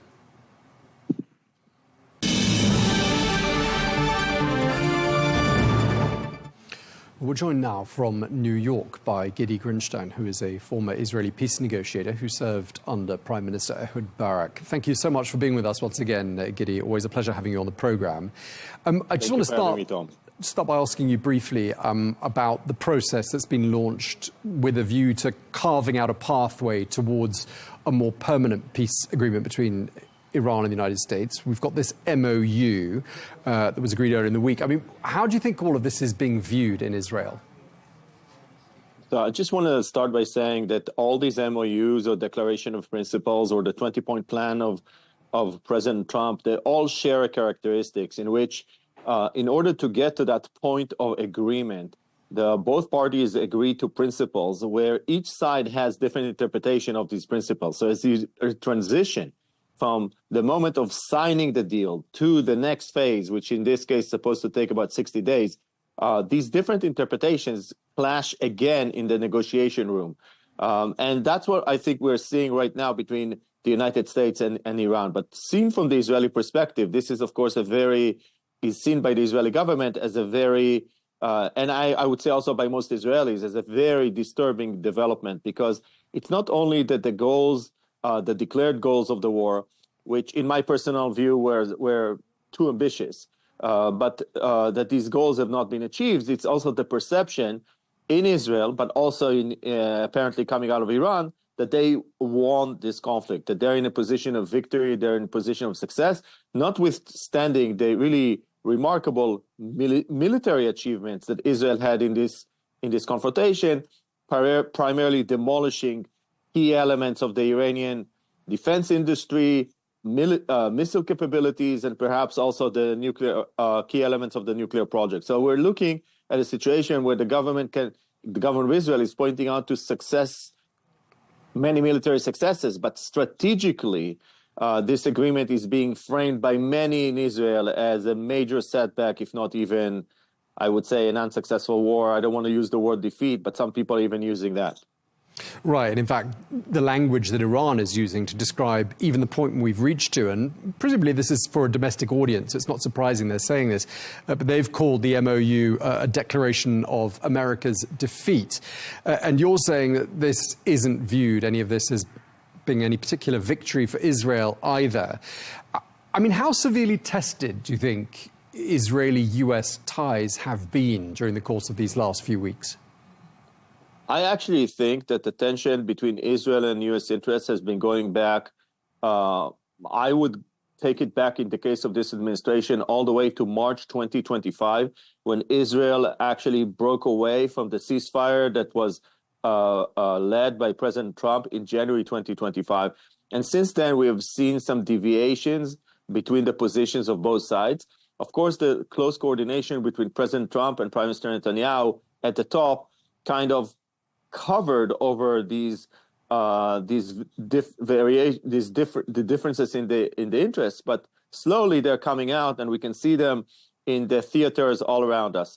First of all, in Lebanon, the Israeli security approach to Lebanon is that we have to have this security zone within Lebanon. According to the current government, to the Minister of Defense, it's effectively indefinite at this point. But the Americans, they want an agreement in Lebanon. They have a government in Lebanon that is very forthcoming in terms of negotiations with Israel, even if the capabilities to deal with Hezbollah are not there. And obviously, the position of the Israeli government and the position of the American government regarding next steps in Lebanon are in tension. The same thing happens in Syria. Again, Israel, out of the lessons that came out of October 7, wants to have a security zone, hold on to a security zone within Syria, and there is a lot of kind of friction around that border. In Gaza, also, the progress toward the second phase of the 20-point plan of President Trump is very slow. There is no prospect of movement from the stalemate that we're looking at right now. The peace board is really muddling through, so there are a lot of concerns over there. And in the West Bank, also, the policies of the government are destabilizing the Palestinian Authority. That has repercussions for Jordan, which is and the stability of Jordan is a preeminent American interest in the region. So we're seeing that there are like friction points or tension points between interests of the Israeli, the interest of the U.S. government and the policies of the government of Israel. So I may have been surprised by the tone and the intensity of the eruption between President Trump and Prime Minister Netanyahu in the last, I would say, couple of weeks. But I'm not surprised by the fact that there is growing tension between the way the Americans would like to see things happening and the policies of the government of Israel. Right. So you're painting a picture where, we've got two former allies, or two allies, with a divergence of interests, different pain thresholds, different schedules, because many of the commentators we've spoken to have said it suited Netanyahu for the war with Iran to continue. American commentators saying it didn't suit President Trump for the war to continue. So again, different goals. And I'm wondering, from an Israeli sort of domestic point of view, how damaging do you think it's been for Prime Minister Netanyahu, bearing in mind he faces the electorate later in the year, to have had a war end in a way that's viewed by it sounds like the majority of Israelis as being disadvantageous to Israel? How does that affect Netanyahu? Netanyahu's challenge is actually the fact that in none of the theaters the goals have been achieved, and this is despite very significant military successes. So, for example, the leadership of Hamas that was in place at October 7, all of it is gone. And we're not just talking about the top leadership like Yahya Sinwar and the 4 or 5 people around him that designed the war, but also second, third, fourth tier, everybody's gone. So in Hezbollah, massive military successes in 2024 and early 2025. So and through 2025, but and also with Iran, very significant military achievements, the ability of the Israeli Air Force to operate over Iran, over Western Iran with such freedom and precision and force is really remarkable. So all of these military successes are actually now facing the narrative that the strategic objectives have not been achieved. Netanyahu promised a total victory in Gaza. Hamas has not been removed. So there is no narrative about victory over there. In Lebanon, Hezbollah is being able to come back from the very difficult situation it was, and actually put forward successful operations against the IDF in Lebanon. And then, of course, we see in Iran, where the Iranians have been able to pivot out of their, I would say, military challenges into the diplomatic arena, where they have been able to really negotiate their way to massive successes. As they say here in America, I'm talking from New York, they've been able to snatch victory from the jaws of defeat, the Iranians. And so Netanyahu will have a very hard time framing all of these developments as a success in terms of his government. So would you say Netanyahu cuts a weaker figure now than he did, say, at the beginning of March? Yes, but we have obviously the polls. Netanyahu has a very strong base behind him on the right, and according to a recent poll I saw right now, even now the difference between the opposition and the coalition, I'm talking about the Jewish constituency of Israel, which is 80% of the population, is not that big. It's about 56 members of parliament for the current Netanyahu government, and 59 members of parliament, according to the polls, to the opposition. So we're looking at these numbers. The difference is not that big. So yes, Netanyahu is in a very tough spot, but still he has a very strong base behind him. Do you get the impression, because obviously you're talking to us from the United States, do you get the impression that Washington is starting to look at the post-Netanyahu era and perhaps is eyeing up some candidates that they think might be more amenable to the United States? And in which case, who could they have their eye on? Well, according to the Israeli, we don't have a constitution in Israel, but according to Israeli constitutional law, only the head of the party can be prime minister. And that the head of the list that was voted on in the elections can be a prime minister. So actually that limits the number of candidates to a very small number of people. And effectively, there are 3 individuals who may replace Netanyahu: Gadi Eisenkot, Avigdor Lieberman, and Naftali Bennett. And of these 3 groups, I think that when the Americans are looking at these 3, the person who is most likely to be able to work with them in coordination with their regional interests is Gadi Eisenkot.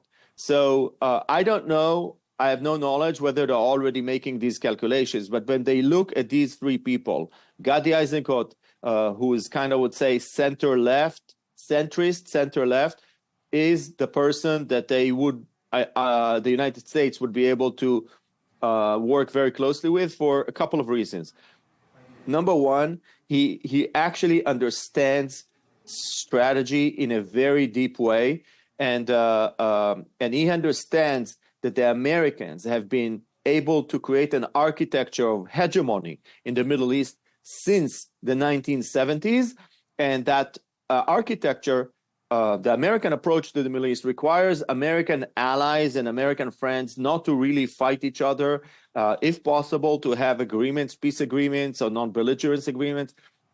But for sure, conflict cannot go on for too long and cannot escalate too far. That the Americans have very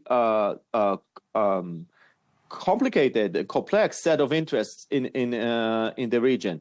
He also, I believe, understands the critical importance of stabilizing the borders around Israel. He's a student of the approach of Prime Minister Rabin and Ben-Gurion before him, and this is really very important because the military successes, the military situation that has been created now following the war, in some way resembles what happened after the Iraq War of 1991. And according to Netanyahu right now, the nuclear project of Iran has been set back, the missile project of Iran has been set back, the proxies has been beat to a degree. So according to Netanyahu, a strategic window of opportunity has emerged in the Middle East. Now, in the 1990s, following the strategic window that was created by the Iraq War, Israel, Prime Minister Rabin, engaged in a political process with all of our neighbors, with Jordan that led to a peace treaty, with the Palestinians that led to the Oslo process, with Syria and Lebanon, didn't lead to an agreement, but at least there was a political engagement. I believe that this is what the Americans would like to see right now. Yeah. And that's, I think, what they would want to see from the next Israeli Prime Minister. Okay, and just lastly, I mean, for me, one of the most striking comments of this year, really, with regards to US-Israeli relations, came from the Vice President, J.D. Vance. Earlier in the month, he claimed that President Trump was essentially the only world leader still sympathetic to Israel. He made comments to the effect that Israel can't kill its way out of every national security issue, or words to that effect. I'm wondering what you think the effect of those words was on the psyche of Israeli people. I mean, does it feel like, when you look at it, I know you're not in Israel right now, but does it look like a country that's more isolated than it's ever been before? For sure, Israel today has massive diplomatic challenges around the world and we face isolation in many theaters, not just diplomatic, but also we see the effects of this isolation on culture, on art, on academia, and in other places. So yes, that's very concerning. And the statement of J.D. Vance, I think, was shocking for many Israelis. But it's very important to say that yes, there is sort of a zeitgeist that is against Israel, not sympathetic to the strategic challenges, the real strategic challenges that we face with really and enemies on our end that want to destroy us. We're talking about Hezbollah in Lebanon, Hamas in Gaza, etc. So there are real security concerns for Israel. That being said, I believe that the diplomatic aspect of Israel's national security in the last 2-3 years has not been assertive enough. And we do have an opportunity. We have had an opportunity in Syria, in Lebanon, also with regard to the future of the Palestinian entity in Gaza. President Trump, in his 20-point plan, actually laid out a framework for moving forward Israeli-Palestinian relations into a political horizon of coexistence based on the principle of two nation states for two people. And this is not the first time that President Trump did it. It's the second time, because in January 2020, his peace and prosperity plan was also an outline for future of Israeli-Palestinian relations based on the principle of two nation states for two people. We're seeing deep involvement of the American administration in Lebanon. So the American administration is really leaning in to political resolutions of the conflicts around Israel. And I think that the Israeli government would be well advised to work with the Americans on these issues and support these efforts as much as we can, because And then I believe that the diplomatic situation of Israel around the world can change for the positive very quickly. Okay, I'm being told we're out of time, but really appreciate you speaking to us today. Gidi Grinstein, former Israeli peace negotiator, thank you very much indeed for joining us once again. Thank you for having me. Thank you.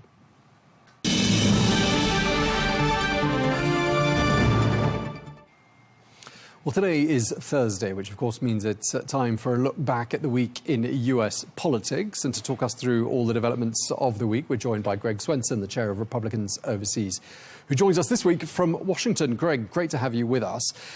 We were just talking there with a couple of guests about the Iran deal, where we are with that. And of course, the US Secretary of State Marco Rubio has been visiting the Gulf. I just want to start by asking you what sort of a message you think Secretary of State Rubio brought with him. Yeah, I think it was a really important trip and good timing, you know, and what's happened in the Gulf is a real realignment. And it's not just the tactical purposes of the conflict, you know, making sure that Iran doesn't have a nuclear weapon, obviously, and some other ones. But I think it's the realignment. And what you're seeing is the Secretary of State, you know, sort of consolidating these relationships. And I think coming out of this, you're going to see more participants in the Abraham Accords. You're going to see, you know, what we've already seen is a real support and a rallying around America and even Israel. And so this is not just, you know, the sort of focused goals of the conflict, but it's more of a general realignment in the Gulf and ultimately a more peaceful region. Now, for multiple reasons, this war in Iran has been haunting, I think it's fair to say, the president quite a bit this week. There was, of course, that non-binding vote, the War Powers vote in Congress, calls for President Trump to stop the vote. And President Trump called that vote meaningless. I mean, was it really meaningless? Well, it was performative for sure, because ultimately it won't affect the president or how he's executing, you know, foreign policy. And so, you know, the executive branch has great latitude in terms of how they operate. And I think, you know, this War Powers resolution is just, again, it's performative because it won't change anything. And so, you know, it did give, you know, senators an opportunity to, you know, be on the record, for example, of voting for it or against the president. But that's not new. I mean, the Democrats in both the House and the Senate always vote against the president, no matter what he does. It's just it's basically Trump derangement syndrome on steroids. And so, you know, I think, you know, I understand the president's frustration. He tends to punch back and doesn't take things lightly, whereas I think other presidents would have just ignored it because it has no teeth on it. But at the same time, the U.S. government needs $70 billion from Congress to be approved to cover the cost of the war. I mean, how does that stack up? If the war hasn't been run by Congress and congressional approval hasn't been obtained, and there have been these two House vote, one House vote, one Senate vote calling for the war to end. I mean, how does it work if you then go to Congress and say, hand over $70 billion to cover the cost of a war that you haven't actually authorized? How does that stack up? Yeah, no, it's tricky. And I think that's one of the reasons the president executed this, you know, this war before the midterms, because there is always that chance that the Democrats take the House. And then he would have had, you know, major pushback from the start. So in this case, you know, the Republicans still control the House, and I don't imagine there'll be any difficulty. There'll be some difficulty, but, you know, I think it will pass. And it's not just the $70 billion. You know, the Secretary of War is asking for a massive increase, up to $1.5 trillion. So, you know, almost a 50% increase in defense spending overall. Maybe they're asking for that bigger number, knowing they won't get it, and there'll be some compromise. But, you know, these are important issues that really need to be dealt with before the midterms, because there's, you know, obviously a great chance that the Republicans lose control of the House.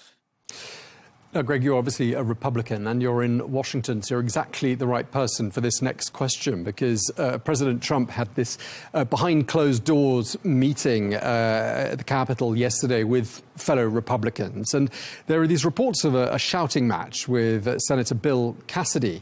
And Cassidy's complaint is that the outcome of this war falls very far short of what the American people, he says, were promised at the beginning of the war. I mean, what happened? What have people told you about what really went on in that so-called shouting match? Yeah, I think, again, it's an example of President Trump just punching back, right? He doesn't take things lightly. You might argue that he's overly sensitive, but, he's a New Yorker. He's from Queens. He's a fighter, and he's been that way since the beginning. So if someone annoys him, he will punch back. And that's pretty typical of the president. I'm not surprised at all to see that kind of conflict. But again, I think a lot of this is performative. Cassidy has always been one that's, has been a bit of a thorn in the president's side. So, it's not surprising at all. I think the ultimate outcome is that, generally speaking, Republicans have rallied behind the president on this. And look, the outcome is not perfect. There's going to be the hawks, like the Lindsey Graham crowd, that are going to be disappointed that we didn't just completely annihilate Iran and replace the regime.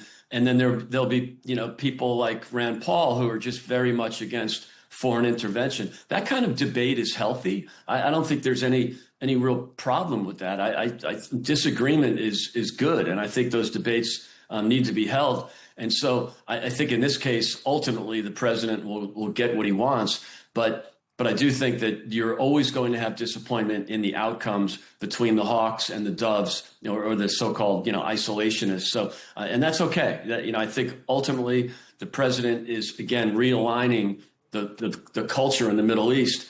And I think ultimately, even without regime change, which, by the way, Tom, there's no appetite for that, right? Iran is a large country, much bigger than Iraq and Afghanistan, much more difficult terrain. And there's absolutely no appetite from either party for boots on the ground in a long sort of forever war. So I think in that sense, the president has kept his promises that, I'm using military kinetic action when necessary. And that's the only way to prove deterrence, to, peace through strength. You have to demonstrate the strength occasionally, but absolutely no appetite from the president or from the people for a long war with boots on the ground. So unfortunately, many of us who would love to have seen regime change are going to have to live with this.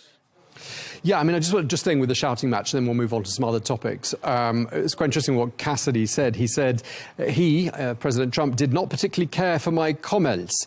I raised my voice. I lost my temper. That's not appropriate, he said. It's the Irish in me. That was what Cassidy said. And he went on to say, I matched his tone and his volume, and it went back and forth. I mean, I don't remember hearing, Greg, about someone shouting at President Trump, not recently anyway. And I'm just wondering whether this is reflective of the mood, or a significant portion of the mood in the ranks of the GOP with regards to this war.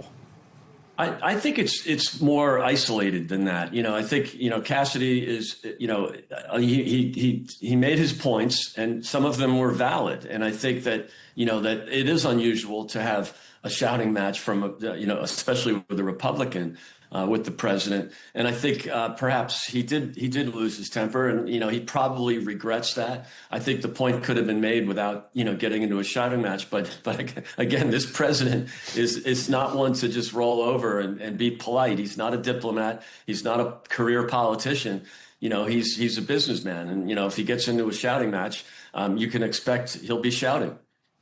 OK, let's talk about what's been happening in New York, these primaries, which clearly Mayor Zohran Mamdani is pretty pleased about.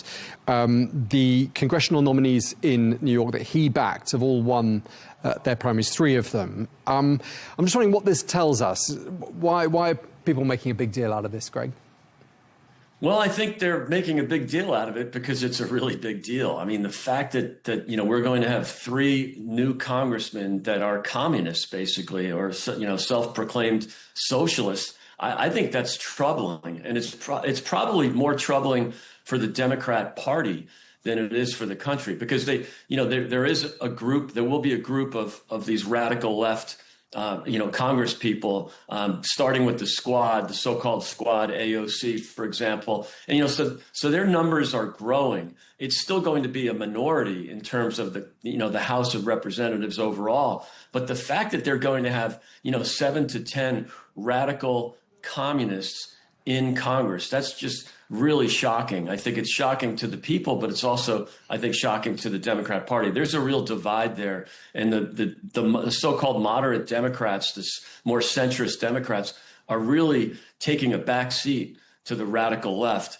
And I think there's going to be more of this. I think there's going to be a real, I think at some point they're going to have to, have a bit of a sit down with the radical leftists, and who are really taking all the oxygen out of the party. They're the ones getting all the attention.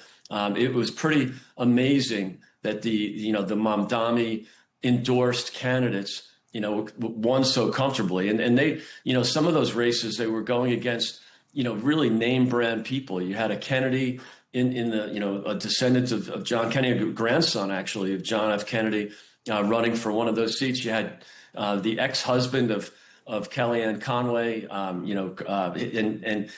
he lost dramatically. So this was a big moment, and I think it's going to show up in sort of the fight for the future of the Democrat Party. Remember, we went through this in the 60s, Tom, and in the late 60s, there were 2,500 bombings, according to the FBI, in the country at that time. You had the real radical leftist groups really taking a big position in the Democrat Party, the famous convention in 1968 in Chicago. So, we've been through this before. It's troubling to see it, reemerge, but it's not something we haven't seen before in the U.S.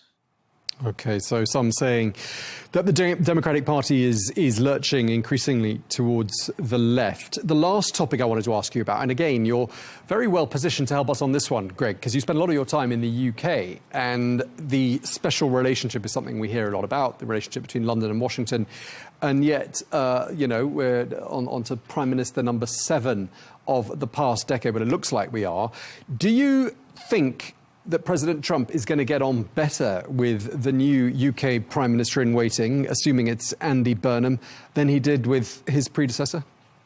I don't think so. I think the president made that clear yesterday with, comments to Bev Turner at GB News. That there's a real divide between, with the president and the prime minister, both the current prime minister in Keir Starmer and the future prime minister in Andy Burnham. If anything, Andy Burnham is more to the left of Starmer. And I think, the president, I think, will give him a chance because at least according to, the general consensus, the view of the people is that at least Burnham has a personality. I think the president will give him a chance.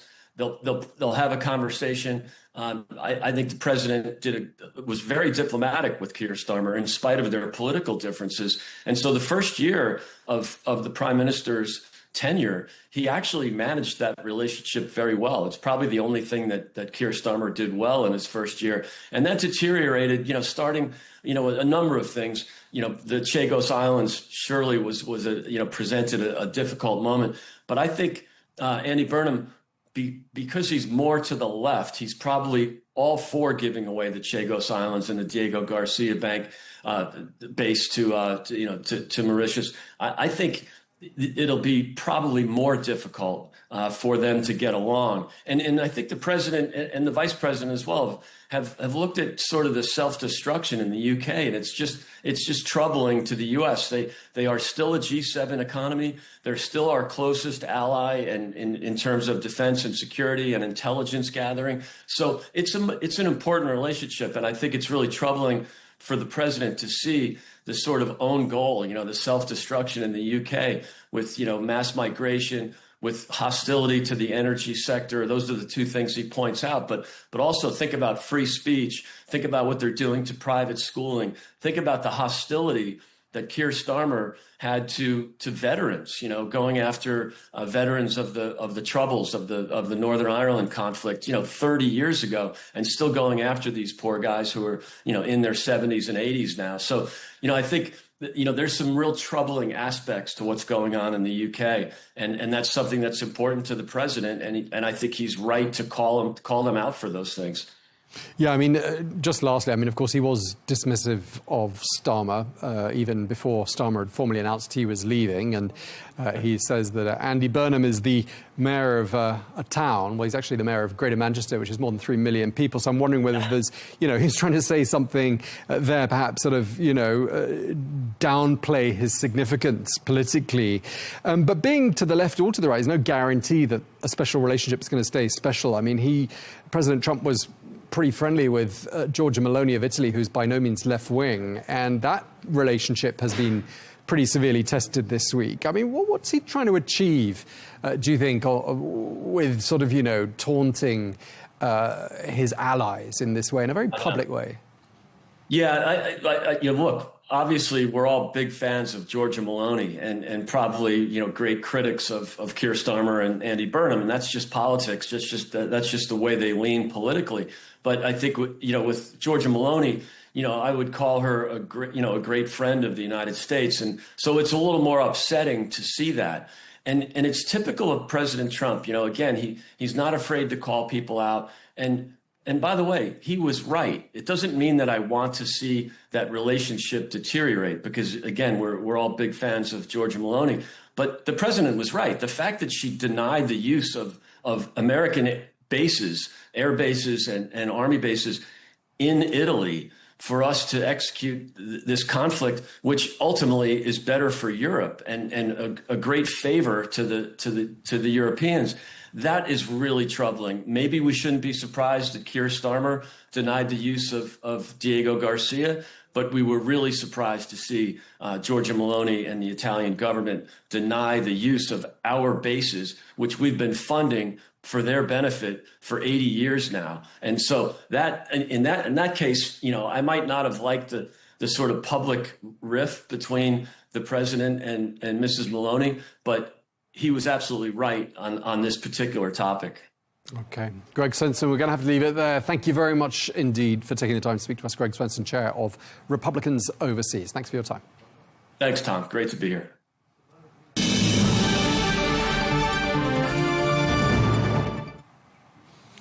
And now to some news from the United Kingdom, as this week marked 10 years since Brexit, and the legacy of that vote continues to shape the country's politics. With Prime Minister Sir Keir Starmer announcing that he's stepping down and Andy Burnham emerging as a possible successor, the question everyone is asking is, why have so many prime ministers been and gone since 2016? Coincidence, political challenges, or what some people are calling the Brexit curse? Our producer Shadan Hammam takes a closer look for us. 10 years of what some are calling the Brexit curse have seen Britain's top job become a revolving door, with 6 prime ministers leaving the office before completing a full term since the UK decided to leave the EU in 2016. First, David Cameron, who served 6 years and 64 days, resigned after his campaign to keep Britain in the EU failed. Then came Theresa May, who was in office for 3 years and 11 days. She stepped down after failing to pass her Brexit deal. After that, Boris Johnson, who lasted 3 years and 45 days before he resigned over COVID breaches. Then Liz Truss, who became the shortest-serving prime minister, resigning after just 44 days following market turmoil triggered by her economic plan. Next came Rishi Sunak, who served 1 year and 257 days before leaving office after his party lost the election. And finally, Sir Keir Starmer, who served 1 year and 353 days, then resigned due to internal party pressure and divisions. So as Britain turns this page once again, attention is now shifting to Andy Burnham as the potential future Prime Minister, with hopes that he could bring more political stability ahead. 10 years on from Brexit, the vote to leave the European Union is still shaping British politics.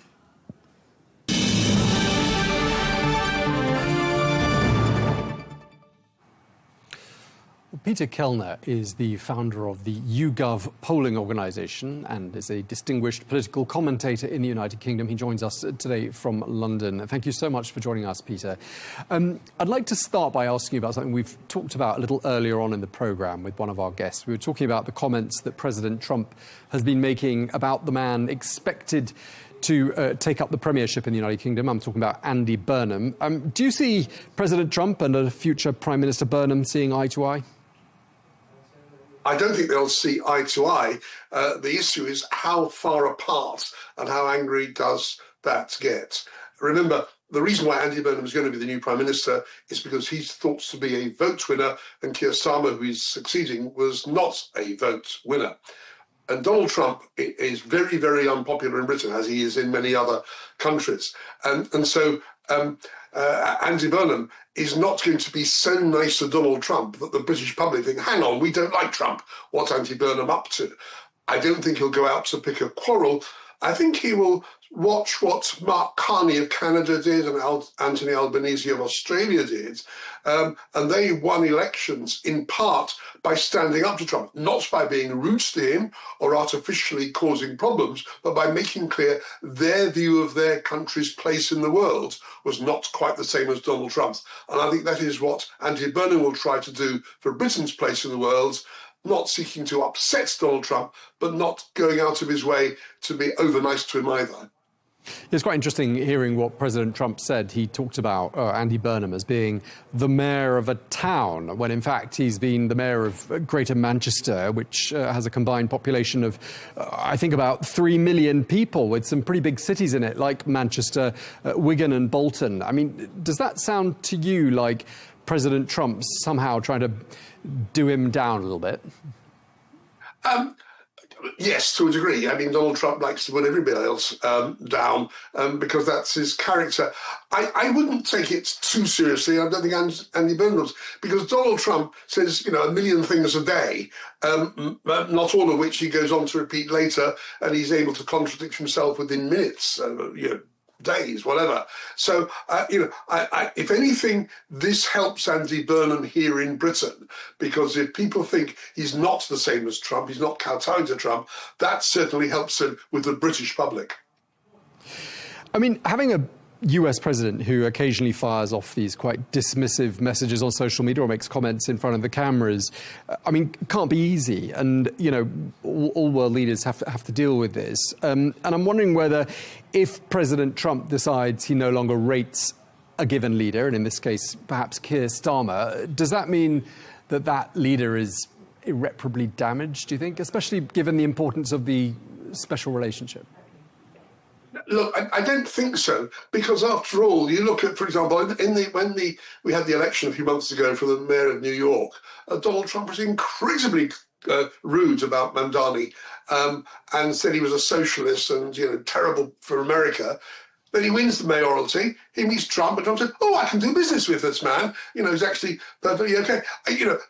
Because Donald Trump moves around so much, is so inconsistent, I don't think either the public should or Andy Burnham will take particularly seriously to heart any criticism that the Trump offers. There are going to be difficulties. There are going to be moments when they get together. It'll be very interesting, the forum in which they first meet, whether it's an economic forum or NATO or bilateral.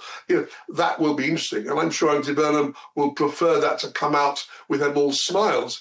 But he won't do that at the cost of appearing to the British public to be over nice to the president. I mean, I can see, it's been a very busy week in the United Kingdom, and a lot has happened. And it also happens as the UK marks a decade since Brexit. And according to a YouGov survey, so one that you've been heavily involved in, the level of support for Brexit is perhaps at the lowest point it's been so far. And I'm wondering whether you see Brexit as being one of the main common denominators behind what looks like a tumultuous political decade for the UK, with what looks set to be a seventh leader moving into number 10 in the space of 10 years. British politics has been pretty messy for the last 10 years. As you say, Andy Burnham will be the 7th Prime Minister in just fractionally over 10 years, if you go from just before David Cameron resigned in 2016. That's not great. But it has to be said, each of the 6 Prime Ministers who've gone have been failures in some way or other, much of it to do with Brexit. I don't think anybody's suggesting you should keep hold of a Prime Minister simply because we've had too many. But if you're saying, has Brexit caused turbulence and continuing turbulence in British politics? Absolutely it has, both because of the specific behaviour of particular Prime Ministers, whether it's David Cameron or Theresa May or Boris Johnson, or simply the fact that every serious economist who's looked at this agrees that the British economy is substantially smaller, between 4 and 8% smaller than it would have been had we stayed in the European Union. And those figures mean the government has a lot less to spend than it wants, and that in turn means that issues from defence through to welfare haven't got as much money as people want, and the governments get unpopular. So it's been an almighty mess.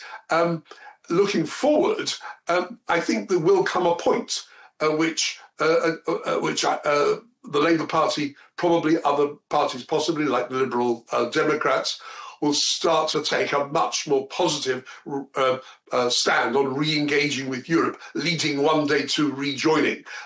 So far, no senior politician has that's not what it takes to say we want to rejoin. A lot of them now say we want a closer relationship, better economic ties, easier trade terms, less friction, and so on.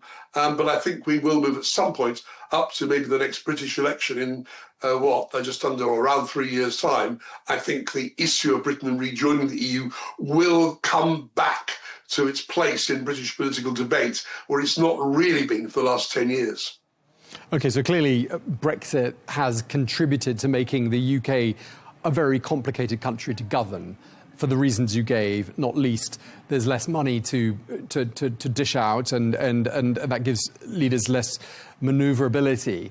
I'm wondering if there are other factors. I mean, one of the things that struck me when I saw that Sir Keir Starmer was leaving Number 10, a comment from the Kremlin. One of President Putin's special envoys said, "We did this jointly," he wrote on X, quote, "by exposing Starmer's warmongering and consistently wrong policies on immigration, crime, energy and the economy." Is there a feeling in the UK that somehow there was some foreign interference in British political affairs? There is that sense, and it may even be true to some extent. But the allegations have been stronger than the evidence. And to be honest, I would not take anything that Vladimir Putin says any more seriously than anything Donald Trump says. They both seem to have a way of making claims which are not necessarily always stand up or always maintained. But to the extent that there is that suspicion, it reinforces, the fact that the one thing that is that across most of British politics, certainly the main parties, is agreement on standing up to Russia over Ukraine.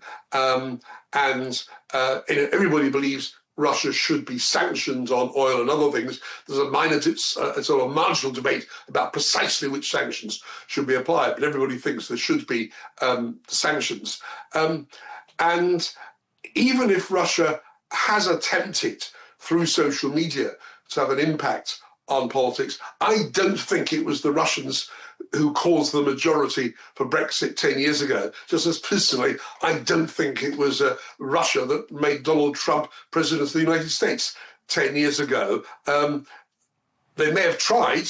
I've not seen, frankly, any convincing evidence on either that what they tried to do, they actually achieved. OK, well, we're going to have to leave it there. I wanted to talk to you for much longer, but we're out of time. Thank you so much, Peter Kellner, the founder of the YouGov polling organisation. Thank you for your time, sir. Pleasure.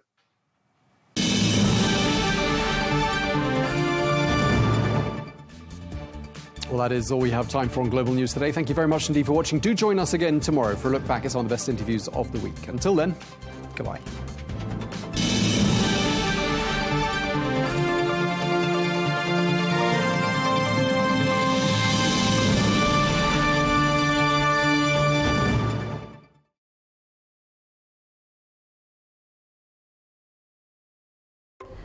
Counterpoints always brings you diverse perspectives, and this week we have an episode coming to you from Minsk in Belarus. I'm Melinda Nucifora, and I sat down with the Belarusian President Alexander Lukashenko. In this exclusive and wide-ranging interview, we discuss the wars in Ukraine and Iran, thawing of tensions with the US, nuclear disarmament, and the burgeoning partnerships with Gulf states.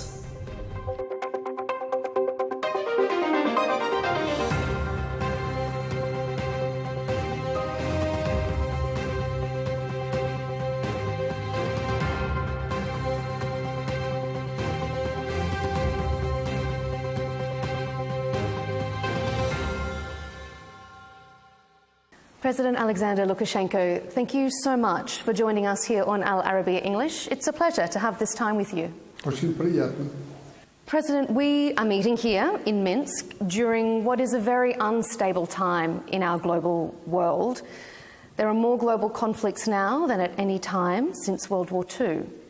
Do you consider yourself an optimist or a pessimist about the world that we currently live in, sir? 50-50. Сейчас ситуация такая, но я... It's very nice to hear that it's 50-50. That's how the situation looks at the moment. But I would like to remain optimistic. You and I, and all of us, want to live good, normal lives in a calm country, as Belarus is. And I believe Australia, where most people live and work, is also a very nice place. As for New Zealand, I have never visited this country, but I believe it is very similar to Belarus. We all want to live in peace, in a good world, in a good country where, as you rightly said, people can work and still have time to rest. Unfortunately, for where our network is coming to our audience from, Al Arabiya, we're based in Riyadh. We live in an unstable region at this point in time. You yourself are in an unstable region. The war in Ukraine has been going on for 4 years, and it seems like there's not a huge hope in sight at present for peace. What do you think is preventing a peace deal, and what does a lasting peace look like for your region? Ну, вы знаете, у нас очень точно и правильно говорят, что надежда умирает последней. Well, you know, we usually say that hope dies last, and we never lose hope. And you are right to note that we are living now in regions that are probably the most dangerous in the world, where wars are taking place. So sometimes all you can do is hope, simply hope. And the hope for peace is always present. It's a classic idea, and not just a classic because it is a rule. There is always hope for peace. We always hope for peace. Our history proves that. Unlike your homeland, we have always lived here in this pot, and it has been boiling all the time at the crossroads of Asia and Europe. All of the most tragic wars and conflicts have occurred right here. We have taken part in wars that were not ours, but they were fought on our territory. And Australia, as we say, is at the end of the planet as we see it. It has always been calm, although that is only relatively true. Of course, something is always happening everywhere. Maybe not worse, but you certainly have some natural disasters that you know quite well compared to us. The world is unstable now, and it is because of people. It is not God who gave us these wars. It is we who have entered them. That is why we need to think how to stop these wars. And of course, what lies behind your question, not only the question of hope, but also whether we can stop these wars, especially here in our region, and not only in our region, but in yours as well, in the Middle East. I believe that we have this opportunity. It is very, very possible, even more possible now than it was before. And it depends on the will of a few people. And if that will and desire exists, these wars can be ended this year. And even the conflict between Russia and Ukraine can be ended this year. And if we speak about the Middle East, there are no other options. There are no other options for stopping the war. The war will be stopped this year, I hope even sooner. especially the tensions between the United States of America and Iran. But I do not believe that this is a war between the Americans and the Iranians.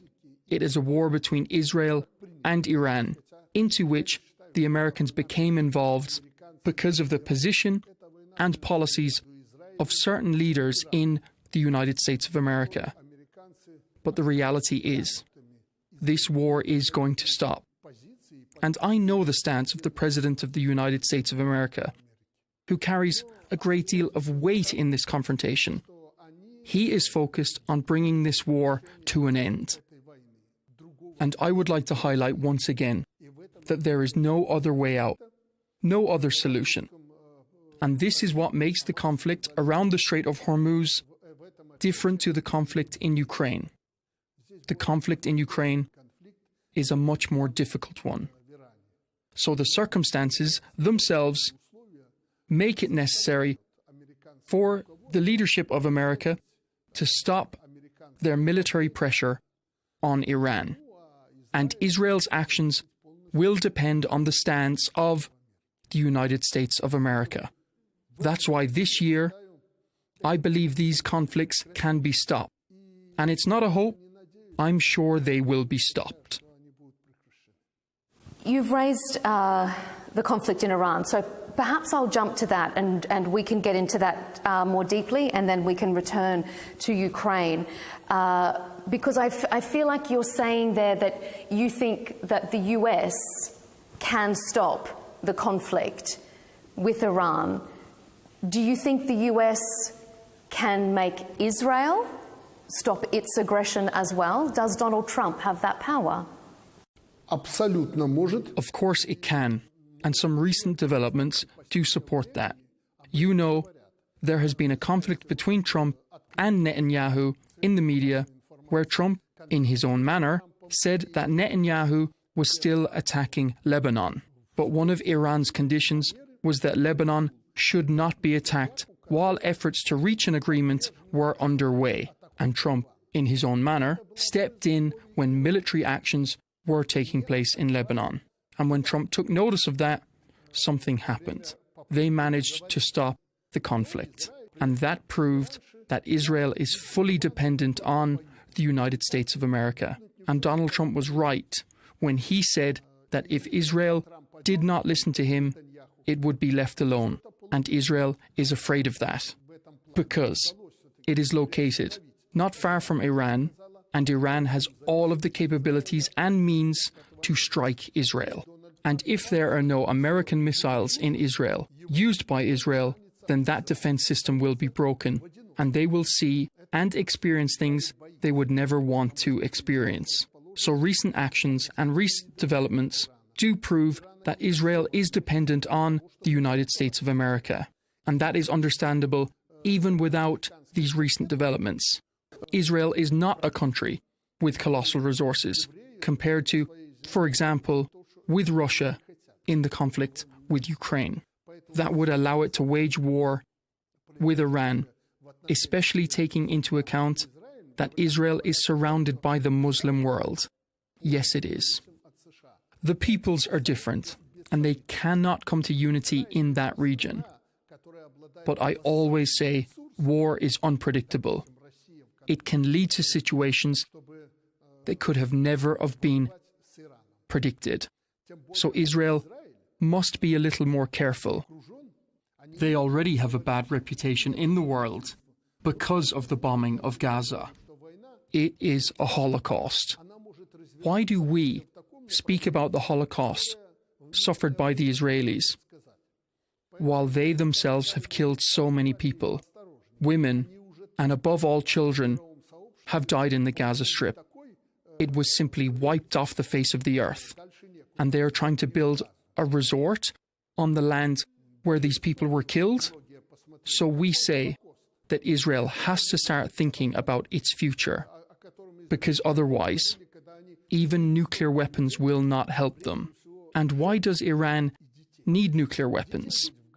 If we look at it from the point of view of justice, the United States of America does have nuclear weapons, of course, the most powerful weapons.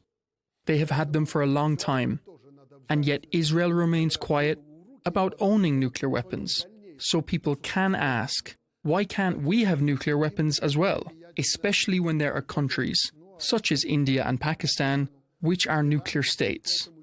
Why can't Iran have nuclear weapons? If we look at this from the point of view of justice, then let us get rid of all of the nuclear weapons in the world, but slowly. And if it is a deterrence factor, a factor that prevents anyone from attacking your country when you possess nuclear weapons, then Iran and other countries have the right to own nuclear weapons in order to protect themselves. That is if we are talking about the nuclear issue.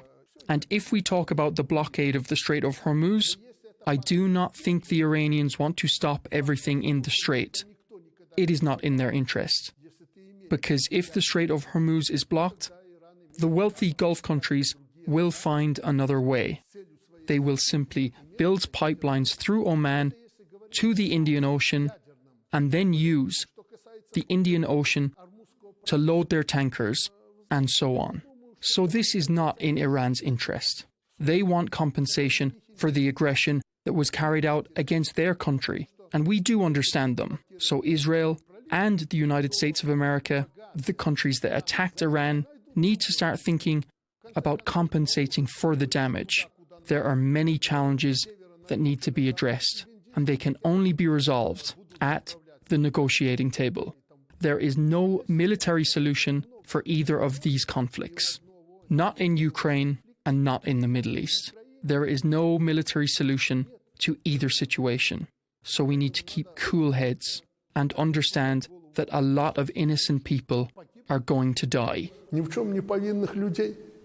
You raised the nuclear issue there, and this has obviously been a prominent factor, not just in the start of this particular conflict, but in a deal to end it as well. Despite the US efforts, do you think that this conflict has encouraged rather than deterred more countries to seek nuclear weapons or to seek a nuclear umbrella? Well, yes. A lot of countries talk about this openly, but this is a road to nowhere, a road to destruction. Because if you have a gun, it may not be used for some time. Guns are made to shoot. Sooner or later, they will be used. So that is why we are talking about it. Nuclear weapons are a deterrence factor, and probably the situation you have described is true today, although I have not studied the topic in great detail. But the countries of the world, all countries of the world, should not have nuclear weapons because this is a road to nowhere. The world could simply cease to exist one day. This is why I do not support all countries possessing nuclear weapons. I am in favour of disarmament, nuclear disarmament, by all parties. Russia, India, Pakistan and the United States of America, and all other countries. It should apply to everyone. So, bombing Iran will not stop the development and production of nuclear weapons in Iran. On the contrary, it may even encourage them to pursue them. If we look deeper into the conflict, there are many reasons behind it. And one of the mistakes by the United States of America and Israel is that they have united what was previously a quiet, fragmented Iranian society. Iranian society was not as united before as it is now, and that is a mistake. And I am sure that the development and production of nuclear weapons in Iran, if it had existed, will continue. Because the other mistake, the second mistake by the Americans, was not agreeing to a proposal that, according to information I received from media sources, Iran had made. Iran offered to transfer the nuclear materials used for producing weapons to China and Russia. So why did the Americans not agree to Iran transferring this enriched uranium to China? Why did they not agree on that? Because China is a nuclear power, it produces nuclear fuel, and no one forbids China from doing so. They could have done it. Would it have given China such a great advantage? Because China does not have as many nuclear missiles as Russia and the United States of America. So, perhaps It should have been transferred to China, where it would have been under control. I can give you an example from Belarus. Belarus possesses nuclear material, but it is under the supervision of the International Atomic Energy Agency. We agreed to this arrangement some time ago.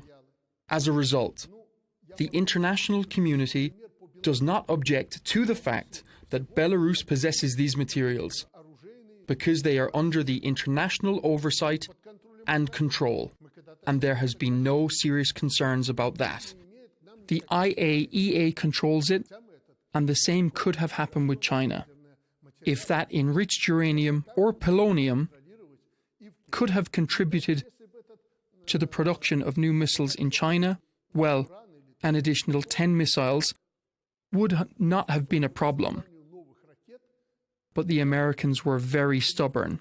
They simply said no. Why? Why would you take it to China? Because it is our main rival? And yes, we acknowledge that fact. China is a rival, and it is developing at a much faster pace than the United States of America.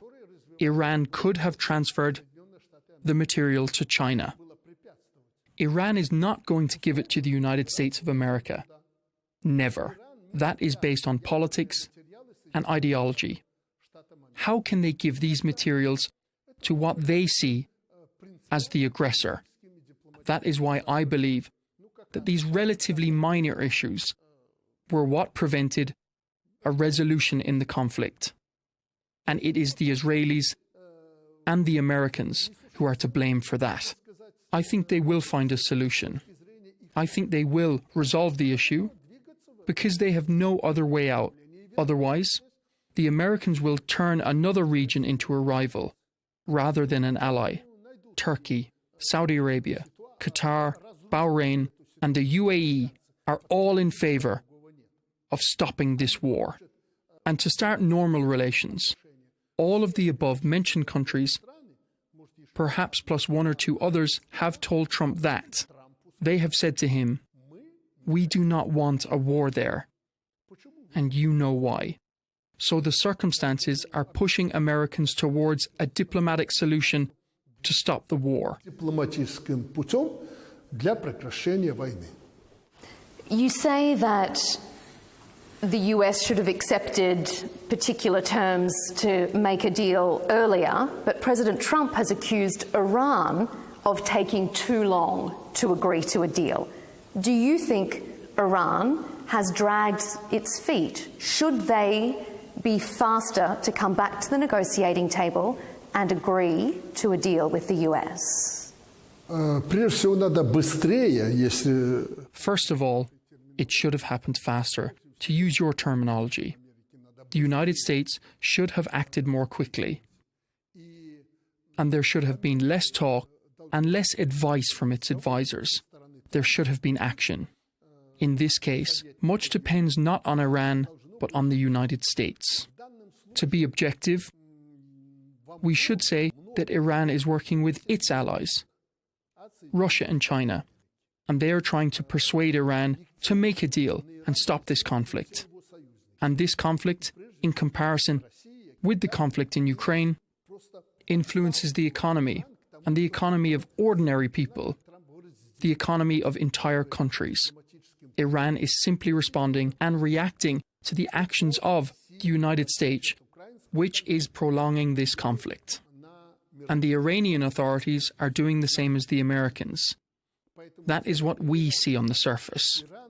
But we do not see the deeper reasons, because they may be different forces and tendencies beneath it. In the United States, something can be said in the morning, and something completely different can be said in the evening. This is why it is so difficult to understand what is really going on. I would like to propose to analyze the objective reasons which influence the conflicting parties, the United States, Israel and Iran. But objective reasons push to the end of this conflict. The Middle East is certainly experiencing a considerable reorientation as a result. You talked about the Gulf states who have been trying to lobby for an end to this war, Iran regularly targeted US allies during this conflict. Do you think that Iran's actions have raised questions about their willingness for peace in the Middle East? And do you think it's raised questions about the US's ability to defend their allies in the Middle East? Вы правильно расставили эти акценты. You are putting emphasis in the right places. Yes, Russia and China are encouraging Iran, as is India, to stop this conflict. Pakistan, by the way, has also held negotiations, and they are encouraging Iran in a friendly way to make a deal. On the other hand, as I've already mentioned, and as I know for sure, Turkey, Saudi Arabia, Iraq, Bahrain and the UAE, and all of the Gulf states have told Trump they want this conflict to be resolved diplomatically. These are wealthy and influential countries. With Iran, they have some serious disagreements, and of course they are not friends. But the authorities of the United Arab Emirates actually told the United States and Trump that it is necessary to negotiate and to stop this war. And it is clear why. This is why they are allies of the United States and indirectly of Israel, but primarily the United States. Muslim countries have never been allies of Israel, but because they host American military bases on their territory, they are allies of the United States. So the parties to this conflict are being pushed by different countries to stop this war. But Iran has attacked United States military bases located in the Persian Gulf, in Arab countries. So from Iran's point of view, they are acting appropriately because this is a war. And drones launched by Iran sometimes also strike residential areas where civilians live. But this is one of the drawbacks of these drones. It can also be the result of signal jamming and other technical factors. There are different reasons why drones end up striking areas that were not their intended targets.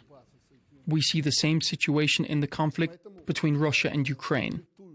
These are also parties to the conflict, but drones also enter airspace of the Republic of Belarus. One drone from Ukraine actually entered Belarusian airspace and exploded here. So the same happens in the Middle East.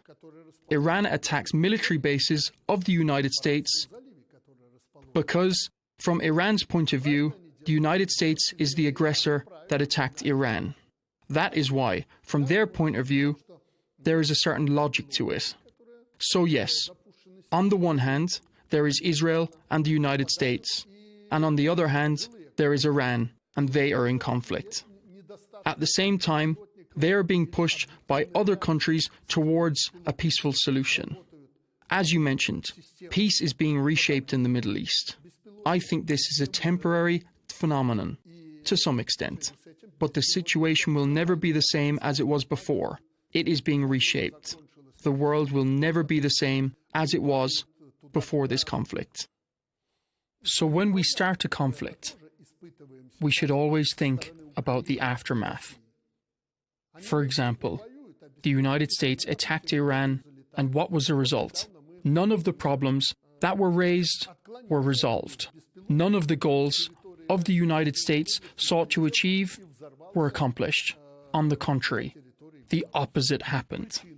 That is why, whenever you intervene in the affairs of another country or attack another country, you should think about the consequences and the outcome. Iran cannot be defeated. You can destroy certain things in Iran, and there could be a ground operation, but the United States will never launch a large-scale ground operation or even a limited one, because it could result in thousands of American soldiers being killed, and America could not withstand that, given the situation that is unfolding in the United States today. The opposition to the authorities and the ruling Republican Party. So do you think that the US made a fundamental miscalculation in this conflict? It is a fatal miscalculation. It is a fatal error of the United States. They shouldn't have done that. Do you think the US did it of their own volition, or were they coerced, to say the least, by an ally? Well, look, Israel actually got United States involved in this war. I know. I do not know whether that is a minor point or a major one. Time will tell. But the United States is not the kind of country that can be dragged into a war by a third party. So if the United States did not want to get involved, it would have not become involved. They think they can solve any problem through military operations. But it is not like that. So yes, Israel provoked the United States. The Israel lobby in the US, the Jewish lobby, is very strong in the United States. They are rich and powerful people in the United States, and they do have influence. But you are the president. You have national security advisors, the Department of Defense, the State Department, and other institutions. They should also have advised something more reasonable. The United States is not a country that lacks influence. That is why Israel could not simply draw this powerful country, the United States, into the conflict. The Americans wanted to become involved in this war. Belarus has found itself in the media a lot these past few weeks, primarily because Ukrainian President Volodymyr Zelensky has warned that Russia is planning to launch a new offensive on Ukraine from Belarus. Has President Putin raised this prospect with you? Is he pushing to open a new front from Belarus? Да, мы такую проблему обсуждали, но только не в том ключе. Yes, we discussed the issue with Putin, but not in the way the mass media discuss it. We often spoke with President Putin about the fact that it is inadmissible for the war in Ukraine to spill over into Belarus. First and foremost, Belarus, we do not want to enter the war. Belarus is vulnerable from a military point of view if Ukraine starts attacking Belarus as it attacks Russia. Because from this perspective of the Ukrainian armed forces, Belarus is within immediate reach. And we understand that all of our logistics and production facilities could come under attack. And by the way, Ukraine has stated that it already has 500 targets in the territory of Belarus. Belarusians do not want war, because Belarusians suffered greatly in previous wars. Many civilians were killed. And thirdly, if Russia were to attack Kiev from the territory of Belarus, then the front line for Russia, and consequently for Belarus, would expand by 1,500 kilometers along the Belarusian-Russian and the Belarusian-Ukrainian borders. We cannot protect this part of the border, especially if NATO armed forces, NATO troops, and the countries that support Ukraine were to deploy their troops on Ukrainian territory. Then, this war would become a war between Belarus and Russia on one side and the NATO bloc on the other. I do not exclude the possibility that this could happen, but there are other aspects as well, humanitarian aspects and so on. For example, our families.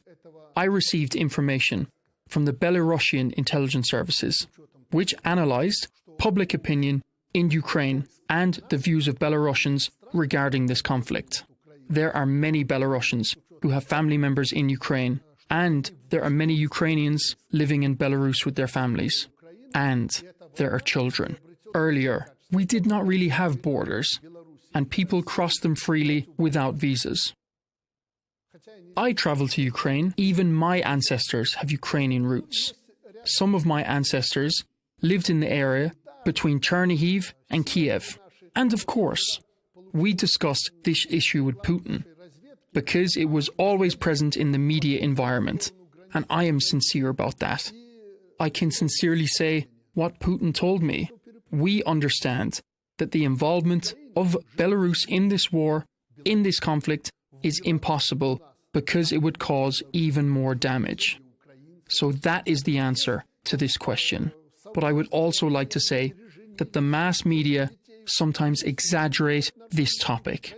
And Zelensky, in fact, supported that narrative in the media, and he has began taking actions against Belarus. At first I wondered, why was he doing this? Because I am sure that he receives information from his armed forces that there is no threat from the Republic of Belarus. I am sure that he understands that. But nevertheless, he continues to make these statements. And I think that the West is pushing Zelensky to make these announcements and declarations. Because Zelensky himself never stated that Russia was going to attack from Belarus. There were no such declarations. But the Europeans were very worried about that. And that is why they influenced Zelensky. They said to him, "Why are you remaining silent? We are talking about this danger, and yet you are saying nothing." And that is why he has made these statements and announcements. So we see President Zelensky fortifying more of Ukraine's northern border. Do you then feel as if perhaps it's more of a show to his Western allies than it is a reaction to a real threat? Нет, он не стягивает никакие туда ресурсы. No. He is not fortifying the northern border. First of all, we have noticed that ourselves. On the contrary, when the mass media picked up this story and amplified it to the highest level, the Ukrainian forces that were stationed there, mainly territorial defense forces, meaning local civilians, moved about 40 kilometers away from the border into the rear. And you are saying that he is fortifying the northern border. Even if he wanted to fortify it, he does not have the capability to do so. The West is telling him that he does not need more weapons, he needs more people. He does not have enough personnel on the front line. So how can he fortify the northern border? Where would he get these people from? Because he cannot take them away from the areas where they are fighting now, and those front lines stretch for thousands of kilometers. Donbass, Zaporozhye, the Kharkiv region, or Luhansk. He cannot take forces and personnel away from those areas and deploy them to the northern border. So we understand who is facing us there. They are former mechanics, ordinary people working for the benefit of their country. Many of them are not properly trained to shoot. And we are going to attack them with our professional army? Of course not. So he cannot fortify the northern border. And I believe that even if an offensive had started from the territory of the Republic of Belarus, Ukraine would have little to which respond, apart from UAVs. Of course, drones would attack our civilian locations and our enterprises. Ukraine does not have enough people, and that is what defines the situation this year. Of course, the Russians have sometimes faced manpower shortages, but we believe their situation cannot be compared with that of Ukraine. Yes, they also have shortages, but this is the most important issue in this conflict. People.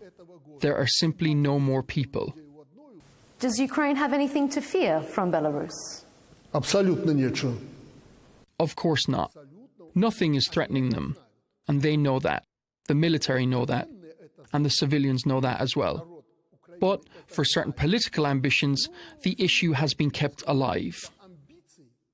Do you think NATO is being provocative in that case then? Or maybe the European allies of Ukraine?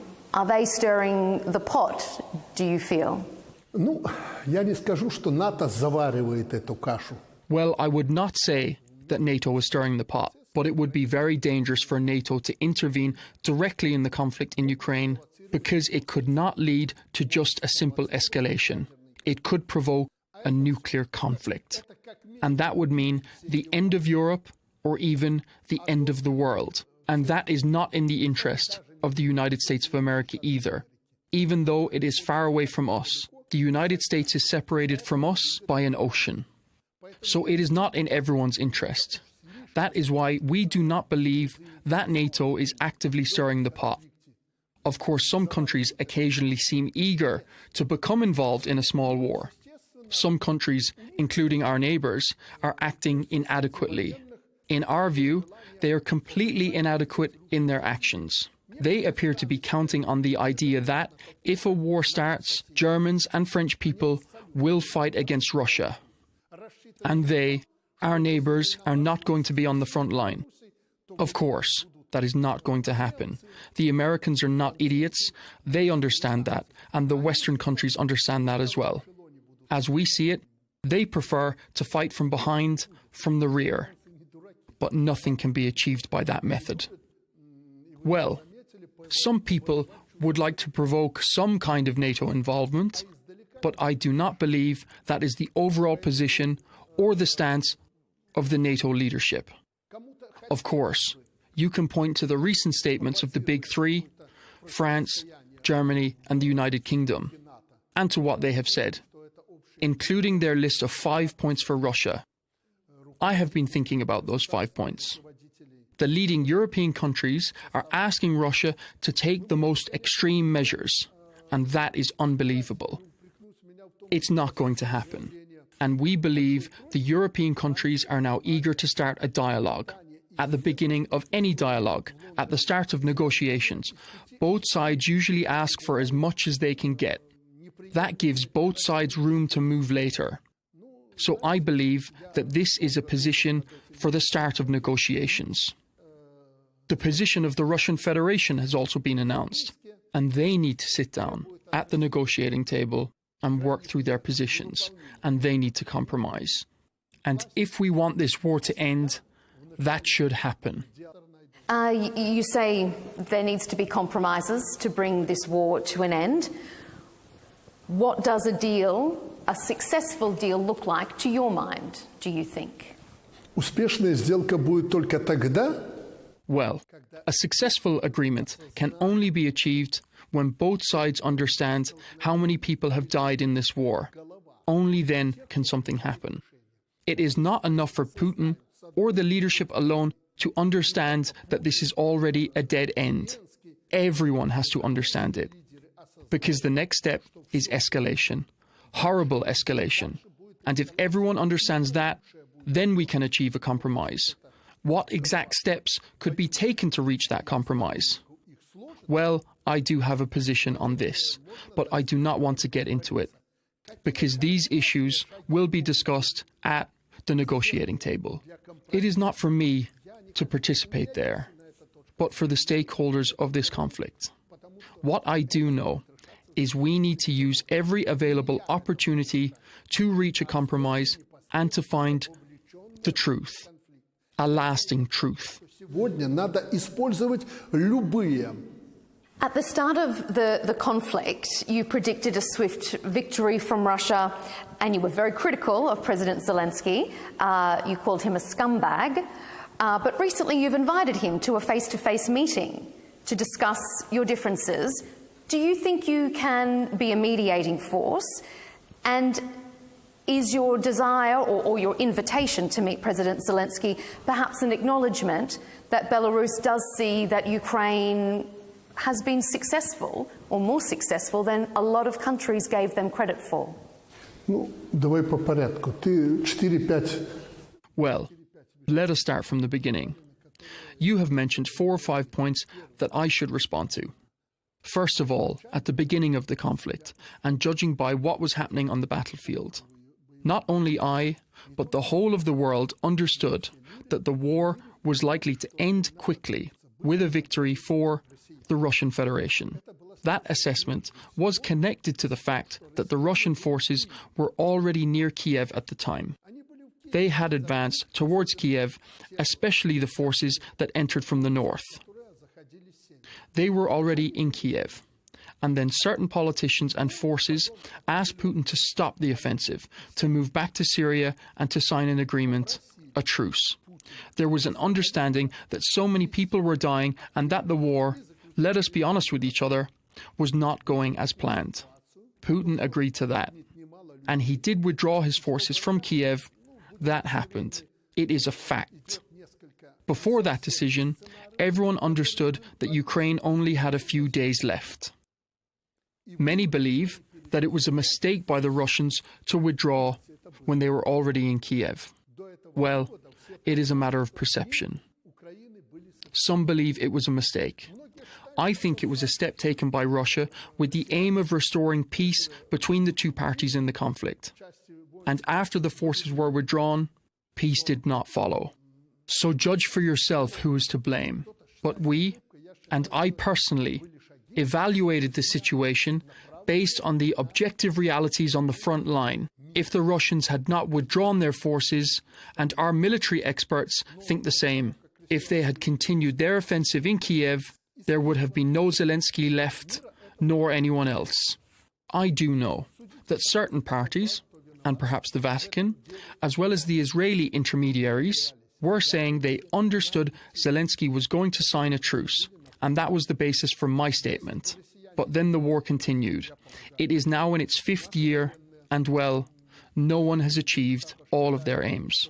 But to be fair, the Russians are moving forward and they have been more successful. And if the Russians achieve their goal of encircling the agglomeration, as they call it, and of taking control of part of the Donetsk region, where the Ukrainian forces are currently located, then everything will be at risk for them as well.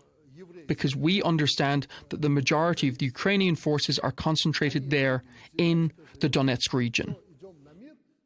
That is why they will not have any other chances. They understand that. They have been quite effective in their use of drones. But the Russians have also achieved a high level in countering UAVs and using them in combat. That is why they are not only attacking on the front line. Russia uses missiles and drones across the territory of Ukraine. And Ukrainians attack monuments, residential areas, and oil production facilities across the territory of the Russian Federation. This is war. But if we talk about the front line, the Russians are moving forward, step by step. Slowly, but they are moving forward. And I will speak frankly.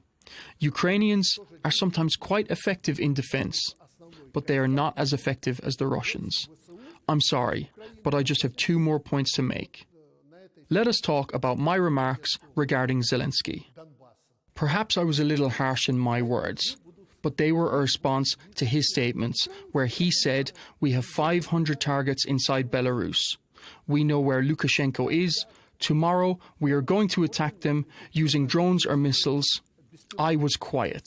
I was silent. Everyone was surprised. Why am I silent? I understood. Well, a person is under pressure. He is young. He is inexperienced. He is not a military man.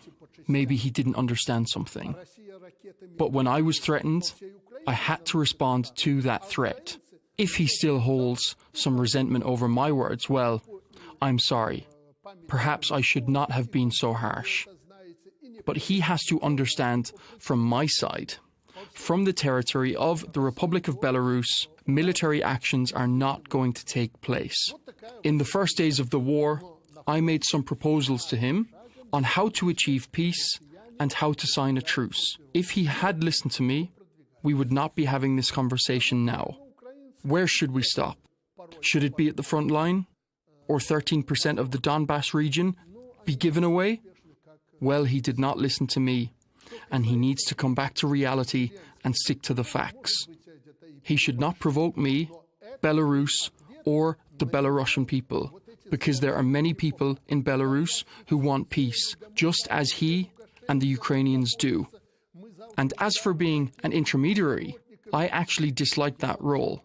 Why? Let me explain. When relations between the West and us were at their most difficult stage, there were many people offering to act as intermediaries, and I said, no thank you. We will do it ourselves, without intermediaries. That is why I dislike this process of being an intermediary. Look at it from a philosophical point of view. When you place yourself between two sides that are like a mill, you can be crushed. We do not have the kind of colossal resources that China has, for example, as it tries to act as an intermediary. We do not want to be intermediaries. We are simply acting as intermediaries. Of course, we are also stakeholders in this situation because the war is taking place on our doorstep. We do not want this war because we could face consequences ourselves and we could suffer as Ukrainians are suffering now. From the beginning, I believed that this conflict should be stopped and that a truce and a peace agreement should be signed between the opposing sides. And only then can we, the three brotherly nations and peoples, agreeing among ourselves, we will deal with the consequences. And you will see that neither the Americans, nor the Europeans, nor anyone else is going to help with the restoration, because for them, it is a foreign land. So we need to overcome this conflict. We need to get to the negotiating table. Three people, Lukashenko, Putin, and Zelensky. We should agree to stop, and we should agree on how we are going to deal with the consequences and how we are going to rebuild everything. We need to make that decision. I proposed this a long time ago, and I still believe the proposal remains relevant.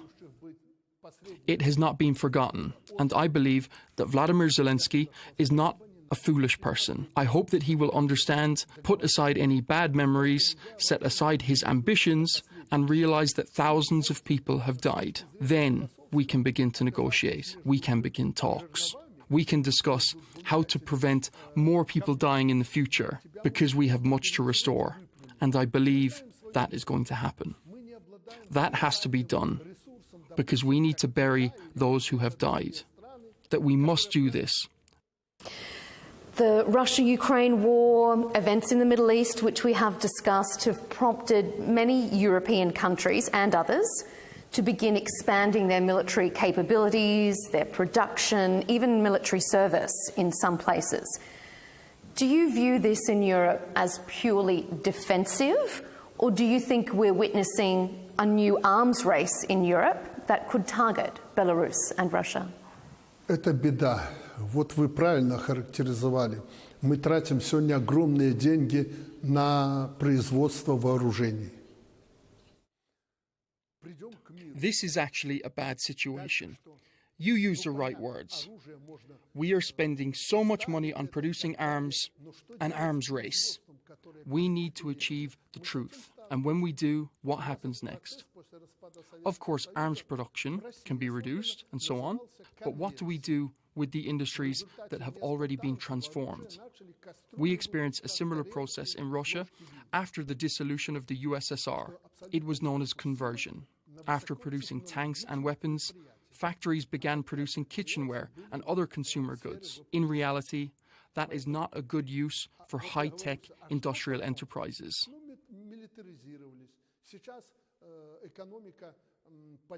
And our enterprises were high-tech.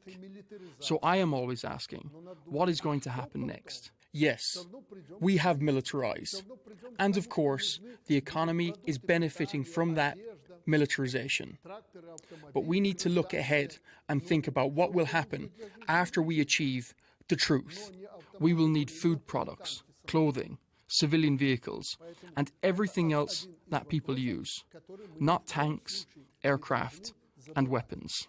That is the number one issue that we should not forget about. And if we talk about conscription, mandatory military service, you were right to say that this is probably a situation that is developing in the West, because on our territory, nothing has changed.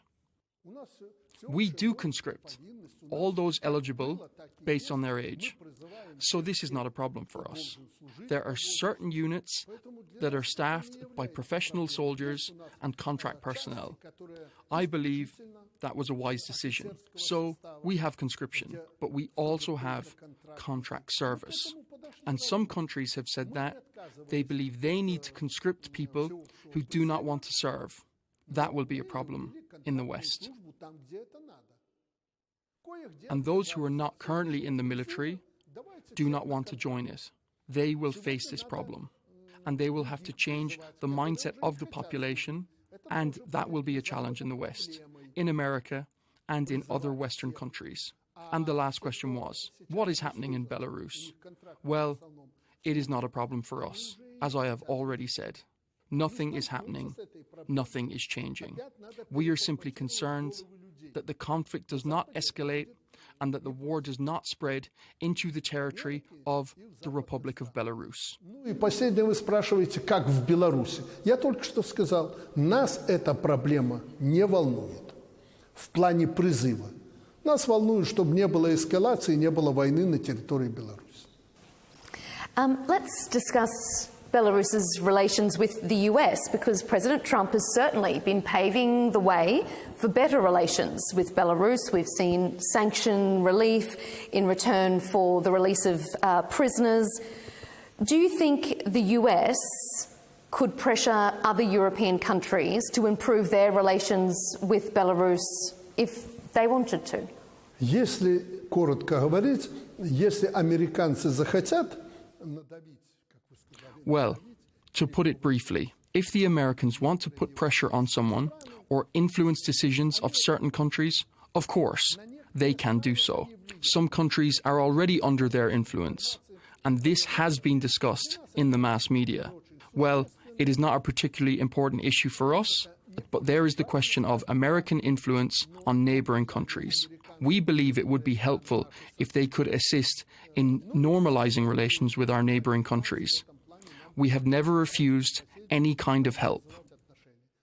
But I would like you to know that the dialogue is not taking place only with Americans. We are also in close contact with representatives of European countries. Much of this is public. And I must say, the first official contacts we had, surprisingly, were with the United Kingdom around 2 years ago. We discussed many issues, including the conflict in Ukraine. I shared my point of view, and I met with the new leadership of certain agencies and institutions in the United Kingdom. And they told me I was right. But the solution I proposed at the time was not adopted, and the situation has become more complicated.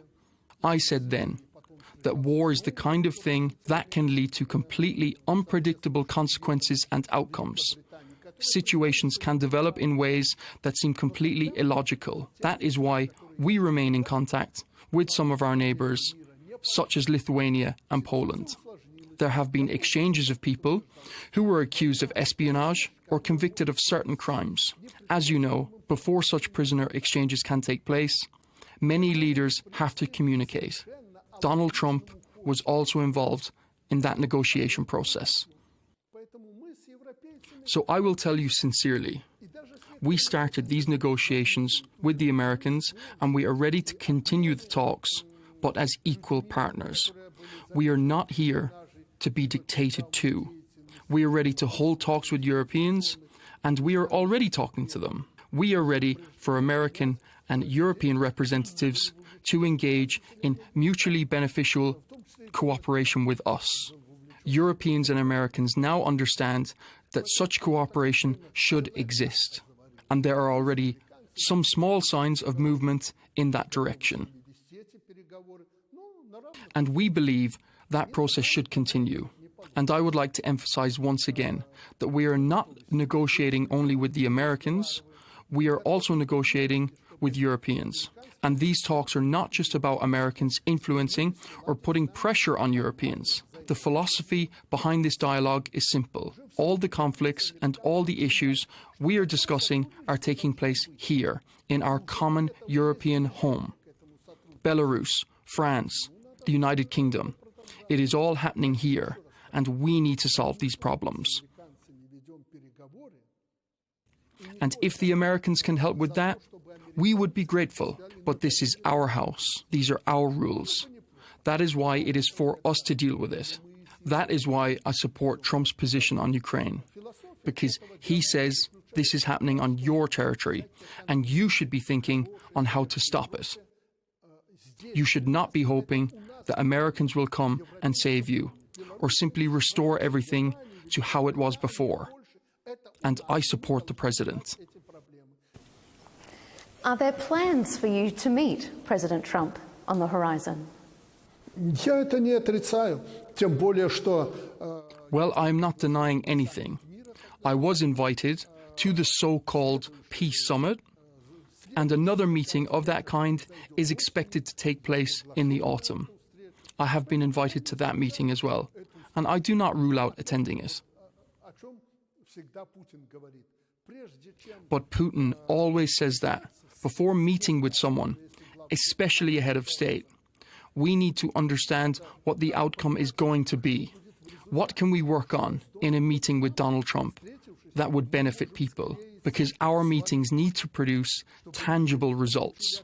Of course, these will not be colossal agreements of global significance, but they could be agreements based on compromise, aimed at resolving certain issues and problems between our two states in order to improve relations. And we are ready for that. And the Americans are ready for that as well. We are ready for such discussions, and they need to be comprehensive. The issues involved are not limited to prisoners or similar matters. Of course, those are among the easier issues to address. There are embassy-related issues, economic issues, and financial issues. There are many matters that need to be discussed, and they should be addressed at the same time as part of a meeting between two presidents. And even if we do not reach any agreements, there should be at least some ideas for resolving these issues in the future. When we discuss relations with the West, we need to discuss the fact that in some Western countries, by some Western leaders, your legitimacy as a president is questioned. You've been called a dictator by some leaders. How do you respond to that criticism of your leadership? Ничего не хочу ответить. Во-первых, меня уже никто не называет диктатором. Это уже время ушло. I do not have any comments about that. Nobody now calls me a dictator. That time has already passed. No, I do not meet directly with the leaders of the European countries, including the leading nations of Europe. But I remain in contact with them through their representatives or sometimes directly, as in the case of Emmanuel Macron. I am not a dictator because I do not have the power to dictate to anyone. I know where that label came from. Someone used it once and then the mass media spread it. I was called the last dictator in Europe. So if you think that I am the last dictator in Europe, then be happy that you have met the last dictator in Europe, because that would mean there will not be any others. So you will have had that experience in your life. To tell the truth, I'm not concerned about it. You mentioned, for example, President Lukashenko. Some people call me Mr. President. Or Mr. Lukashenko. But there are too many misters, titles, and so on. I am a fairly simple person, and I am not rich enough to be a mister. So I do not have any problem with being called that. A president is someone who makes decisions. And if you believe that I make decisions, then I am the president. You asked for an interview, and I made the decision. Yes, I will speak to you. And it does not matter whether you are from Australia or whether your agency belongs to the Muslim world, with which I have very good relations. I have very good relations with the countries in the Muslim world, and they respect me. And I take those relationships very seriously, and that is why I made this decision. Why do you ask whether we are going to fight against Ukraine? Because you see, I am the commander-in-chief. I am the president, and I make these decisions. And that is why I can answer, no, we are not going to attack anyone, and we are not going to fight. We are only going to defend ourselves, and so on. Mr. President, your time is very precious. If you will allow me just another couple of last questions. You mentioned your relationship with Gulf countries, so I want to pick up that. Particularly, I know that efforts are underway to expand mutual trade relations with the Kingdom of Saudi Arabia to strengthen cooperation in numerous areas. Why does Belarus consider the Kingdom of Saudi Arabia an important partner? And are there any immediate goals that you would like to see Saudi and Belarus achieve together? Вы знаете, страна, в которой вы... The country you live and work in, it could be a serious partner for Belarus.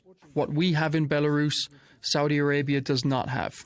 And what Saudi Arabia has, we do not have in Belarus. That is why these relations could be excellent. Saudi Arabia is a country with enormous financial resources. But regardless of those resources, there are many things that simply cannot be produced locally in sufficient quantities: food, clothing, and other goods. So if Saudi Arabia invested more in Belarus, and if trade between our two countries increased, then both sides could be more successful. This is especially true in areas such as light industry, including clothing and similar products. Saudi Arabia imports a large amount of goods from abroad. That is an objective reason for expanding trade between our two countries, and we are not making full use of that opportunity. And I cannot boast that we sell a great deal to Saudi Arabia or provide it with many technologies. In humanitarian cooperation, however, we have improved our position with Saudi Arabia.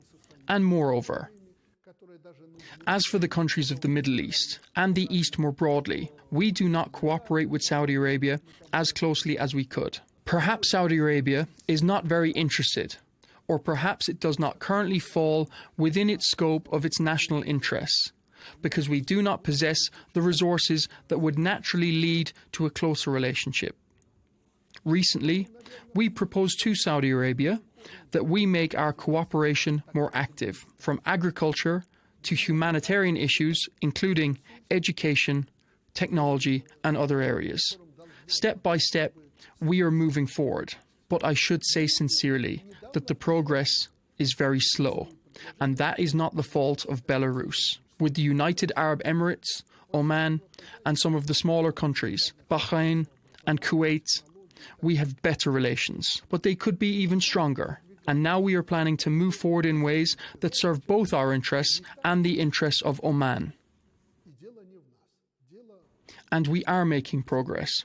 We have good relations with the United Arab Emirates, and we have had good relations with Iran, and we would like those relations to become even stronger. Of course, we have plans, concrete plans. We have roadmaps for cooperation and interaction. In the near future, once this conflict has ended, we are ready to move forward more actively in this direction.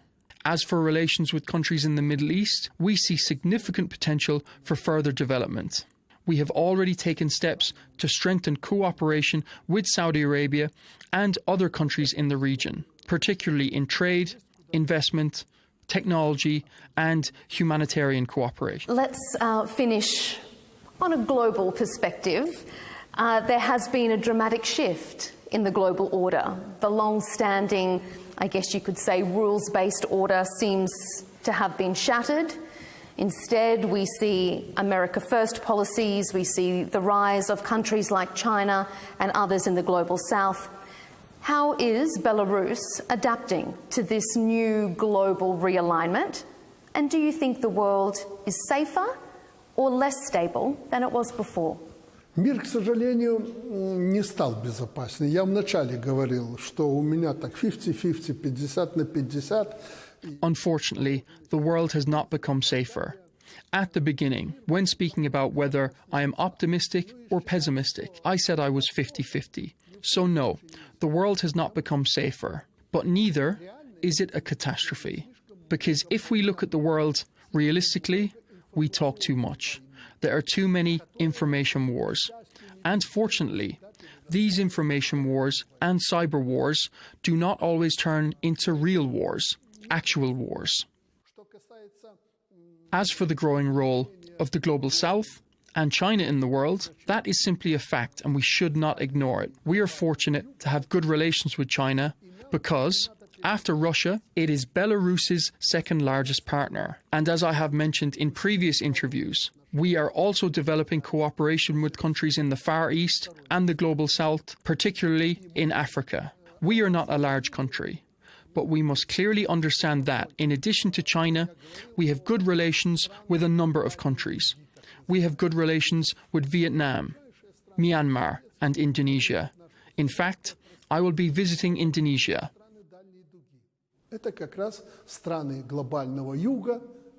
And we export our technologies and our products to Indonesia. There is a demand for them there. And we also have good relations with Libya and Egypt in North Africa. We have always maintained good relations with these countries. I can also mention Algeria, and then there is Zimbabwe in southeastern Africa. We have developed good relations there as well. Recently, we held talks with Ghana and reached agreements on a number of contracts aimed at expanding our trade relations. This gives us a presence in West Africa, representing the westernmost point of our engagement on the African continent. Oman is helping us develop relations with countries such as Tanzania and Kenya. So there is no need for us to fundamentally reorient ourselves or rethink our approach. We are fortunate that, sometimes through intuition and sometimes through deliberate policy, we have identified these areas of cooperation. And now it is necessary to make these relationships more active. The attitude towards us in these countries is very positive. We also have good relations with India. At the same time, I cannot say that I am fully satisfied with the current state of those relations, because India has known Belarus since the days of the Soviet Union, and I believe our cooperation could be much stronger. That is why we have been relatively successful in this reorientation, and that is one of the reasons why we have been able to adapt relatively well to the sanctions. Do you think other countries could maybe learn something from Belarus then with regards to the global realignment? Мы открыты для этого. Мы для этого открыты. Если мы чего-то умеем... Yes, we are opening to offering advice and assistance to countries that are interested. And we are ready to provide our expertise and services. Africa is one example.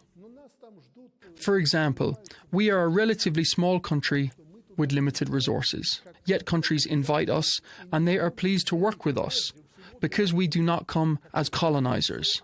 We do not demand that Belarus be put first. When we go to African countries, for example, Zimbabwe, Ghana, Algeria, we think about Africa as a whole. And we do more than simply trade with them by supplying equipment and technology. We also transfer technology and train people to use it.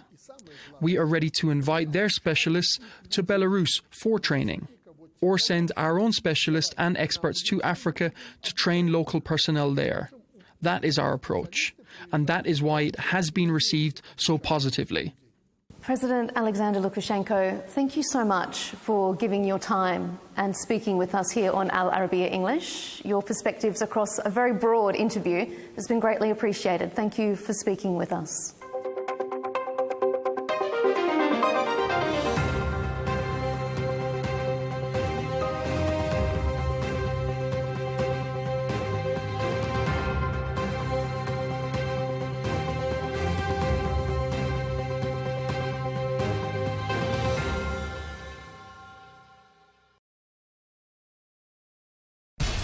We have to take care of our people, and we're going to take care of our people first.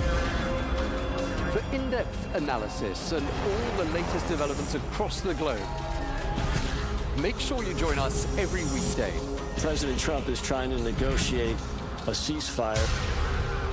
With so much happening, so much information, and so much noise, International law will have no part in his administration. It can be hard to keep track. Tariffs will just fuel inflation. We're going to fight these tariffs. But you can count on us to tell you what you need to know. We stand by your side. Join me, Tom Burges Watson, for Global News Today, right here on Al Arabiya News.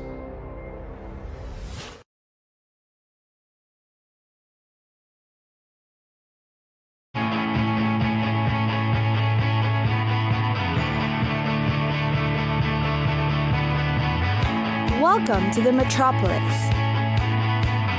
the big city. This is where tech, trends, and culture meet. Meet the people. See the sights. Walk the city streets. And experience the lifestyle.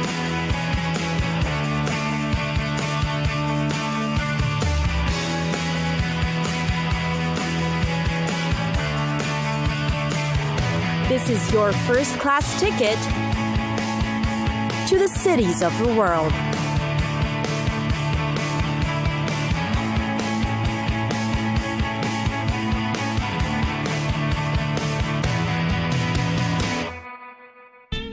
Chicago. Chicago, the Windy City. There's just anything and everything to do about town. Need a lowdown of the top spots in Chicago? Nestled along the shores of Lake Michigan, the city has become a destination known for its vibrant art scene, cultural attractions, excellent shopping, and majestic architecture. The city's art and architecture takes cues from 20th century design.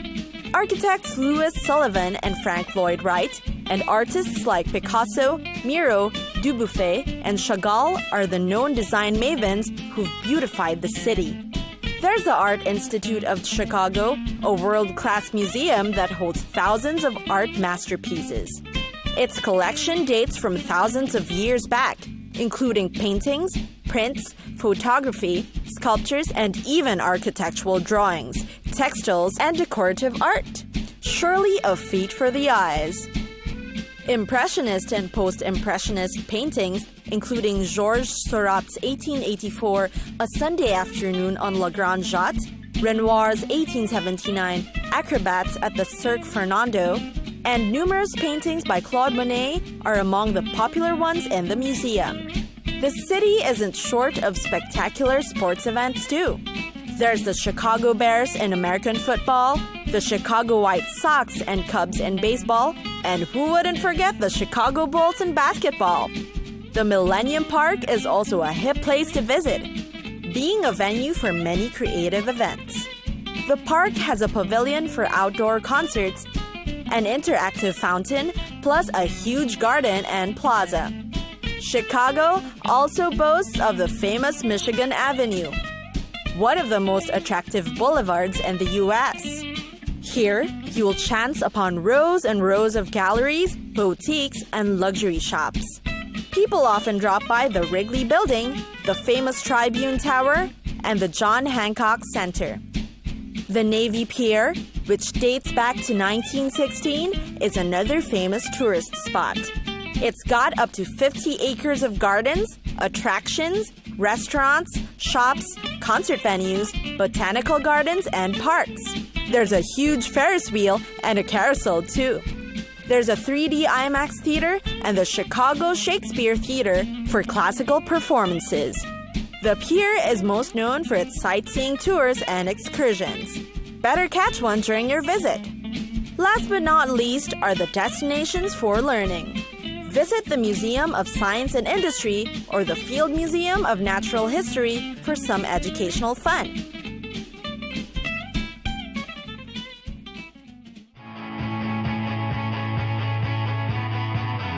It's time for us to go.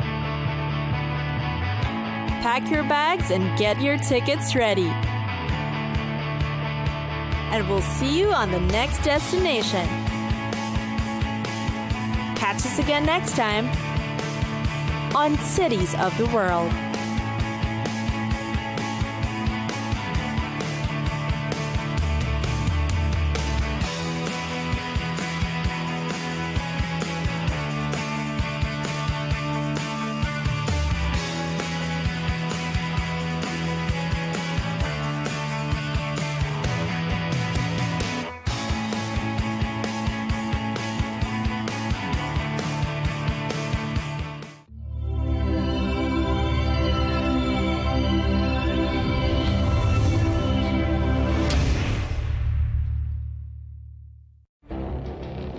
It feels like decades are passing by in a matter of weeks. Seismic shifts in the world order. Never, ever will be part of America. With so much happening and so much noise, Whether it's political upheaval, Canada has been ripping us off for years. economic shifts, or social movements, No one wins from tariffs. I think America can be more friendly to the rest of the world. For in-depth analysis and all the latest developments across the globe. To have an inclusive policy together. The meetings with Hamas gave me some hope. We're in another nuclear arms race. the most important development straight to your screen. Welcome to the dressing room. I'm on my own. I need backup. And an insightful look at the issues shaping our world today. It was not going to happen, that war, and it happened. Join us on Arabiya News, where the world talks.